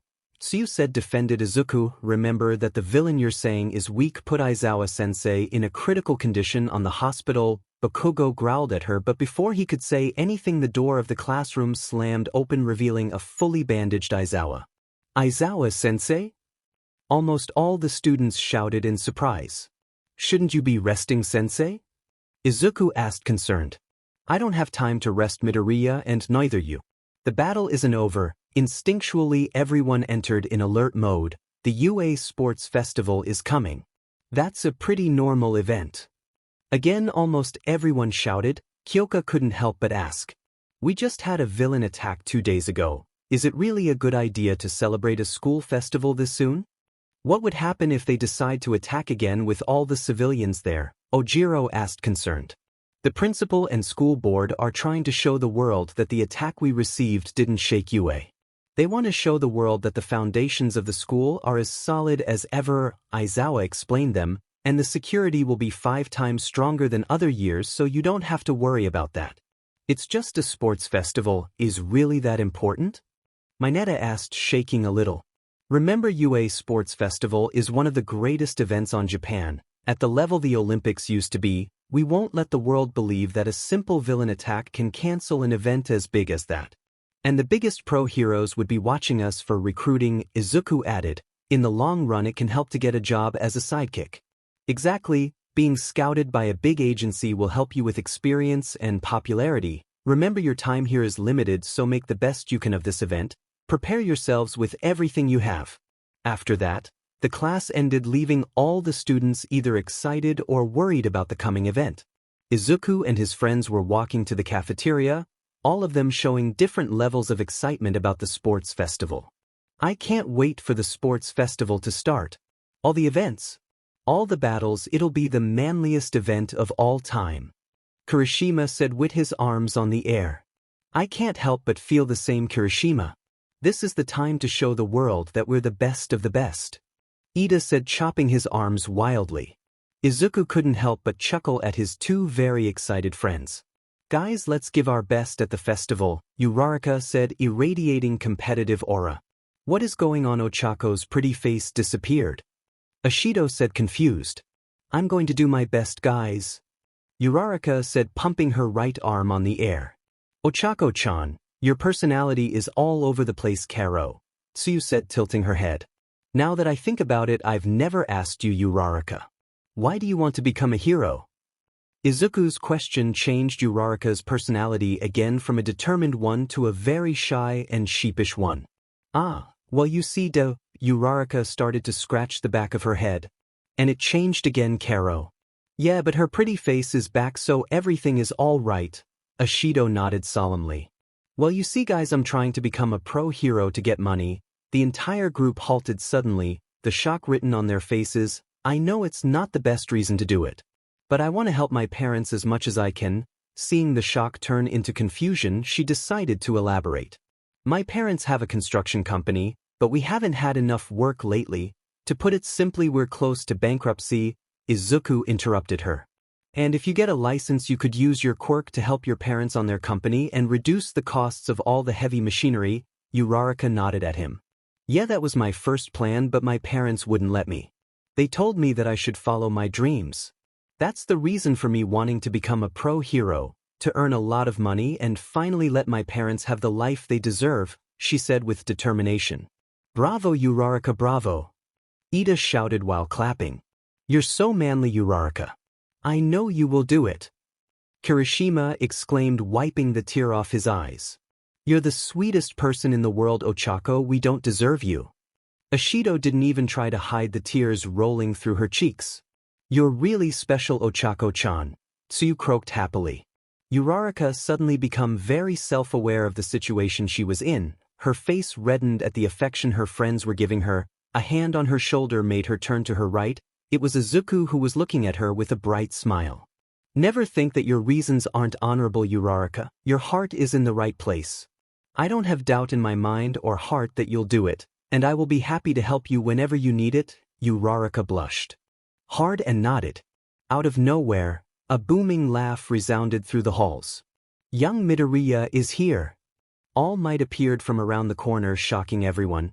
Would you please accompany me to the principal's office? We can have lunch there, All Might said sheepishly and pulled a bento box out of nowhere. What is going on with everyone changing their personalities today? Mina said while scratching her head confused. He is like a maiden. Uraraka laughed. He looks cute, Karo, Tsuyu said. Ah yeah, All Might, I'll go with you. Guys, go without me, I'll catch up with you later, Izuku said to his friends. Don't make All Might sensei wait, Midoriya, go. Ida said. I'll save you a dessert from the cafeteria. I'll give it to you in the classroom later, Midoriya bro. Kirishima, you can't eat in the classroom is disrespectful and against the rules. Ida shouting at Kirishima was the last thing Izuku heard after walking away with All Might. Am I in trouble, All Might? Izuku decided to ask after a few minutes of walking. Not at all, young Midoriya, but Principal Nezu and I have something to talk you about. Izuku nodded at him confused. The rest of the way passed in silence. They reached Nezu's office a few moments later. Upon entering, Izuku noticed Nezu sitting at his desk waiting for them. Ah, Midoriya, please take a seat. Do you want some tea? Nezu asked cheerfully. No, thank you, Principal, I'm good. Well then, first of all, thank you for coming. I know this took you by surprise, but this is an important meeting. Izuku nodded at Nezu. First things first, I want to congratulate you for your amazing performance in the USJ attack and thank you for saving Aizawa and keeping your classmates safe. The principal bowed her head a little. If you hadn't taken action there, I fear the outcome wouldn't have been as favorable as it was, so please accept my deepest gratitude. Please raise your head, Nezu-sensei. I did my job, nothing else. As a class representative, my job is to take care of my classmates, and as a hero student, my job is to save everyone I can. You don't have to thank me for that. Izuku smiled at his sensei. You keep making me proud, Midoriya. I'm grateful to have you as my pupil. Izuku beamed after hearing that. And your actions seem to gather the attention of Mr. Number 1 hero over here. He has a proposition for you. Izuku turned to All Might. The mountain of a man nodded at him and sent him a thumbs up. He then returned his attention to Nezu, who turned serious. Midoriya, I know you're trustworthy, and after your actions, you've earned my full trust, but I need to put emphasis on this. Nezu's seriousness made Izuku gulp. What you're about to hear today and whatever decision you took should not come out of this office. Do you understand?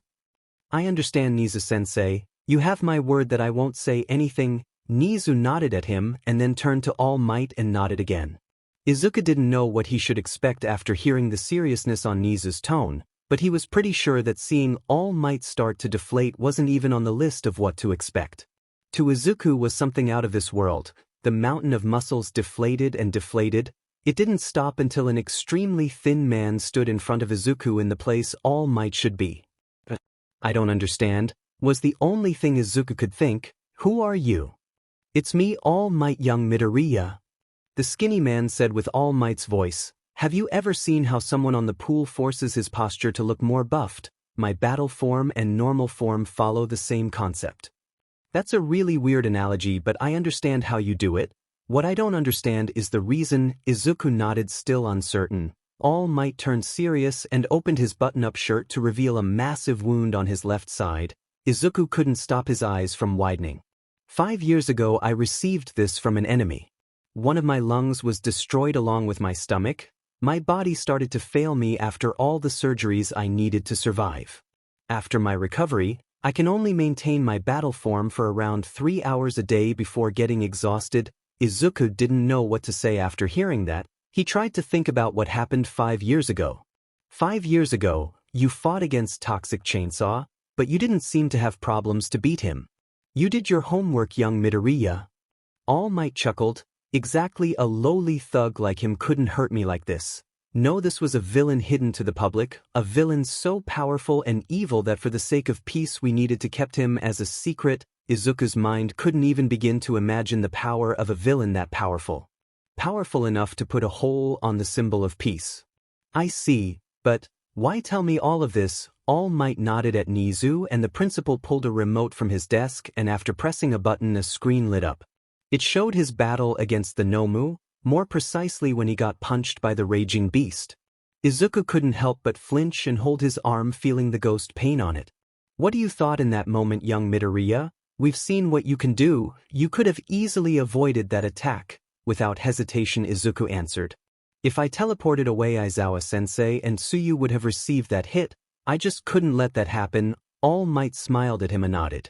And your body just moved on its own. Izuku nodded and All Might's smile widened. Young Midoriya, the story of the greatest heroes always start the same way, with their bodies moving without thinking. Izuku smiled at him with his chest filled with pride. I've noticed your capabilities to be a great hero since that incident a year ago with the Sludge villain, and then at the entrance exam you only reaffirmed something I told you before. You'll be an amazing hero. The way you saved your peers left me amazed for a few days. And finally at the USJ, you showed us the best quality a hero could have, a self-sacrificing heart. Young Midoriya, since the day I meet you, you have managed to surprise me more and more every time. That's why I deem you worthy of inheriting my power, young Midoriya. I want you to be my successor. Izuku's world halted. Pride turned into confusion with a few words. Inherit your power? Izuku whispered, I don't understand. All Might. The press and the people have a lot of theories about it, but none of them are close to the reality. My power was bestowed on me by my sensei many years ago. I inherited this sacred torch to make the world a better place, and I want you to be the next holder of the torch, young Midoriya. The quirk I inherited lets you transfer power from holder to holder. It's called One for All. All Might said, clenching a fist in front of him. One for all? Izuku whispered, completely shocked. That's right, one person cultivates and makes it grow, then it transfers it to another person to make it even stronger. This power was made to help anyone who needs a hero. I don't understand why you would give me something like that. There should be a lot of people better than me. All Might chuckled at Izuku's confusion. I've been searching for a successor, young Midoriya. Since the slime villain incident you grabbed my attention. Your prowess with your quirk makes you an amazing hero in the making, but I wasn't sure. After all, this isn't a decision that I can make lightly. But after seeing your actions in the USJ, I just knew you were the perfect person to inherit my power. You not only have amazing control of your quirk and abilities, you also have the heart of a true hero. That's the reason I want you to become my successor. So tell me, young Midoriya, will you be the next symbol of peace? Izuku couldn't believe what All Might just told him. First of all, the pillar of the society only has 3 hours of power a day left. There was a villain so powerful that managed to put a hole in the symbol of peace. And finally, said symbol of peace seemed to think that Izuku was the right person to inherit the most powerful quirk in history. His head was spinning by the time he recapitulated everything. This was simply too much. He turned to All Might, who was looking at him with expectant eyes. Right, he is waiting for my answer. Izuku knew that the opportunity in front of him was a life-changing and one time only one. And after a minute of thinking he had his answer, he turned to All Might with a beaming smile. I feel so blessed right now, All Might. You don't only believe that I will make a great hero, but somehow you think I'm worthy of being your successor. All Might nodded, determined, but before he could say something, Izuku continued, but I can't accept your offer. I'm really sorry. Was the only thing All Might could say. Izuku turned to look at Nezu, who nodded at him with a smile. All Might, you shared your secret with me, and even if I didn't accept, I want to explain my reasons to you, is the least I can do. But to do that I have to ask for the same secrecy you asked me for. Is that okay with you? All Might raised an eyebrow and looked at Nezu, who was chuckling while sipping his tea. The principal just grinned and nodded at the confused hero. I guess so, young Midoriya. I promise that whatever you tell me won't leave this place. Izuku nodded. First of all, I want to clarify something. I'm quirkless. All Might eyes narrowed in disbelief. Sorry to doubt you, young Midoriya, but I've seen you spit fireballs and duplicate yourself. How can you explain that if you are quirkless? Well, I can do all of that thanks to my chakra. Izuku couldn't help but scratch the back of his head, seeing the confusion in All Might's face. Izuku started telling his story again. How he found the cave running around, Minato's diaries. He even told him about his weekend's training with Fukusa-sensei. At the end of the story, All Might was on the couch with an extremely surprised and worried face. What you're trying to tell me is that anyone can unlock this chakra and become as prominent with it like you are, even villains? Izuku shook his head. Everyone can achieve unlocking their chakra, that part is true, but it requires a lot of training. All Might, what you have seen me do is the result of years and years of practice. Izuku smiled warmly. I've been blessed with opportunities, All Might, founding the cave with all that forgotten knowledge, that the person who made all the volumes of the books to understand chakra and perform ninjutsu was an amazing teacher, getting trained by one of the few living users of chakra, being trained by a pro hero like Aizawa sensei, and being the pupil of the principal of the most prestigious school in Japan. I've been lucky to have all of that, so trust me when I say unless someone finds Minato sensei books or somehow caught the attention of a toad on Mt. Myobokuzen, I don't think anyone could pull out the things I can do, even if for whatever reason they manage to unlock chakra. That seemed to calm All Might a lot. And what's the reason to refuse my offer? You more than anyone knows the hardships someone has to surpass to achieve the level you have. Why refuse become more powerful and being the next symbol of peace? That was a really hard question for Izuku. All Might, my dream has always been being a hero, even if I didn't manage to become like you, a pillar that supports our society. I'm much like you, want to save people with a smile on my face, but I also want to give the people hope. I want them to know that no matter that situation they're in, if they don't lose hope, things would be all right. Izuku pulled a kunai from his back pouch and unrolled the cloth on it, showing him his Hiraition seal. I want them to look at this symbol and feel hope, hope that I will be there for them, protecting them. Izuku's smile was replaced by a frown. Something that doesn't appear on the news is that villains are getting more powerful and dangerous by the day. My goal is to become a symbol for the people to help you, All Might. Because even if you're the most powerful man in the world, you're just a man. Don't take it the wrong way, but you're not eternal. I've been training hard to take some of that weight on your shoulders. Izuku smiled sheepishly at his hero. Honestly, I was scared to think about the day you retired, the chaos it would bring to our society. Knowing that your power and legacy will keep going even after you is calming. I could take your power, All Might, I could become your successor, but at the end of the day we will end like today. All the weight of the world would end up on one person. What if a villain strong as or stronger than the one that hurt you appears again, and this time the symbol of peace doesn't win? I'm not putting myself down, All Might. I know that I have a lot to grow and learn, but telling that I can save everyone by myself would be a lie. And after all, 2 heads are always better than 1 inch. And I may or not always dream to fight by your side, you know. The symbol of peace besides the symbol of hope sounds amazing even if I don't get to do it. Fighting along your successor would be almost as cool. Izuku blushed hard and turned to look aside. Meanwhile, All Might had his eyes widened, hearing the determination and all the thought Izuku put in that short time. He couldn't help but think that he would definitely be an amazing wielder for all for one. But at the same time he could see his point. I understand your point, young Midoriya. You really put a lot of thought in a couple of minutes. I have to say that your resolution is amazing, the veteran hero said with a smile. Thanks, All Might, for believing that I'm worthy and understand me, and looking at it from a practical point, your quirk would really hinder my way of fighting. I'm not precisely a brawl type of combatant even in Sage mode, and your quirk seems really straightforward on that aspect, so I would need to change completely the way I fight, and that's not even thinking about all the time I would need to train to master the quirk. Izuku keeps muttering to himself, making All Might's sweat drop, and turned to Nezu, who looked at him knowingly. He turned again to see Izuku, who kept muttering, only stopping when All Might chopped him on the head. I get it, young Midoriya. My quirk would be detrimental for you, I understand, just stop. Izuku blushed hard at that and scratched the back of his head. Your secret is safe with me, young Midoriya, and I know mine is safe with you. I'll keep looking around for a worthy successor. Meanwhile, you should go to your friends, they must be waiting for you. Izuku nodded and walked to the door. He stood grabbing the doorknob and turned again to see his idol in the eyes. All Might, this must be crossing my boundaries, but can I request your help with something? Again All Might raised an eyebrow but nodded. If you ever have time left, would you please spar with me? Izuku said, bowing. You want to spar with me? The fight against the Nomu made me realize a few things, All Might. I need to be prepared for enemies with overwhelming power more now that I know you have a time limit. I've trained enough to reach Sage Mode relatively quickly, but I need to train with it against people, and that is not something I can just ask any of my friends or Aizawa-sensei. They are powerful, but Sage Mode is dangerous, Izuku said, looking at the floor. And you want to fight against me with the same power you went against the Nomu? I thought I was your favorite hero, young Midoriya. Why would you want to kill me? Izuku's head snapped up and he started to sputter apologies, but All Might booming laughter stopped him. Don't take everything too serious, young Midoriya.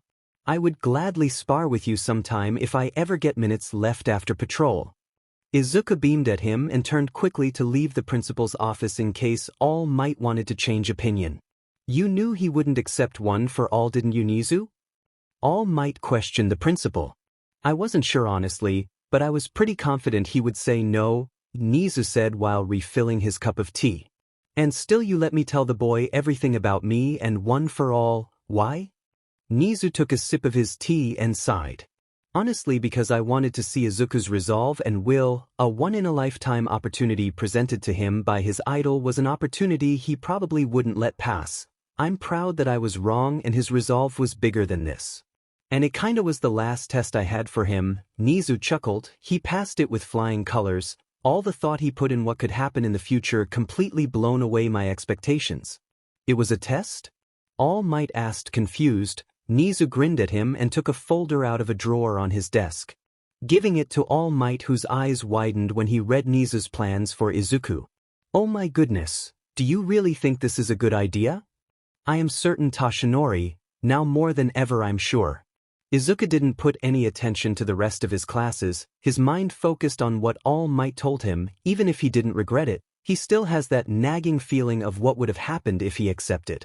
He was thinking about all the possibilities and his mind was going crazy thinking if he could achieve them without one for all. Hey, what is going on? Izuku's mind snapped from all his crazy ideas when he heard Ida scream in front of him. A bunch of students were in front of their door, stopping them from leaving. What are you doing here? Let us leave. Mineta exclaimed suddenly. To Izuku's surprise, Bakugo was the one who explained what is going on. They are here to check their enemies. We did survive a villain attack. Whatever, they should know that it's pointless. Get out of my way, extras. Izuku face-bombed while Ida started to chastise Bakugo. Bakugo, stop calling extras people you don't know. I came to observe the famous Class 1A and the first thing I see is arrogance incarnated. Are all from the hero course that way? Izuku immediately recognized the guy who was talking. Shinso looked behind Bakugo directly at Midoriya. Well, it seems that some of you at least are hero material, he muttered to himself. What did you say, extra?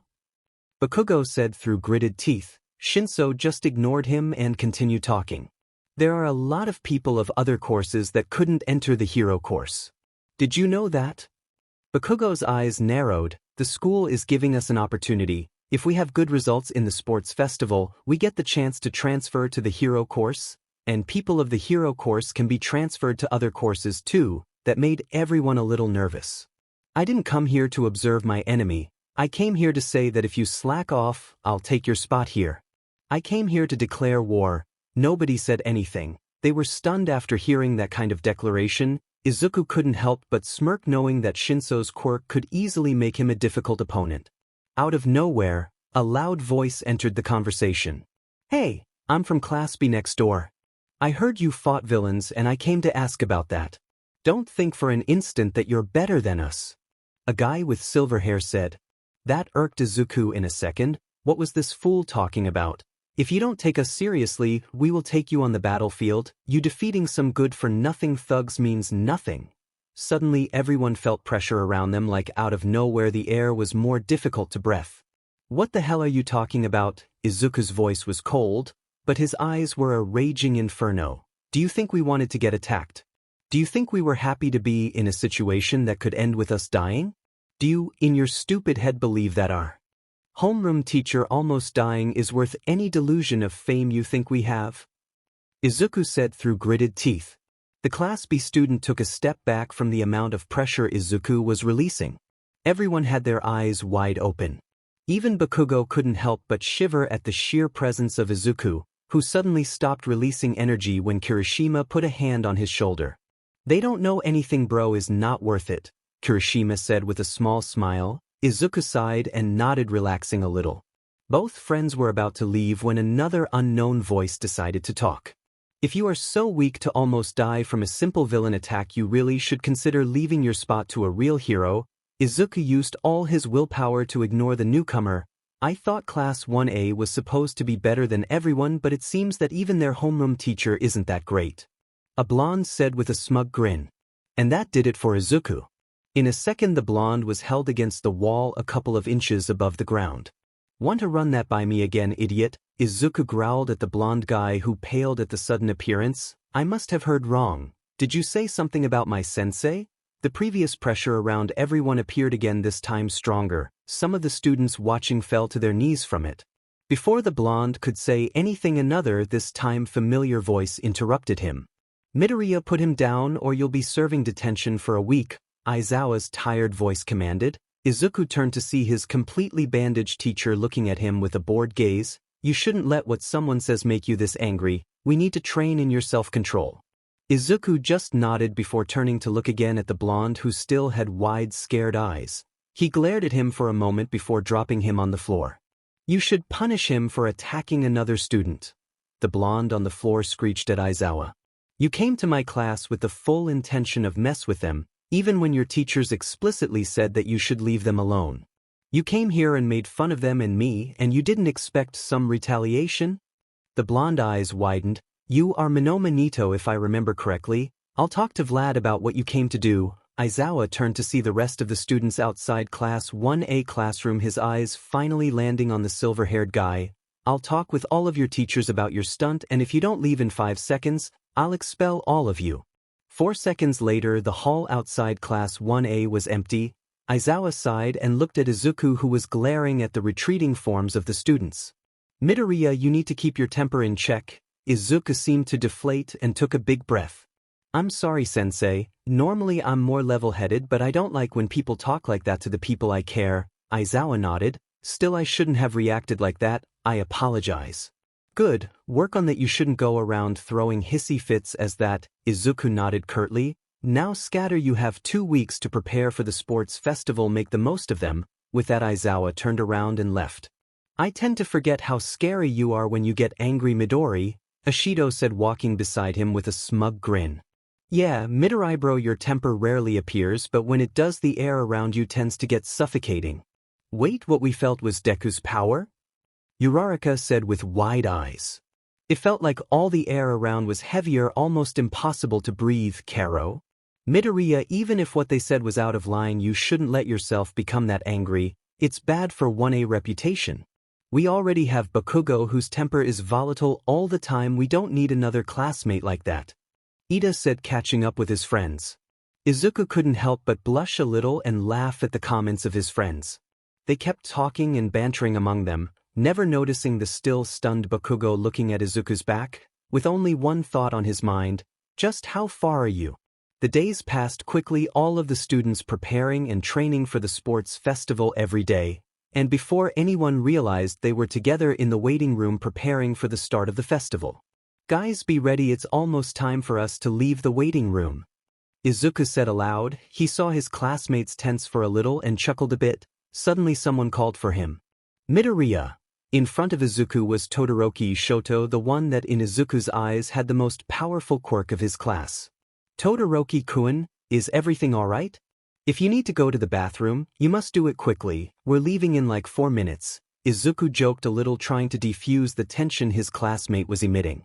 "Looking at it objectively, I can say that we're equal in power," Izuku raised an eyebrow. Debatable, but continue please. Todoroki narrowed his eyes a little but complied. All Might has his eyes on you, and I'm not trying to interfere in that, but I want you to know that I'll defeat you. Izuku's eyes widened at his statement. Suddenly Kirishima's hand was on Todoroki's shoulder. Hey man, why you are trying to pick a fight at this moment? Kirishima's eyes were hard. Todoroki shoved his hand off his shoulder. We're not here to make friends, what difference does it make? With his piece said Todoroki turned around to leave the room. Todoroki, I don't know what are you expecting to achieve singling me out like that? You do are strong, your quirk gives you a lot of raw power and who knows maybe we really are equal in power. Izuku ignored Ishido's and Kirishima's snort. But everyone here and in the other classes is doing their best to achieve victory, so you shouldn't be just singling me out. Everyone here is an obstacle you have to surpass. Todoroki stopped for a second before continuing out of the room without looking back. What is his problem? Kirishima asked and Izuku just shrugged. Let's go guys, it's time. Izuku turned around to see every student in UA waiting with a variety of emotions on each face. He could see the happiness, the nervousness, the fear. But above all, he could see the excitement of every person on the tunnel, from the business classes to the hero ones.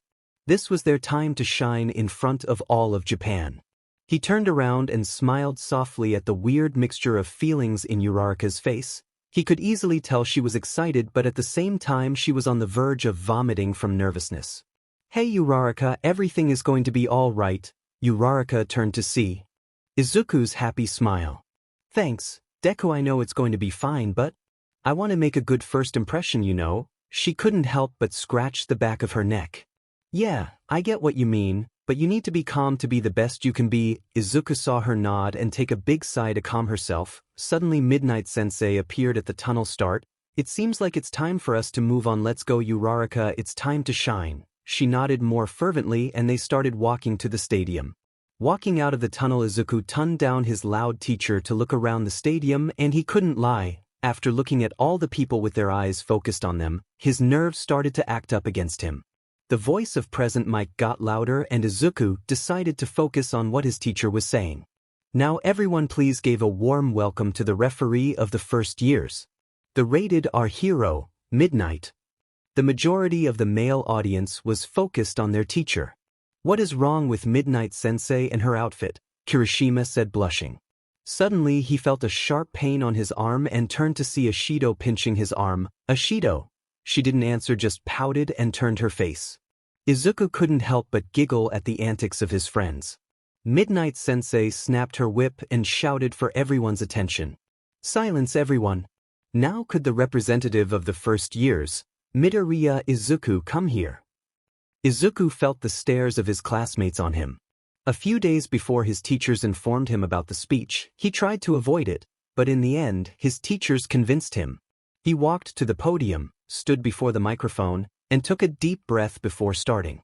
First of all, I thank you all for coming today to see us. Thank you for your cheers and your praise. He let the clap of the audience die before continuing. I'm not that good with words, so I will only say this. Watch us, engrave us in your mind, because the next time you see us we'll be on the streets protecting you and our society. The next time you see us we will be the ray of hope that will destroy the darkness of the world. Izuku chuckled a little. Sorry, that sounded a little corny. He looked down at his classmates and students. Give everything you have. Don't leave anything unfinished. He looked up at the audience. Watch us. He smiled, bowed a little and left the podium. A brief but beautiful message if I say so. Eraserhead. Present Mike shouted while the audience cheered. He is right, you better give everything you have. Remember the school motto plus ultra. The students and the audience screamed together. Enough chit-chat, is time for the first event. Midnight said while a screen appeared behind her. The first event is obstacle race. In an instant, every student tensed. All classes will be running a couple of kilometers lap around the stadium. The point of view of our school is liberty. That means that while you stay on track you can do whatever you want. All the students gathered in front of the gate preparing themselves. A couple of seconds later Midnight shouted, "Start." In a matter of seconds, the gate was full of students trying to pass at the same time, making it impossible to pass quickly. So they put the first obstacle just a few meters from the start. Izuku muttered to himself while being pushed a little by the crowd. A sudden chill on his legs made him act quickly. He jumped and stood on the ceiling of the tunnel looking at how the majority of the students were frozen to the ground by Todoroki, who took the lead. You didn't have to take the "do whatever you want from Midnight Sensei" to seriously, Todoroki, but that was clever. Izuku chuckled and started running on the ceiling. He looked jumping outside the tunnel. Izuku smiled proudly at his classmates. Everyone escaped Todoroki's trap. Reaching the ground, Izuku poured chakra on his feet to run on the ice without problems. He couldn't help but grin at the sight of Mineta almost catching Todoroki, only to lose said grin a second later when a robot arm punched Mineta, almost knocking him out. "Mineta, if you can't continue, please go to see Recovery Girl," Izuku said while passing the dazzled purple boy. "So the next obstacle is the robots of the entrance exam, huh?" Izuku was snapped out of his thoughts when a robot appeared in front of him. "Well, it seems that I had to take some of these down." The robot lunged at Izuku, Rasengan, only to explode a second later. "Here there are the next obstacles. Welcome students to the Robo Inferno," Present Mike shouted. "Wait, aren't those the 0-pointers from the entrance exam?" Kaminari said with fear. "The school is actually using those giant bots for this?" Izuku thought, flabbergasted. His attentions turned in front of him while looking at Todoroki preparing himself to attack the 0-pointers, and Izuku's eyes couldn't help but widen a little looking at the power of his classmates. Wow, he is powerful. To just freeze a giant robot just like that. Wait, it's collapsing on the students.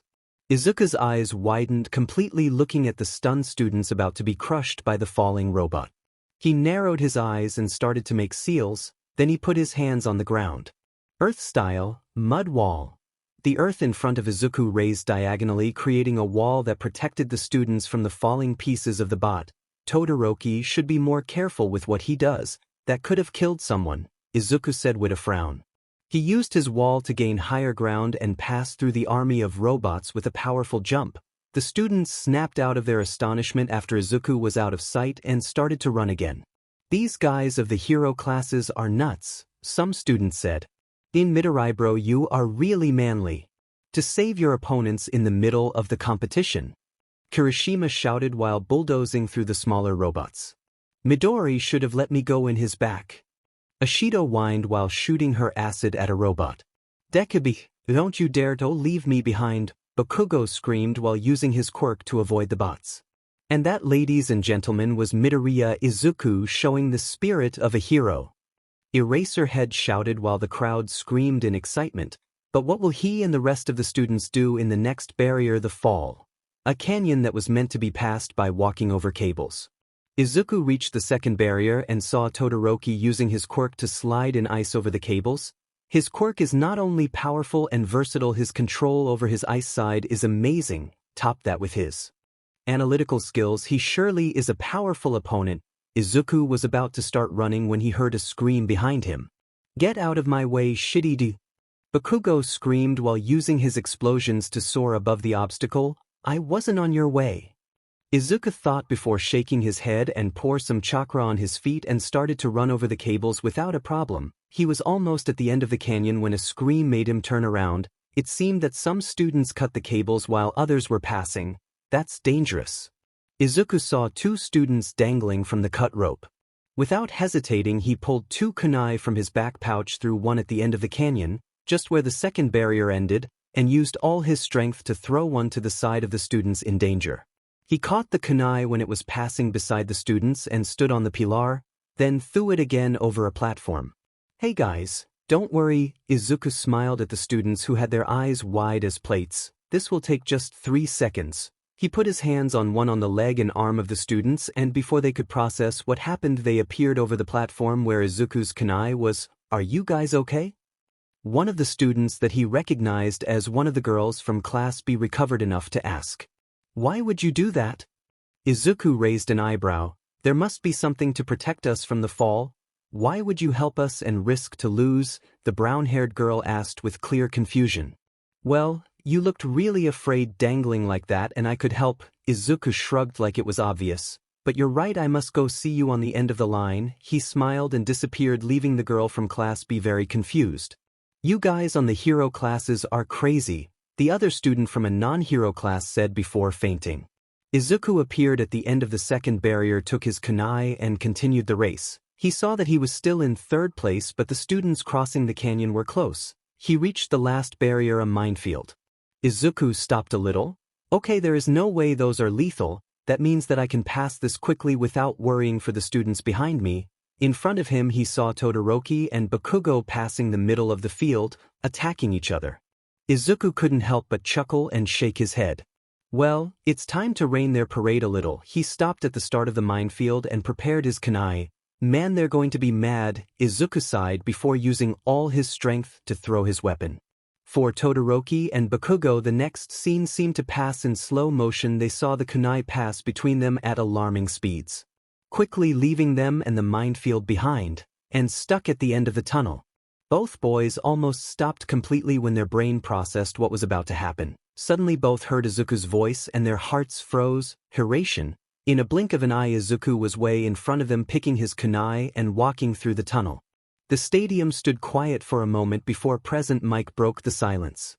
And there you have it, people, the winner of the first round of the first year's sports festival, Midoriya Izuku, the Green Flash of Class A. The stadium roared in cheers and excitement. Izuku smiled a little. The Green Flash. I like how it sounds. He turned to see the rest of the competitors arrive. For a couple of minutes, students poured through the tunnel. Of the 42 students that passed to next round, only 2 are not from the hero classes. Even the girl that was dangling on the rope managed to get in. Deku, you made it in the first place, you're amazing. I made it into the second round, but looking at the difference between us is frustrating. Izuku chuckled a bit. I can teleport around Uraraka. A race is kind of cheating for me, Izuku chuckled. I knew you cheated, Midori. Mina said while walking towards them. I thought we were friends. But I see how it is. You cheat and refuse to give me a piggyback ride. She started to weakly punch Izuku in the arms. But Ishido, you never asked for a piggyback ride. Mina froze for a second and deflated completely a second later, kneeling on the floor defeated. You're really bad, Midori bro, you broke her. Kirishima said, laughing. Everyone at the defeated Mina laughed, even Ida, who was having a mental breakdown in the back. Now the second event of the first year's sports festival is a cavalry battle between the 42 who classified. The twist is that those on the top will suffer the most, remember, because you'll hear it a lot here in you. With a flourish she pointed her whip at Izuku, who raised an eyebrow. Midoriya Izuku, who classified first, is worth 10 million points. Izuku felt the stare of everyone around him and couldn't help but sweat a little. Nice 41 against 1. Pretty fair, Midnight Sensei. Izuku sighed, lamenting his luck. After Midnight announced the rules and how they need to form teams for the event, she gave them 15 minutes to form the groups. Great, I'm worth 10 million points, I'm not going to get any teammates, Izuku lamented silently. I mean, I technically don't need a team, but I need to ask Midnight Sensei if I can use clones as teammates. Izuku started walking to Midnight, but someone put a hand on his shoulder, stopping him. Deku, let's be teammates. Uraraka said cheerily. Izuku's eyes widened. But Uraraka, everyone will be against me. If you are with me, you reduce your chances to get on the last event by a lot. Izuku explained her, but she shook her head. You said it yourself, Deku, you can teleport around. If we escape using your teleportation, we win. That's actually not a bad plan, Uraraka, Izuku said while pinching his lower lip. Midori bro, let's team up. You need a powerful horse to receive all the hate of the rest of the students. Kirishima said behind him. Hate? Izuku asked in shock. I mean, you have the 10 million points, Midori, whoever has it passed to the next round, so yeah, everyone hates you at the moment. Mina said, walking beside Kirishima. But don't worry, you have your friend Mina to save you from the bad people. You guys are sure you want to team up with me? As you said, I'm on the radar of everyone. It's going to be complicated. It'll only be difficult if you don't let loose a little, Midori bro. Kirishima put a hand on his shoulder. I know you don't like to show the extent of your abilities, but this is the right moment to show off a bit. And honestly, it feels a little insulting that you feel the need to hold back for us or something. He is right, Deku. I may not know you as much as Kirishima and Mina, but even I know that you held back a lot on the first event. Uraraka said with a pout. Izuku didn't know what to say. He did hold back in the first round. Midori, you always said that you want the world to feel safe when you arrive to save them. You need to show them your abilities to do that, Mina said, nodding sagely. We are all training to be the best heroes we could be. Deku, how are we better ourselves when we don't know who we have to surpass? Uraraka said smugly, and Izuku couldn't help but smile at them. I'm sorry guys, you're right. I'm not respecting you enough as heroes in training. I promise that I'm taking this more serious from now on. Izuku saw his friend smile and nod, until Mina scratched the back of her head nervously. You do that, but if we have to fight against each other, please hold back a little. Izuku chuckled a bit. Sorry Ishido, I can't do that. I'm going against you with all my strength. Mina paused a little while Kirishima and Uraraka laughed. After taking their positions, Izuku took a deep breath in the rider position. He could feel the stares of everyone on his team. He decided to ignore the stares and looked down at his team. Kirishima in the front, Ishido on his left and Uraraka on his right. He could see the nervousness in them, but at the same time he saw their determination. They have their trust in me. I can't disappoint them. That means I can't keep holding back. Present Mike started the countdown and he took a deep breath. Now let's get ready for the battle. 3, 2, 1. Start! Shouted Midnight, and immediately everyone dashed against Izuku and his team. Let's show them what we're made of, guys. Earth style, mobile core. Suddenly below Izuku's team, the earth shoots up, creating a massive pillar in the middle of the arena, leaving everyone on the ground gapping at the sight.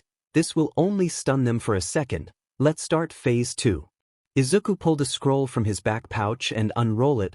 I've been working on these for a while. Hopefully nobody gets hurt, Izuku said with a little concern before putting his hand over the scroll and throw it above them, where the scroll exploded, creating a smoke cloud. Wait, what do you mean with that? Kirishima asked and looked up. His eyes turned wide as plates, looking at the falling kunai from the sky. Did you just make kunai rain? Make it rain, Midori. Mina said excitedly. The people on the ground are going to become pincushions. Uraraka screamed. Everybody take cover. Midoriya bro is trying to kill you. Izuku's eyes widened. I'm not trying to kill anybody. Those are not real kunai. Izuku said urgently. His teammates looked down at the ground and saw everyone trying to avoid Izuku's attack. For a moment his team was concerned, but after a few seconds, they saw the blade of the kunai squash against the floor like it was made of gum. Finally, after the kunai stopped falling, everyone looked up at Izuku confused. I got this idea after the attack of the USJ. I actually took the idea from Mineta. You used glue kunai to trap people? Mina asked, looking down at some of their opponents trying to rip off the gooey kunai. That's a happy coincidence. Look at the handles, Izuku said smiling. Uraraka eyes widened. Wait, those handles have your seals. Izuku grinned. Exactly, so it's time for us to take the offensive. Izuku made a seal, shadow clone technique. 5 Izukus appeared in front of them. Kirishima and Mina grinned while Uraraka almost screamed, startled. Take every headband you can. His clones nodded and disappeared. What are those? Uraraka screamed. I didn't get hit on the head by one of those weird kunai and I'm hallucinating, right? Those were 5 Deku clones? That's one of the unfair amounts of techniques that Midori can use, Mina said, rolling her eyes. Well, we did tell him that he needed to show off, Kirishima said while receiving a headband from an Izuku's clone that appeared in front of him. Don't disqualify everyone, please, the redhead begged. Don't worry about it, Kirishima. It seems that 2 of my clones were already beaten, Izuku said smiling, and someone is getting close. Prepare yourselves. They heard loud screaming getting closer and instantly knew who it was. Without missing a beat, Mina shoot a stream of very diluted acid in the direction they heard the voice coming. Bakugo appeared and instantly was blinded by Mina's attack. He screamed in rage, but before he could use his explosion against them, Kirishima walked forward and punched him down. You're saying that I'm trying to kill people and you punched down a guy that was 12 meters on the air, Izuku deadpanned. Meh, he won't die, he is too stubborn. He looked down and Bakugo's team caught their screaming teammate. For a while the teams trying to go over the pillar and Izuku's team sending them down, Mina making it difficult for them to climb with her acid, Kirishima punching everyone and Uraraka taking the gravity of everyone who got near her. Izuku repelled them with his wind-style techniques. The shadow clones recovered another 4 headbands before disappear. 30 seconds left.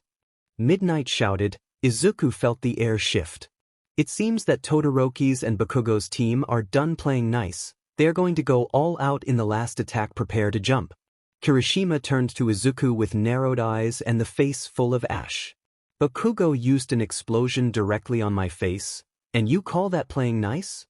Izuku didn't answer, and a couple of seconds later they teleported away from the pillar that suddenly turned into ice and exploded after Bakugo used attack.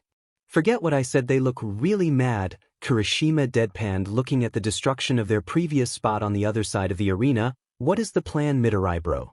We disappear, Izuku shrugged before making hand seals, wind style, sand dust. Izuku exhaled a massive cloud of dust to hide them. Todoroki and Bakugo saw Izuku's technique and instantly attacked ice and explosion colliding on the cloud of dust in a massive explosion. Bakugo smirked and Todoroki narrowed his eyes. You guys need to relax a bit, that attack could have really hurt us, Izuku said from behind. Todoroki and Bakugo turned with wide eyes looking at the smiling Izuku and his smirking team. Todoroki on pure instinct raised his left arm and a sliver of fire escaped his arm. A second later he stopped himself, and before he or anyone could do anything they heard Midnight shouting, "Time's up! The winner of the second event of the first-year sports festival is Midoriya's team." The crowd went nuts after that. Izuku dropped from his teammates, raised a fist. "We did it, guys! We're the best team in the world!" Mina screamed. "We only beat the first year's Ashido," Kirishima said with a big smile on his face. "We're the best team of the first years," she repeated. "Hell yeah!" Uraraka jumped. The team was so happy celebrating that they didn't notice Bakugo's screaming in rage while hitting the floor nor Todoroki looking at Izuku with livid eyes. Izuku watched Todoroki with curious eyes. After the second round of the festival, the red and white boy asked Izuku to talk in private. Now they had been looking at each other for a while and Izuku started to feel awkward. "So, what do you want to talk about, Todoroki? We've been looking at each other for a while now. If we don't move quickly, the cafeteria will close and we will have to fight on an empty stomach." Izuku felt the tension in the air and tried to joke a bit. "If this is a confession, I'm sorry, but I can't accept. I mean, you're handsome and all, but we don't know each other that well. Maybe a couple of dash." "I was overwhelmed," Todoroki said, finally breaking his silence. "Even if you didn't attack me the moment you teleported behind me, I could feel the pressure of your power." Izuku raised an eyebrow. "Your simple presence overwhelmed me so much that I broke my promise." "You broke your promise?" Izuku saw Todoroki look at his left hand with narrowed eyes. "I used my left side. Nobody else felt it, but I did. I've met only other person that put me that on edge with only his presence, All Might." Todoroki then looked directly at Izuku's eyes. "You've been trained personally by All Might, don't you? That's the reason he has his eyes on you." "Nope," Izuku answered quickly, and Todoroki halted for a second after looking at the sincerity on Izuku's face. "I see. Endeavor is my father. He has been the number 2 hero since always. Maybe you have no relation with All Might, but for some reason, he has his eyes on you. For me, that's enough reason to defeat you." Izuku tilted his head to the side. He climbed the ranks with his overwhelming strength. Still, his power wasn't enough to surpass the legend of All Might, and so he decided to use another route. "Have you ever heard of Quirk marriages?" Izuku's eyes widened and Todoroki noticed that. "I see that you know what they are. I'm the product of 1 inch. When Endeavor understood that he couldn't beat All Might, he decided to use his plan B, have a child stronger than him, so he found a wife whose quirk could counter the drawbacks of his own." Todoroki's eyes narrowed again and Izuku could hear the strain in his voice. "I hate it. I refuse to become a tool for his delusions. In my memories, my mother was always crying. She said that my left side was unsettling while she poured boiling water on my face." Izuku flinched at the image. "I hate my left side, and now that you've put yourself on the top of the mountain, I picked a fight with you to show him that I don't need his power to beat you, that I deny his power completely, and I'll reach the top spot without using it." Todoroki turned to leave. "Maybe I was mistaken about your relation with All Might, but he is interested in you, and that's all that matters. I'll beat you using only my right side." "I'm sorry about all that happened to you, Todoroki. Honestly, I can't even imagine what you've been through." Todoroki looked over his shoulder. "But let me tell you something, if you don't come at me with everything you have, you're going to lose." Izuku saw Todoroki narrowing his eyes. I'm done holding back Todoroki. I'm not disrespecting you all by doing that anymore. And hopefully you'll give me the same courtesy and come at me with all your power." Izuku smiled at Todoroki, who stood looking at Izuku for a while and then left without another word. When Todoroki was out of earshot, Izuku talked again. "You should know that is a bad habit to hear other people's conversations, Bakugo," Izuku said while walking away. Bakugo turned the corner to only catch a glimpse of Izuku walking away. Izuku stood on his side of the arena waiting for his opponent, Minoma Nido, the guy who insulted Aizawa-sensei the other day.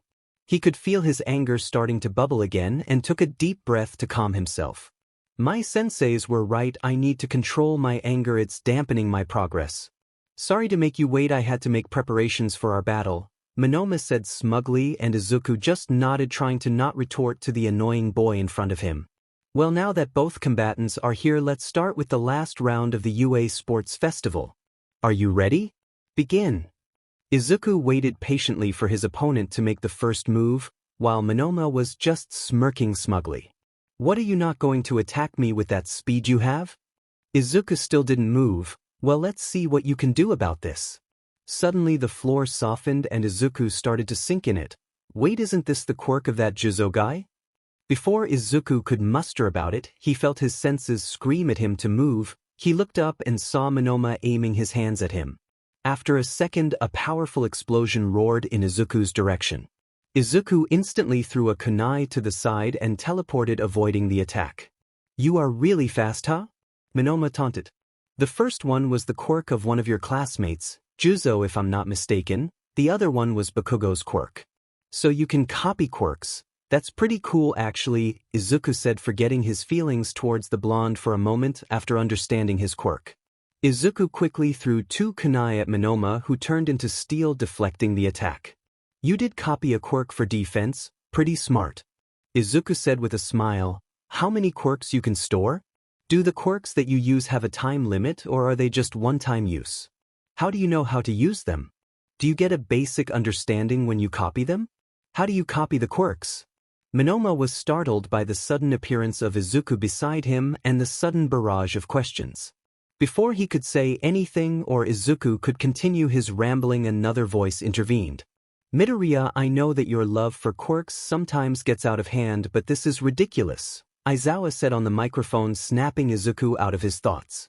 Izuku disappeared again, avoiding another explosion from Minoma, who also snapped out of the sudden daze Izuku put him on. Izuku reappeared on the spot he was at the beginning, picking up a kunai. "You left one of your knives there to teleport back, huh?" Minoma said with a sneer. "It seems that you always think 3 steps ahead." "I like to be prepared for every scenario," Izuku said with a smile. "Would you mind telling me later about your quirk? It is amazing to think about ever tying you can do with it. You're a jack of all trades." Minoma's eyes widened at Izuku's words. All his life he was mocked for his quirk, and he would think the same was happening there, but Izuku's words, eyes, and expressions seemed sincere. "It seems that you aren't that bad for someone in Class A. Still, I'm sorry, maybe after I beat you I'll find a time to entertain you," Minoma said with a confident voice. "You're right, we're fighting, I'm sorry." Izuku made seals with his hands, wind style, vacuum bomb. The sphere of air clashed against Minoma, who only withstood the attack thanks to his steel body.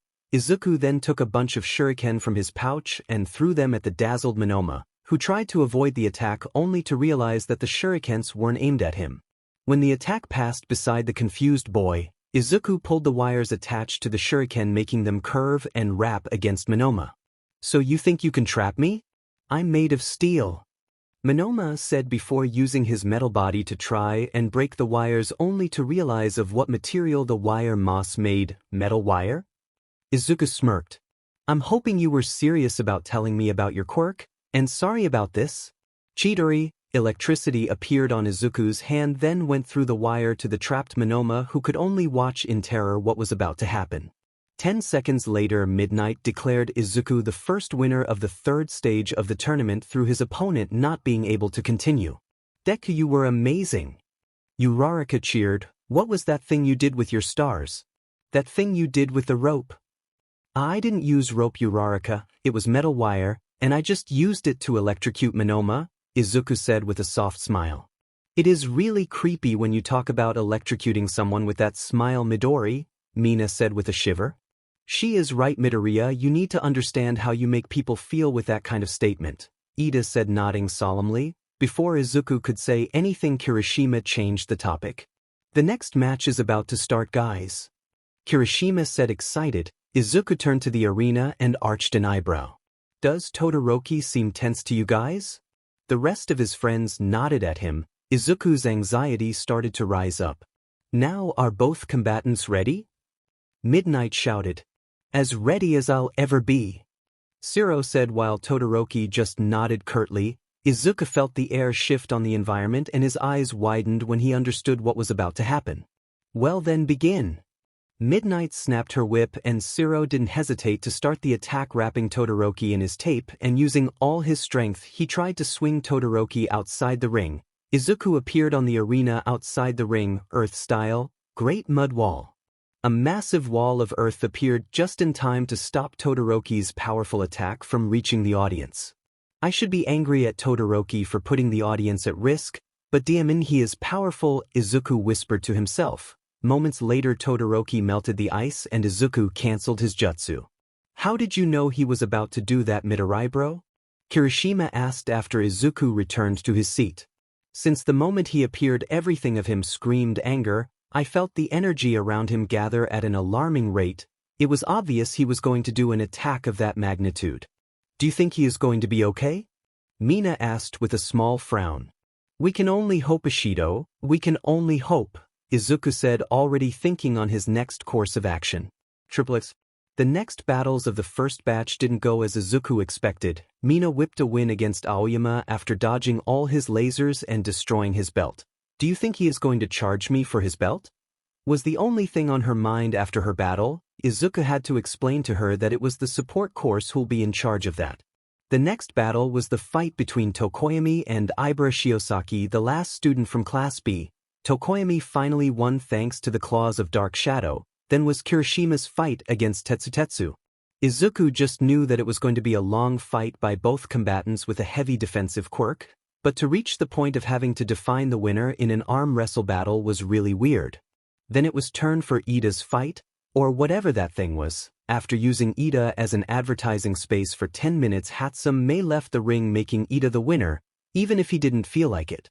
Yaoyorozu's fight surprised Izuku. He knew of her capabilities, but it seemed like Shinso managed to make her talk and she couldn't break his control. Finally, it was time for Uraraka's fight, and even if Izuku didn't show it, he was scared for her. Bakugo, for all his wrongs, was a natural fighter, and his quirk made him a complicated opponent for almost anyone. So here he was walking to the waiting room to talk with Uraraka, if not to calm her nerves, to calm his. Hey Uraraka, how are you feeling? Izuku asked softly from the door. Uraraka flinched a bit at his sudden appearance. Did you just teleport here, Deku? She asked with a smile. Nope, I wasn't going to risk using your mark and you being in the bathroom, nope. Izuku said with his face reddening. You're always thinking ahead, Deku, Uraraka giggled. I'm not going to lie. I'm nervous. Bakugo is strong, Izuku nodded at her, but looking at how incredible you're, I'm inspired to give my best on this tournament. Izuku's face reddened more at her compliment. You're pretty amazing yourself, Uraraka. Don't sell yourself short, Izuku said, smiling at her. A few seconds later his face turned serious. Do you have a plan? I do. I can't make 100 plans like you, but making one, that's easy, she said while giving him a victory pose. That's nice. I came here to give you a plan, but it seems that you don't need that. Izuku smiled widely. Did you believe my plan could work even if you don't know what it is? Uraraka asked softly. Uraraka, you're going to be one of the most amazing heroes in Japan. It would be very disrespectful of me to not believe in you. Izuku's smile became softer and Uraraka's cheeks reddened more. Thanks for believing in me, Deku. I may not use one of your plans, but I can always take a bit of good advice from the strongest in the class, Uraraka grinned. And advice, huh? You should probably have an ace under your sleeve, right? Uraraka nodded with determination. Don't call it. Uraraka's eyes widened. Bakugo is an incredible fighter, Uraraka. If you give him even a hint of your ace, he will counter it or avoid it. His fighting skills and instincts are that good. Uraraka nodded slowly. Don't show my ace until it's too late for him to react. Izuku nodded with a smile. I know you can do it, Uraraka. You're that amazing, Izuku said before walking her to the exit of the waiting area. Izuku watched with rapt attention Uraraka's fight and couldn't help the smile growing on his face. Where everyone was watching a poor girl being pushed around by Bakugo, Izuku saw the powerful will of a girl taking head on an opponent that is stronger than her and the incredible plan she developed to beat him. He should stop playing around with her and just explode her out of the ring. Yeah, that kind of treatment to a girl is not heroic at all. Izuku was about to say a piece of his mind to the dumb heroes when Aizawa interjected. To hear a pro thinking like that is disappointing. How many years do you have as a pro? If you really think like that, leave this place and go change careers. Bakugo is being cautious because he knows the capability of his opponent. That's why he isn't going easy on her or dropping his guard. Izuku smiled proudly at the words of his sensei and then focused again on the fight. Triplets. Bakugo was standing still waiting for the dust to dissipate. He knew that Deku must have helped Round Face to develop a plan to beat him. That's why she was attacking so desperately. Before the dust dissipated completely, Bakugo noticed a small pink glow. She's releasing her quirk? Why would she dash? Bakugo's thought was interrupted when a rock hit hard him on the shoulder. She used an attack from the sky? Bakugo tried to lift his hands to destroy the attack, but the rock that hit him on the shoulder hurt him more than he thought and couldn't lift his left arm enough. Growling, he lifted his good arm and braced himself for the pain that was about to feel. Before he unleashed his attack from the corner of his eye, he could see Uraraka running at him and felt nervous for a second. He used the strongest explosion he could muster to destroy all the debris and blow Uraraka away from him. After the massive blast, his arm was screaming in pain and he could barely move it. He saw Uraraka stand up slowly, preparing herself for another clash. I'm not done yet. Deku wouldn't give up. I can still fight, Uraraka said with strangled voice but determined eyes, and then she started running at Bakugo. That was a pretty good move for a desperate attack. Okay, let's get serious then, Uraraka. Bakugo screamed and started running at her too. Suddenly he saw her stumble and drop to the floor. But just before she could hit the floor, Deku appeared beside her, catching her head. What are you doing here, shitty nerd? Bakugo halted immediately and screamed, but Izuku ignored him. You did amazing, Uraraka, Izuku said softly. She is unconscious, sensei. Midnight ran at them to check on the girl who was unconscious with her eyes open. Uraraka can't continue. The winner of this fight is Bakugo, Midnight declared while Izuku carried Uraraka in his arms towards Recovery Girl. Bakugo didn't say anything, just stared at Izuku's back while he disappeared into the tunnel. When Izuku appeared, he expected at least a harsh look for beating Uraraka, but that didn't happen. He didn't even feel the hostility that Izuku radiated towards him every time they were close since their re-encounter. No, all he could feel was his instincts telling him to stop and don't take another step towards the fallen girl, or there would be consequences towards him or anyone who tried to harm her. And he hated that feeling with all his might. Triplets. Izuku waited for Uraraka to come out from Recovery Girl's office, thinking about how he could help her or what he could say to make her feel better. When she finally left the nursery, both looked at each other in silence for a while. Until finally Uraraka decided to speak. It seems that I lost her? Uraraka said, scratching her head. I really thought that I had him, but Dean, he is really strong. Uraraka's voice sounded cheerful, but Izuku saw behind her act. How are your wounds? He asked softly, the smile leaving his face for the first time. They are just fine. Recovery Girl took care of that. I only needed a small dose of her quirk, that's why I'm not drained. Uraraka sent an okay sign to Izuku, who nodded. You did amazing, Uraraka, you know that, right? Uraraka's smile wavered for a second but nodded. I know, right? Uraraka said cheerfully again, but was surprised when Izuku suddenly hugged her, holding her head against his chest. Deku? Don't be too hard on yourself, Uraraka. You put against the ropes one of the strongest people in our class. You know that makes you one of the tops on Class 1A, right?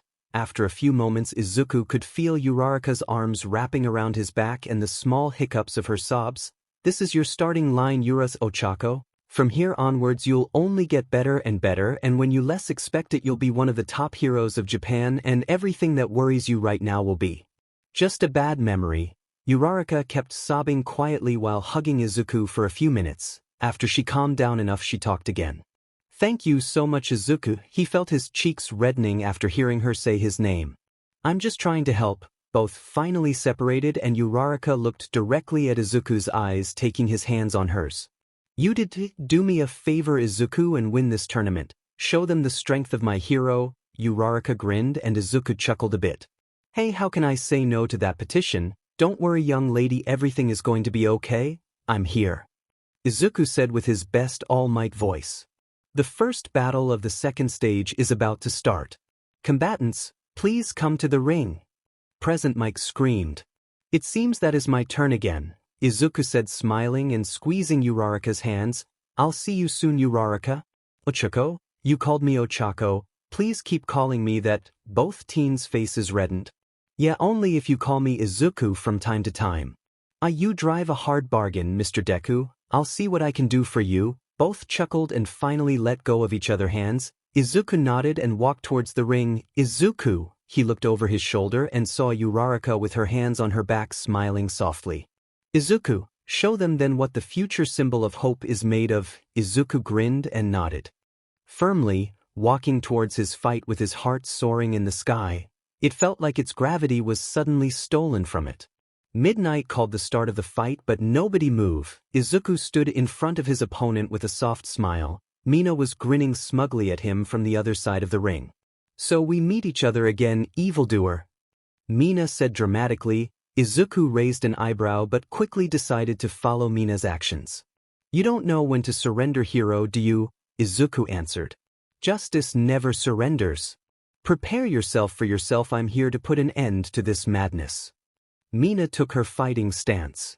You will try, Izuku said, taking a fighting stance too. Both fighters took off running and clashed in the middle of the ring, throwing hits at each other, Mina using her mobility and acrobatics to avoid Izuku's attacks. Mina dashed around using her acid and threw acid shots at Izuku, who avoided them with ease. Izuku then threw a kunai in front of Mina, making her stop on her tracks, but she wasn't quick enough to avoid Izuku, who appeared in front of her and hit her with a powerful kick that sent her flying towards the edge of the ring. Izuku appeared again in front of her, and she was suddenly held in the air by Izuku's hand. Surrender, hero, you're defeated, Izuku said in an ominous voice. I will never surrender, you killed my best friend. Mina said with a strangled voice. You kicked me really hard, she whispered. No, hero, I didn't kill your best friend. I'm your best friend. Izuku said with a smug grin. I'm sorry I got carried away. Izuku whispered back. No, Mina screamed dramatically and then complained after being dropped to the floor. She pouted at Izuku, who just chuckled a little. A few moments later, both friends laughed freely. What just happened? Midnight asked. Ashido, Mina has been thrown outside the ring. Midoriya Izuku is the winner. I guess. The audience clapped, confused but happy at the act both friends just did. Problem child, you need to be serious about this tournament. Aizawa sighed on the microphone. Izuku just shrugged and was about to help Mina up when she jumped on her back, grinning wildly. You need to win this tournament, Midori. I would look bad if you lose after defeating me. Izuku chuckled. Don't worry, Mina, I've already promised that I will win. Oh, you already promised that, huh? Mina started teasing Izuku after that. The next fights passed quickly, with Shinso being defeated by Tokoyami. Apparently brainwashing Tokoyami didn't transfer directly to Dark Shadow. Well, Shinso found out the hard way. Todoroki and Kirishima's fight was amazing to Izuku. Kirishima destroyed 3 times the ice Todoroki used to trap him, even got a good hit on him. Sadly, Kirishima's stamina ran out and he couldn't destroy the 4th ice pillar and loose after being immobilized. Ida's fight against Bakugo was a close one, but Bakugo was smart enough to keep Ida at bay with ranged attacks. Even if Ida got a few hits with his Recrypro burst, Bakugo withstood the attacks for 10 seconds, then it was over, an explosion to the chest and Ida was out of bounds. Now it was finally Izuku's turn again. Izuku stood in the ring for the 3rd time on that day, looking at his opponent's bicolored eyes. Todoroki had his eyes focused on Izuku with a frown, and Izuku could feel the energy around his opponent shift. Remember what I told you earlier, Todoroki? You either come at me with everything you have or you won't have a chance. And I told you that I'll beat you without his power, Todoroki growled. Are both combatants ready? Midnight asked. Both teens nodded. Then begin. As soon as Midnight called the start of the fight, Todoroki sent a powerful ice wave at Izuku, who quickly made seals and prepared the counterattack, wind-style, vacuum bomb. The air sphere collided with Todoroki's attack, shattering it completely. Todoroki growled and sent another ice attack towards Izuku, who's again shattered it with another vacuum bomb. Izuku watched Todoroki intently, thinking about what to do or say to reach the stubborn boy. For the third time since the start, Todoroki sent another ice attack towards Izuku, who decided to change the approach and evade it, throwing a kunai to the side and teleporting away from the attack. Izuku then threw a couple of shurikens towards Todoroki, who quickly acted an ice wall to deflect the attack. Before the ice boy could do anything, Izuku appeared in front of the ice wall. Rasengan, Izuku's attack easily shattered Todoroki's wall and sent bicolored teen back a few meters. Todoroki growled again and moved to attack Izuku on close quarters, using an ice ramp.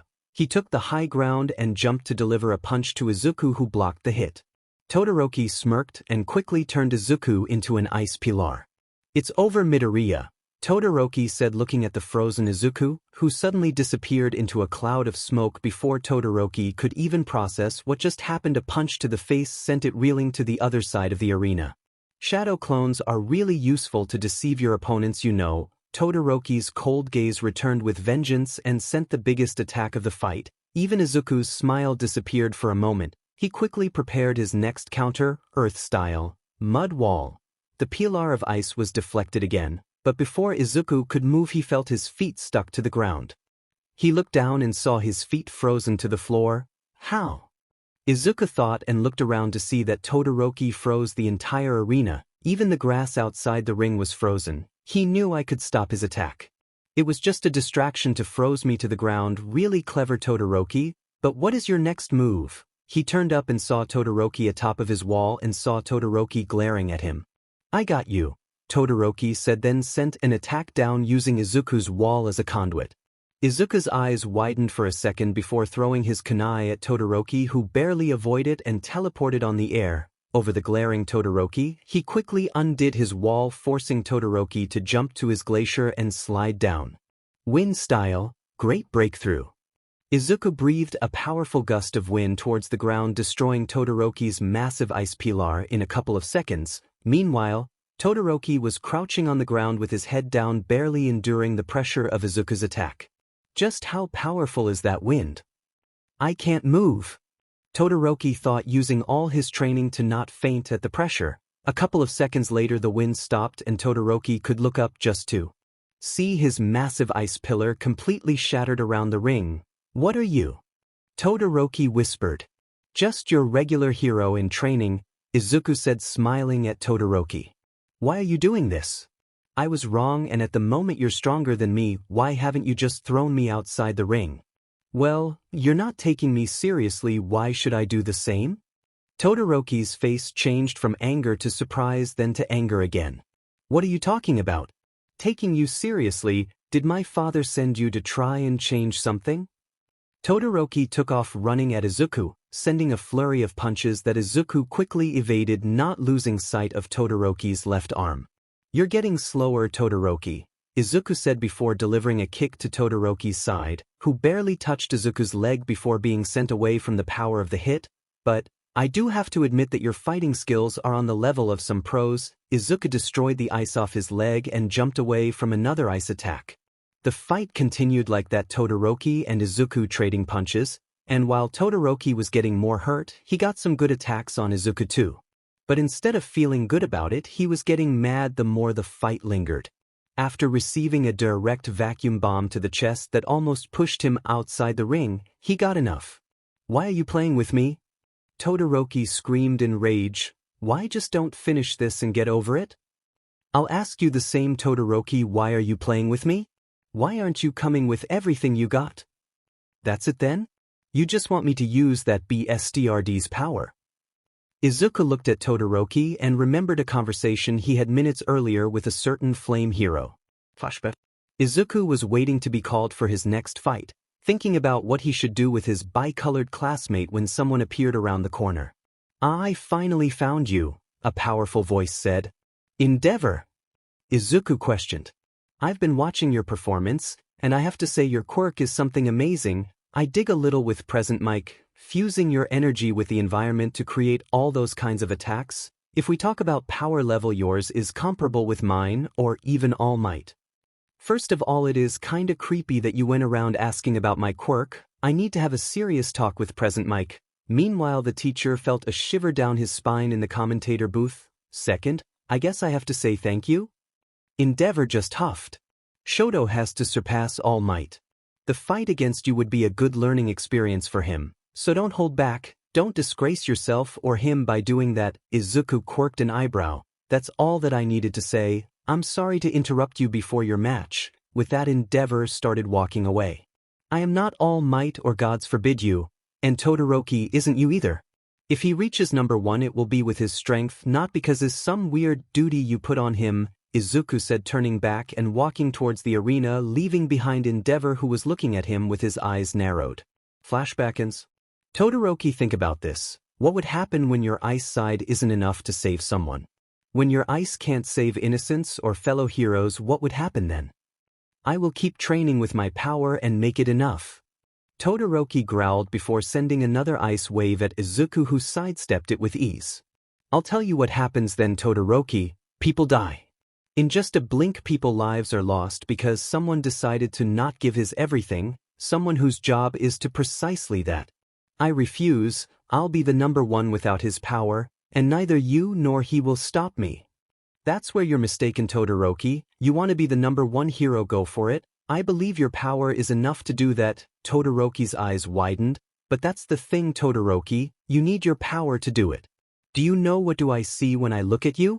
Todoroki Shoto, bright hero in training, not Endeavor. When I analyzed your quirk, I wrote half hot and half cold, not hell flame. Todoroki's eyes widened a bit more.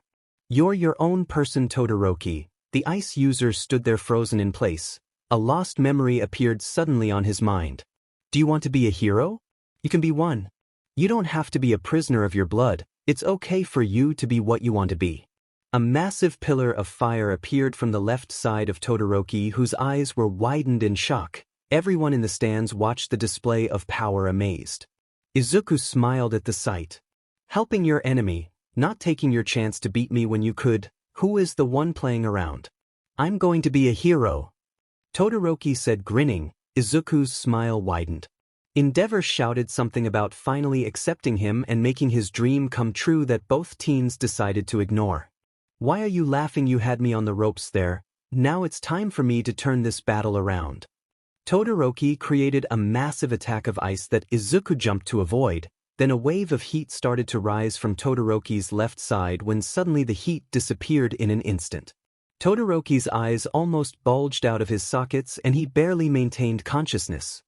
He slowly turned to his right and saw Izuku smiling at him, his fists still deep into his stomach. How? He barely whispered.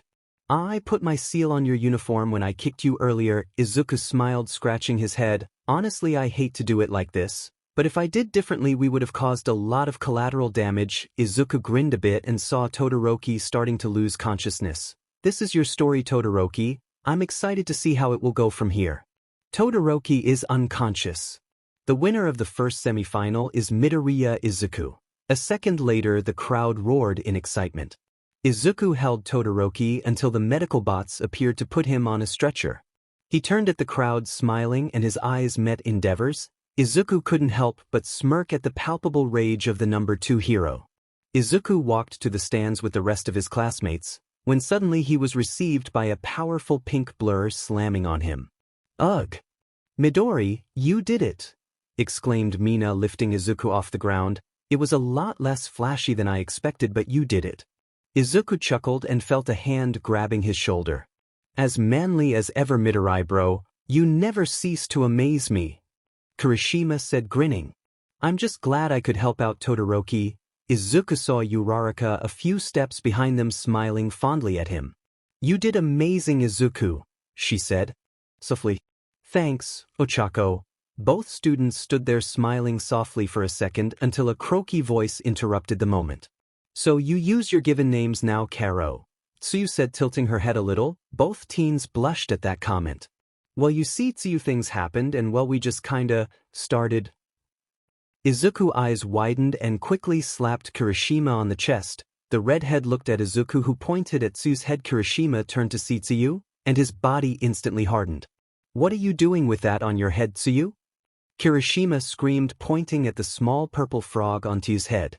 Oh, you mean this little guy? She pointed at the small frog. It came with this. She took a scroll from her pants. It's for you, Midoriya-chan. Tsuyu tilted her head again, confused by the reactions of her friends.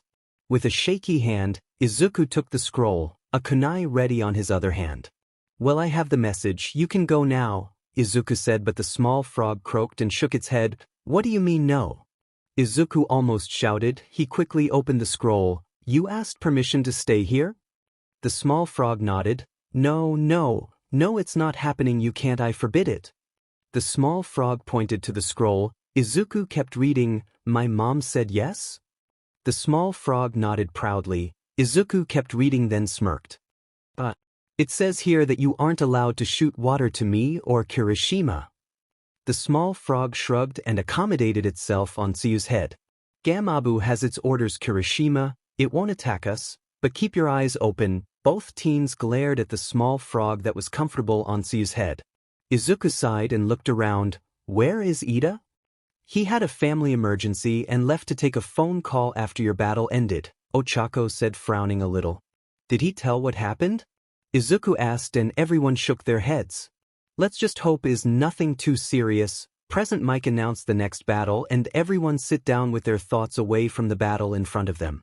Izuku was walking towards the ring, trying to focus on his next battle against Bakugo. The explosive blonde managed to win against Tokoyami after understanding the weakness of Dark Shadow. Izuku reached the ring for the fourth and last time that day. He looked around, smiling at the sight of the expectation on the people's faces. A growl and a shout made him focus on his opponent. What are you looking at, Deku? Don't get too full of yourself only because you beat that half and half BS.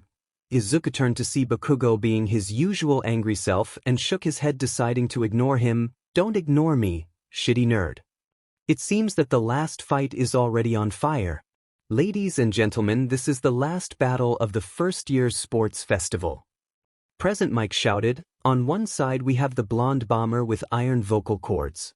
Seriously, someone has to check if he has a secret screaming quirk, because all that shouting isn't normal or safe for anyone's throat. Bakugo Katsuki. You don't have ground to talk about that, Mike, Eraserhead deadpanned. I don't know what you're talking about. And on the other side, the green battle machine. The guy whose quirk is as weird and unpredictable as his hair. The green flash of Yue Midoriya Izuku. This is it, Deku. This is the moment I remember you, where your place is, below me. Bakugo growled. Izuku just shook his head and waited for midnight to start the fight. Are both combatants ready? Both nodded. Start. Bakugo instantly took off, running at Izuku with his hands crackling with explosions. Izuku quickly pulled a scroll from his back pouch and threw it in the air. As if I would let you do that. Bakugo blasted the scroll before Izuku could summon all the kunai from it. Then he instantly used an explosion to barely avoid a kunai that Izuku threw at him, not noticing the shuriken falling from the sky to collide with the kunai and redirect it towards Bakugo's leg. Bakugo growled when the kunai grazed his leg. His eyes widened when he saw Izuku at his side, and before he could use an explosion, Izuku attacked him with a barrage of punches that he could barely block. He shot to the sky when he had enough space and aimed a powerful explosion at Izuku. Water release, rampaging water. Izuku spat a powerful stream of water that engulfed Bakugo's explosion. Bakugo growled and used his explosions to dive towards Izuku. Air release, vacuum bomb. Bakugo avoided the attack, and from the corner of his eye he noticed a kunai inside the air sphere. He quickly rotated and aimed an explosion towards the sphere when he felt a burn on his side. Storm release, laser circus. Izuku shot several beams at Bakugo, who tried to use his dexterity and mastery with his explosions to avoid most of the attacks, but there were so many that after a few good shots he dropped to the floor gasping.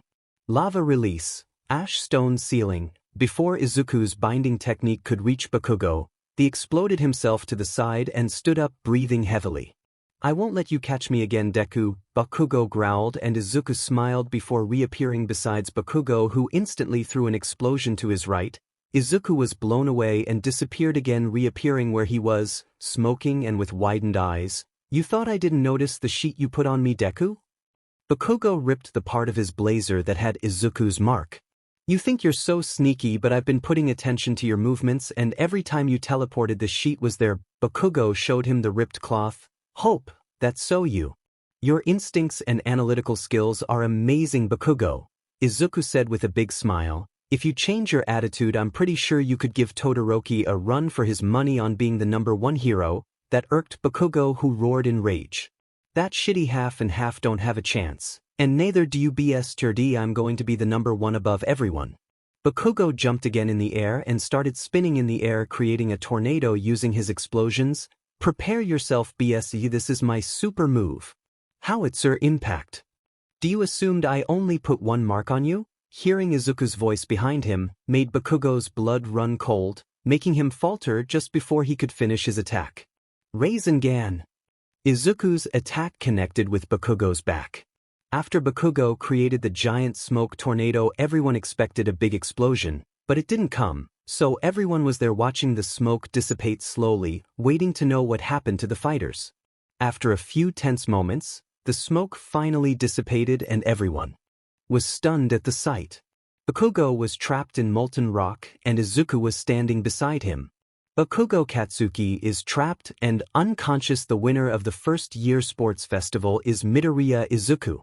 The deafening cheer from the audience was music to Izuku. And there you have it, ladies and gentlemen, with a landslide victory, the winner of the 3 events and champion of this year, Midoriya Izuku. Present Mike shouted. After a few moments, Izuku walked towards Bakugo, who was regaining his conscious. Yet, Bakugo managed to say, "It's over, Bakugo. You shouldn't move. That last technique is one of my strongest ones and you need to see recovery, girl," Izuku said while releasing his sealing technique. "I can't lose to a shitty Deku. I can't lose to a pebble on my path." Izuku stopped to look at Bakugo, who was stubbornly trying to get up. Izuku almost got angry at that, but he remembered his last talk with Fukusa-sensei on MT Myobokuzen. Flashback. Aizawa-sensei said something about needing to control my temper, but I rarely get angry. There are just some specific situations, and people that make me angry. Izuku was laying on the floor looking at the sky. His Toad-sensei laughed at that. "You're still angry at the boy who used to bully you, huh?" Fukusa said with a smirk. "I'm not. Well, maybe a little. It's just that he hadn't changed at all. He is the same prick he was when I left, and that reminds me of the 2 years of suffering he put me through," Izuku said, not managing to hide the anger in his voice. Fukusa looked at his pupil and sighed. "Izuku, I was hoping that you noticed it by yourself, but even with your talent and great intellect you still have a lot to grow up. Izuku, this anger is putting a dent on your progress." Izuku, sit up in a second. "What?" "Izuku, when you started this path, this anger towards him and how people treated you fueled your determination, but at this point that resentment and anger is only holding you back." Izuku was about to protest, but Fukusa raised a paw. "Izuku, I'm not saying that you can't keep moving forward like that. In the past, there were a lot of ninjas that grew stronger from the hate and anger, but you're not like them. Your ideals and your drives conflict a lot with that. Your heart and mind are not aligned. I can't just forget about what happened." "Then don't do it. Just forgive," and kept moving forward. Izuku pouted a little and Fukusa laughed. "Besides, the only reason you found Minato's old books was because that kid was following you. I was running from being beaten." "Meh details." Izuku glared at his sensei but didn't say anything. He had a lot to think at the moment. Flashbackins. Izuku kneeled beside Bakugo, who was struggling to keep himself awake. Izuku put a hand on his shoulder and smiled. "Don't touch me, shitty Deku," Bakugo said with a growl. "I forgive you, Bakugo." Bakugo's eyes widened. "I know you don't need nor want my forgiveness, but I forgive you, whatever happened when we were young. I forgive you." Bakugo stood there with his eyes widened. Meanwhile, Izuku patted his shoulder and walked away, feeling like he just dropped a massive weight from his shoulders. Izuku tried and failed to control his smile while standing on the first-place podium. A frozen Bakugo was on his right. The explosive blonde wasn't looking up from the floor. To his left, sharing the third place, were Todoroki and Tokoyami. Tokoyami trying to hide a smirk, and Todoroki looked as if a massive weight was dropped from his shoulders. Izuku's smile finally faltered, remembering what Ida told him about his brother being attacked by a villain. Ingenium is an amazing pro. The villain must be a monster if he beat him. Ida didn't have a lot of info, so we can only hope that it wasn't anything that serious. Izuku was brought out from his thoughts by Midnight. "It's time to hand out the medals," Midnight shouted. "Of course, the medal will be given by the man." A powerful laugh echoed through the stadium. "Our hero All Might. I'm here to deliver the medals." A silence dominated the stadium for a moment. "I'm sorry I talked over you," Midnight apologized. All Might took the medals from Midnight and approached Todoroki and Tokoyami. "Congratulations, young Tokoyami, you did amazingly well, but you can just rely on your quirk to fight against all the different types of villains that are around. Train your strength and you'll be an unstoppable force." Tokoyami nodded and looked at his medal. All Might then turned to Todoroki, who was deep in thought. "Young Todoroki, I'm sure you had a reason for not using our right side earlier, and I won't pry, but I'm proud that you managed to decide at the end." Todoroki smiled. "My fight with Midoriya helped me think some things, and the first one is that I want to be a hero like me, and maybe in some parts as you, but I still have to sort out some things before I can be the hero Midoriya thinks I can be." Todoroki smiled softly. "I'm excited to see how your story will turn out from here." Todoroki instantly narrowed his eyes. "That's similar to what Midoriya said to me.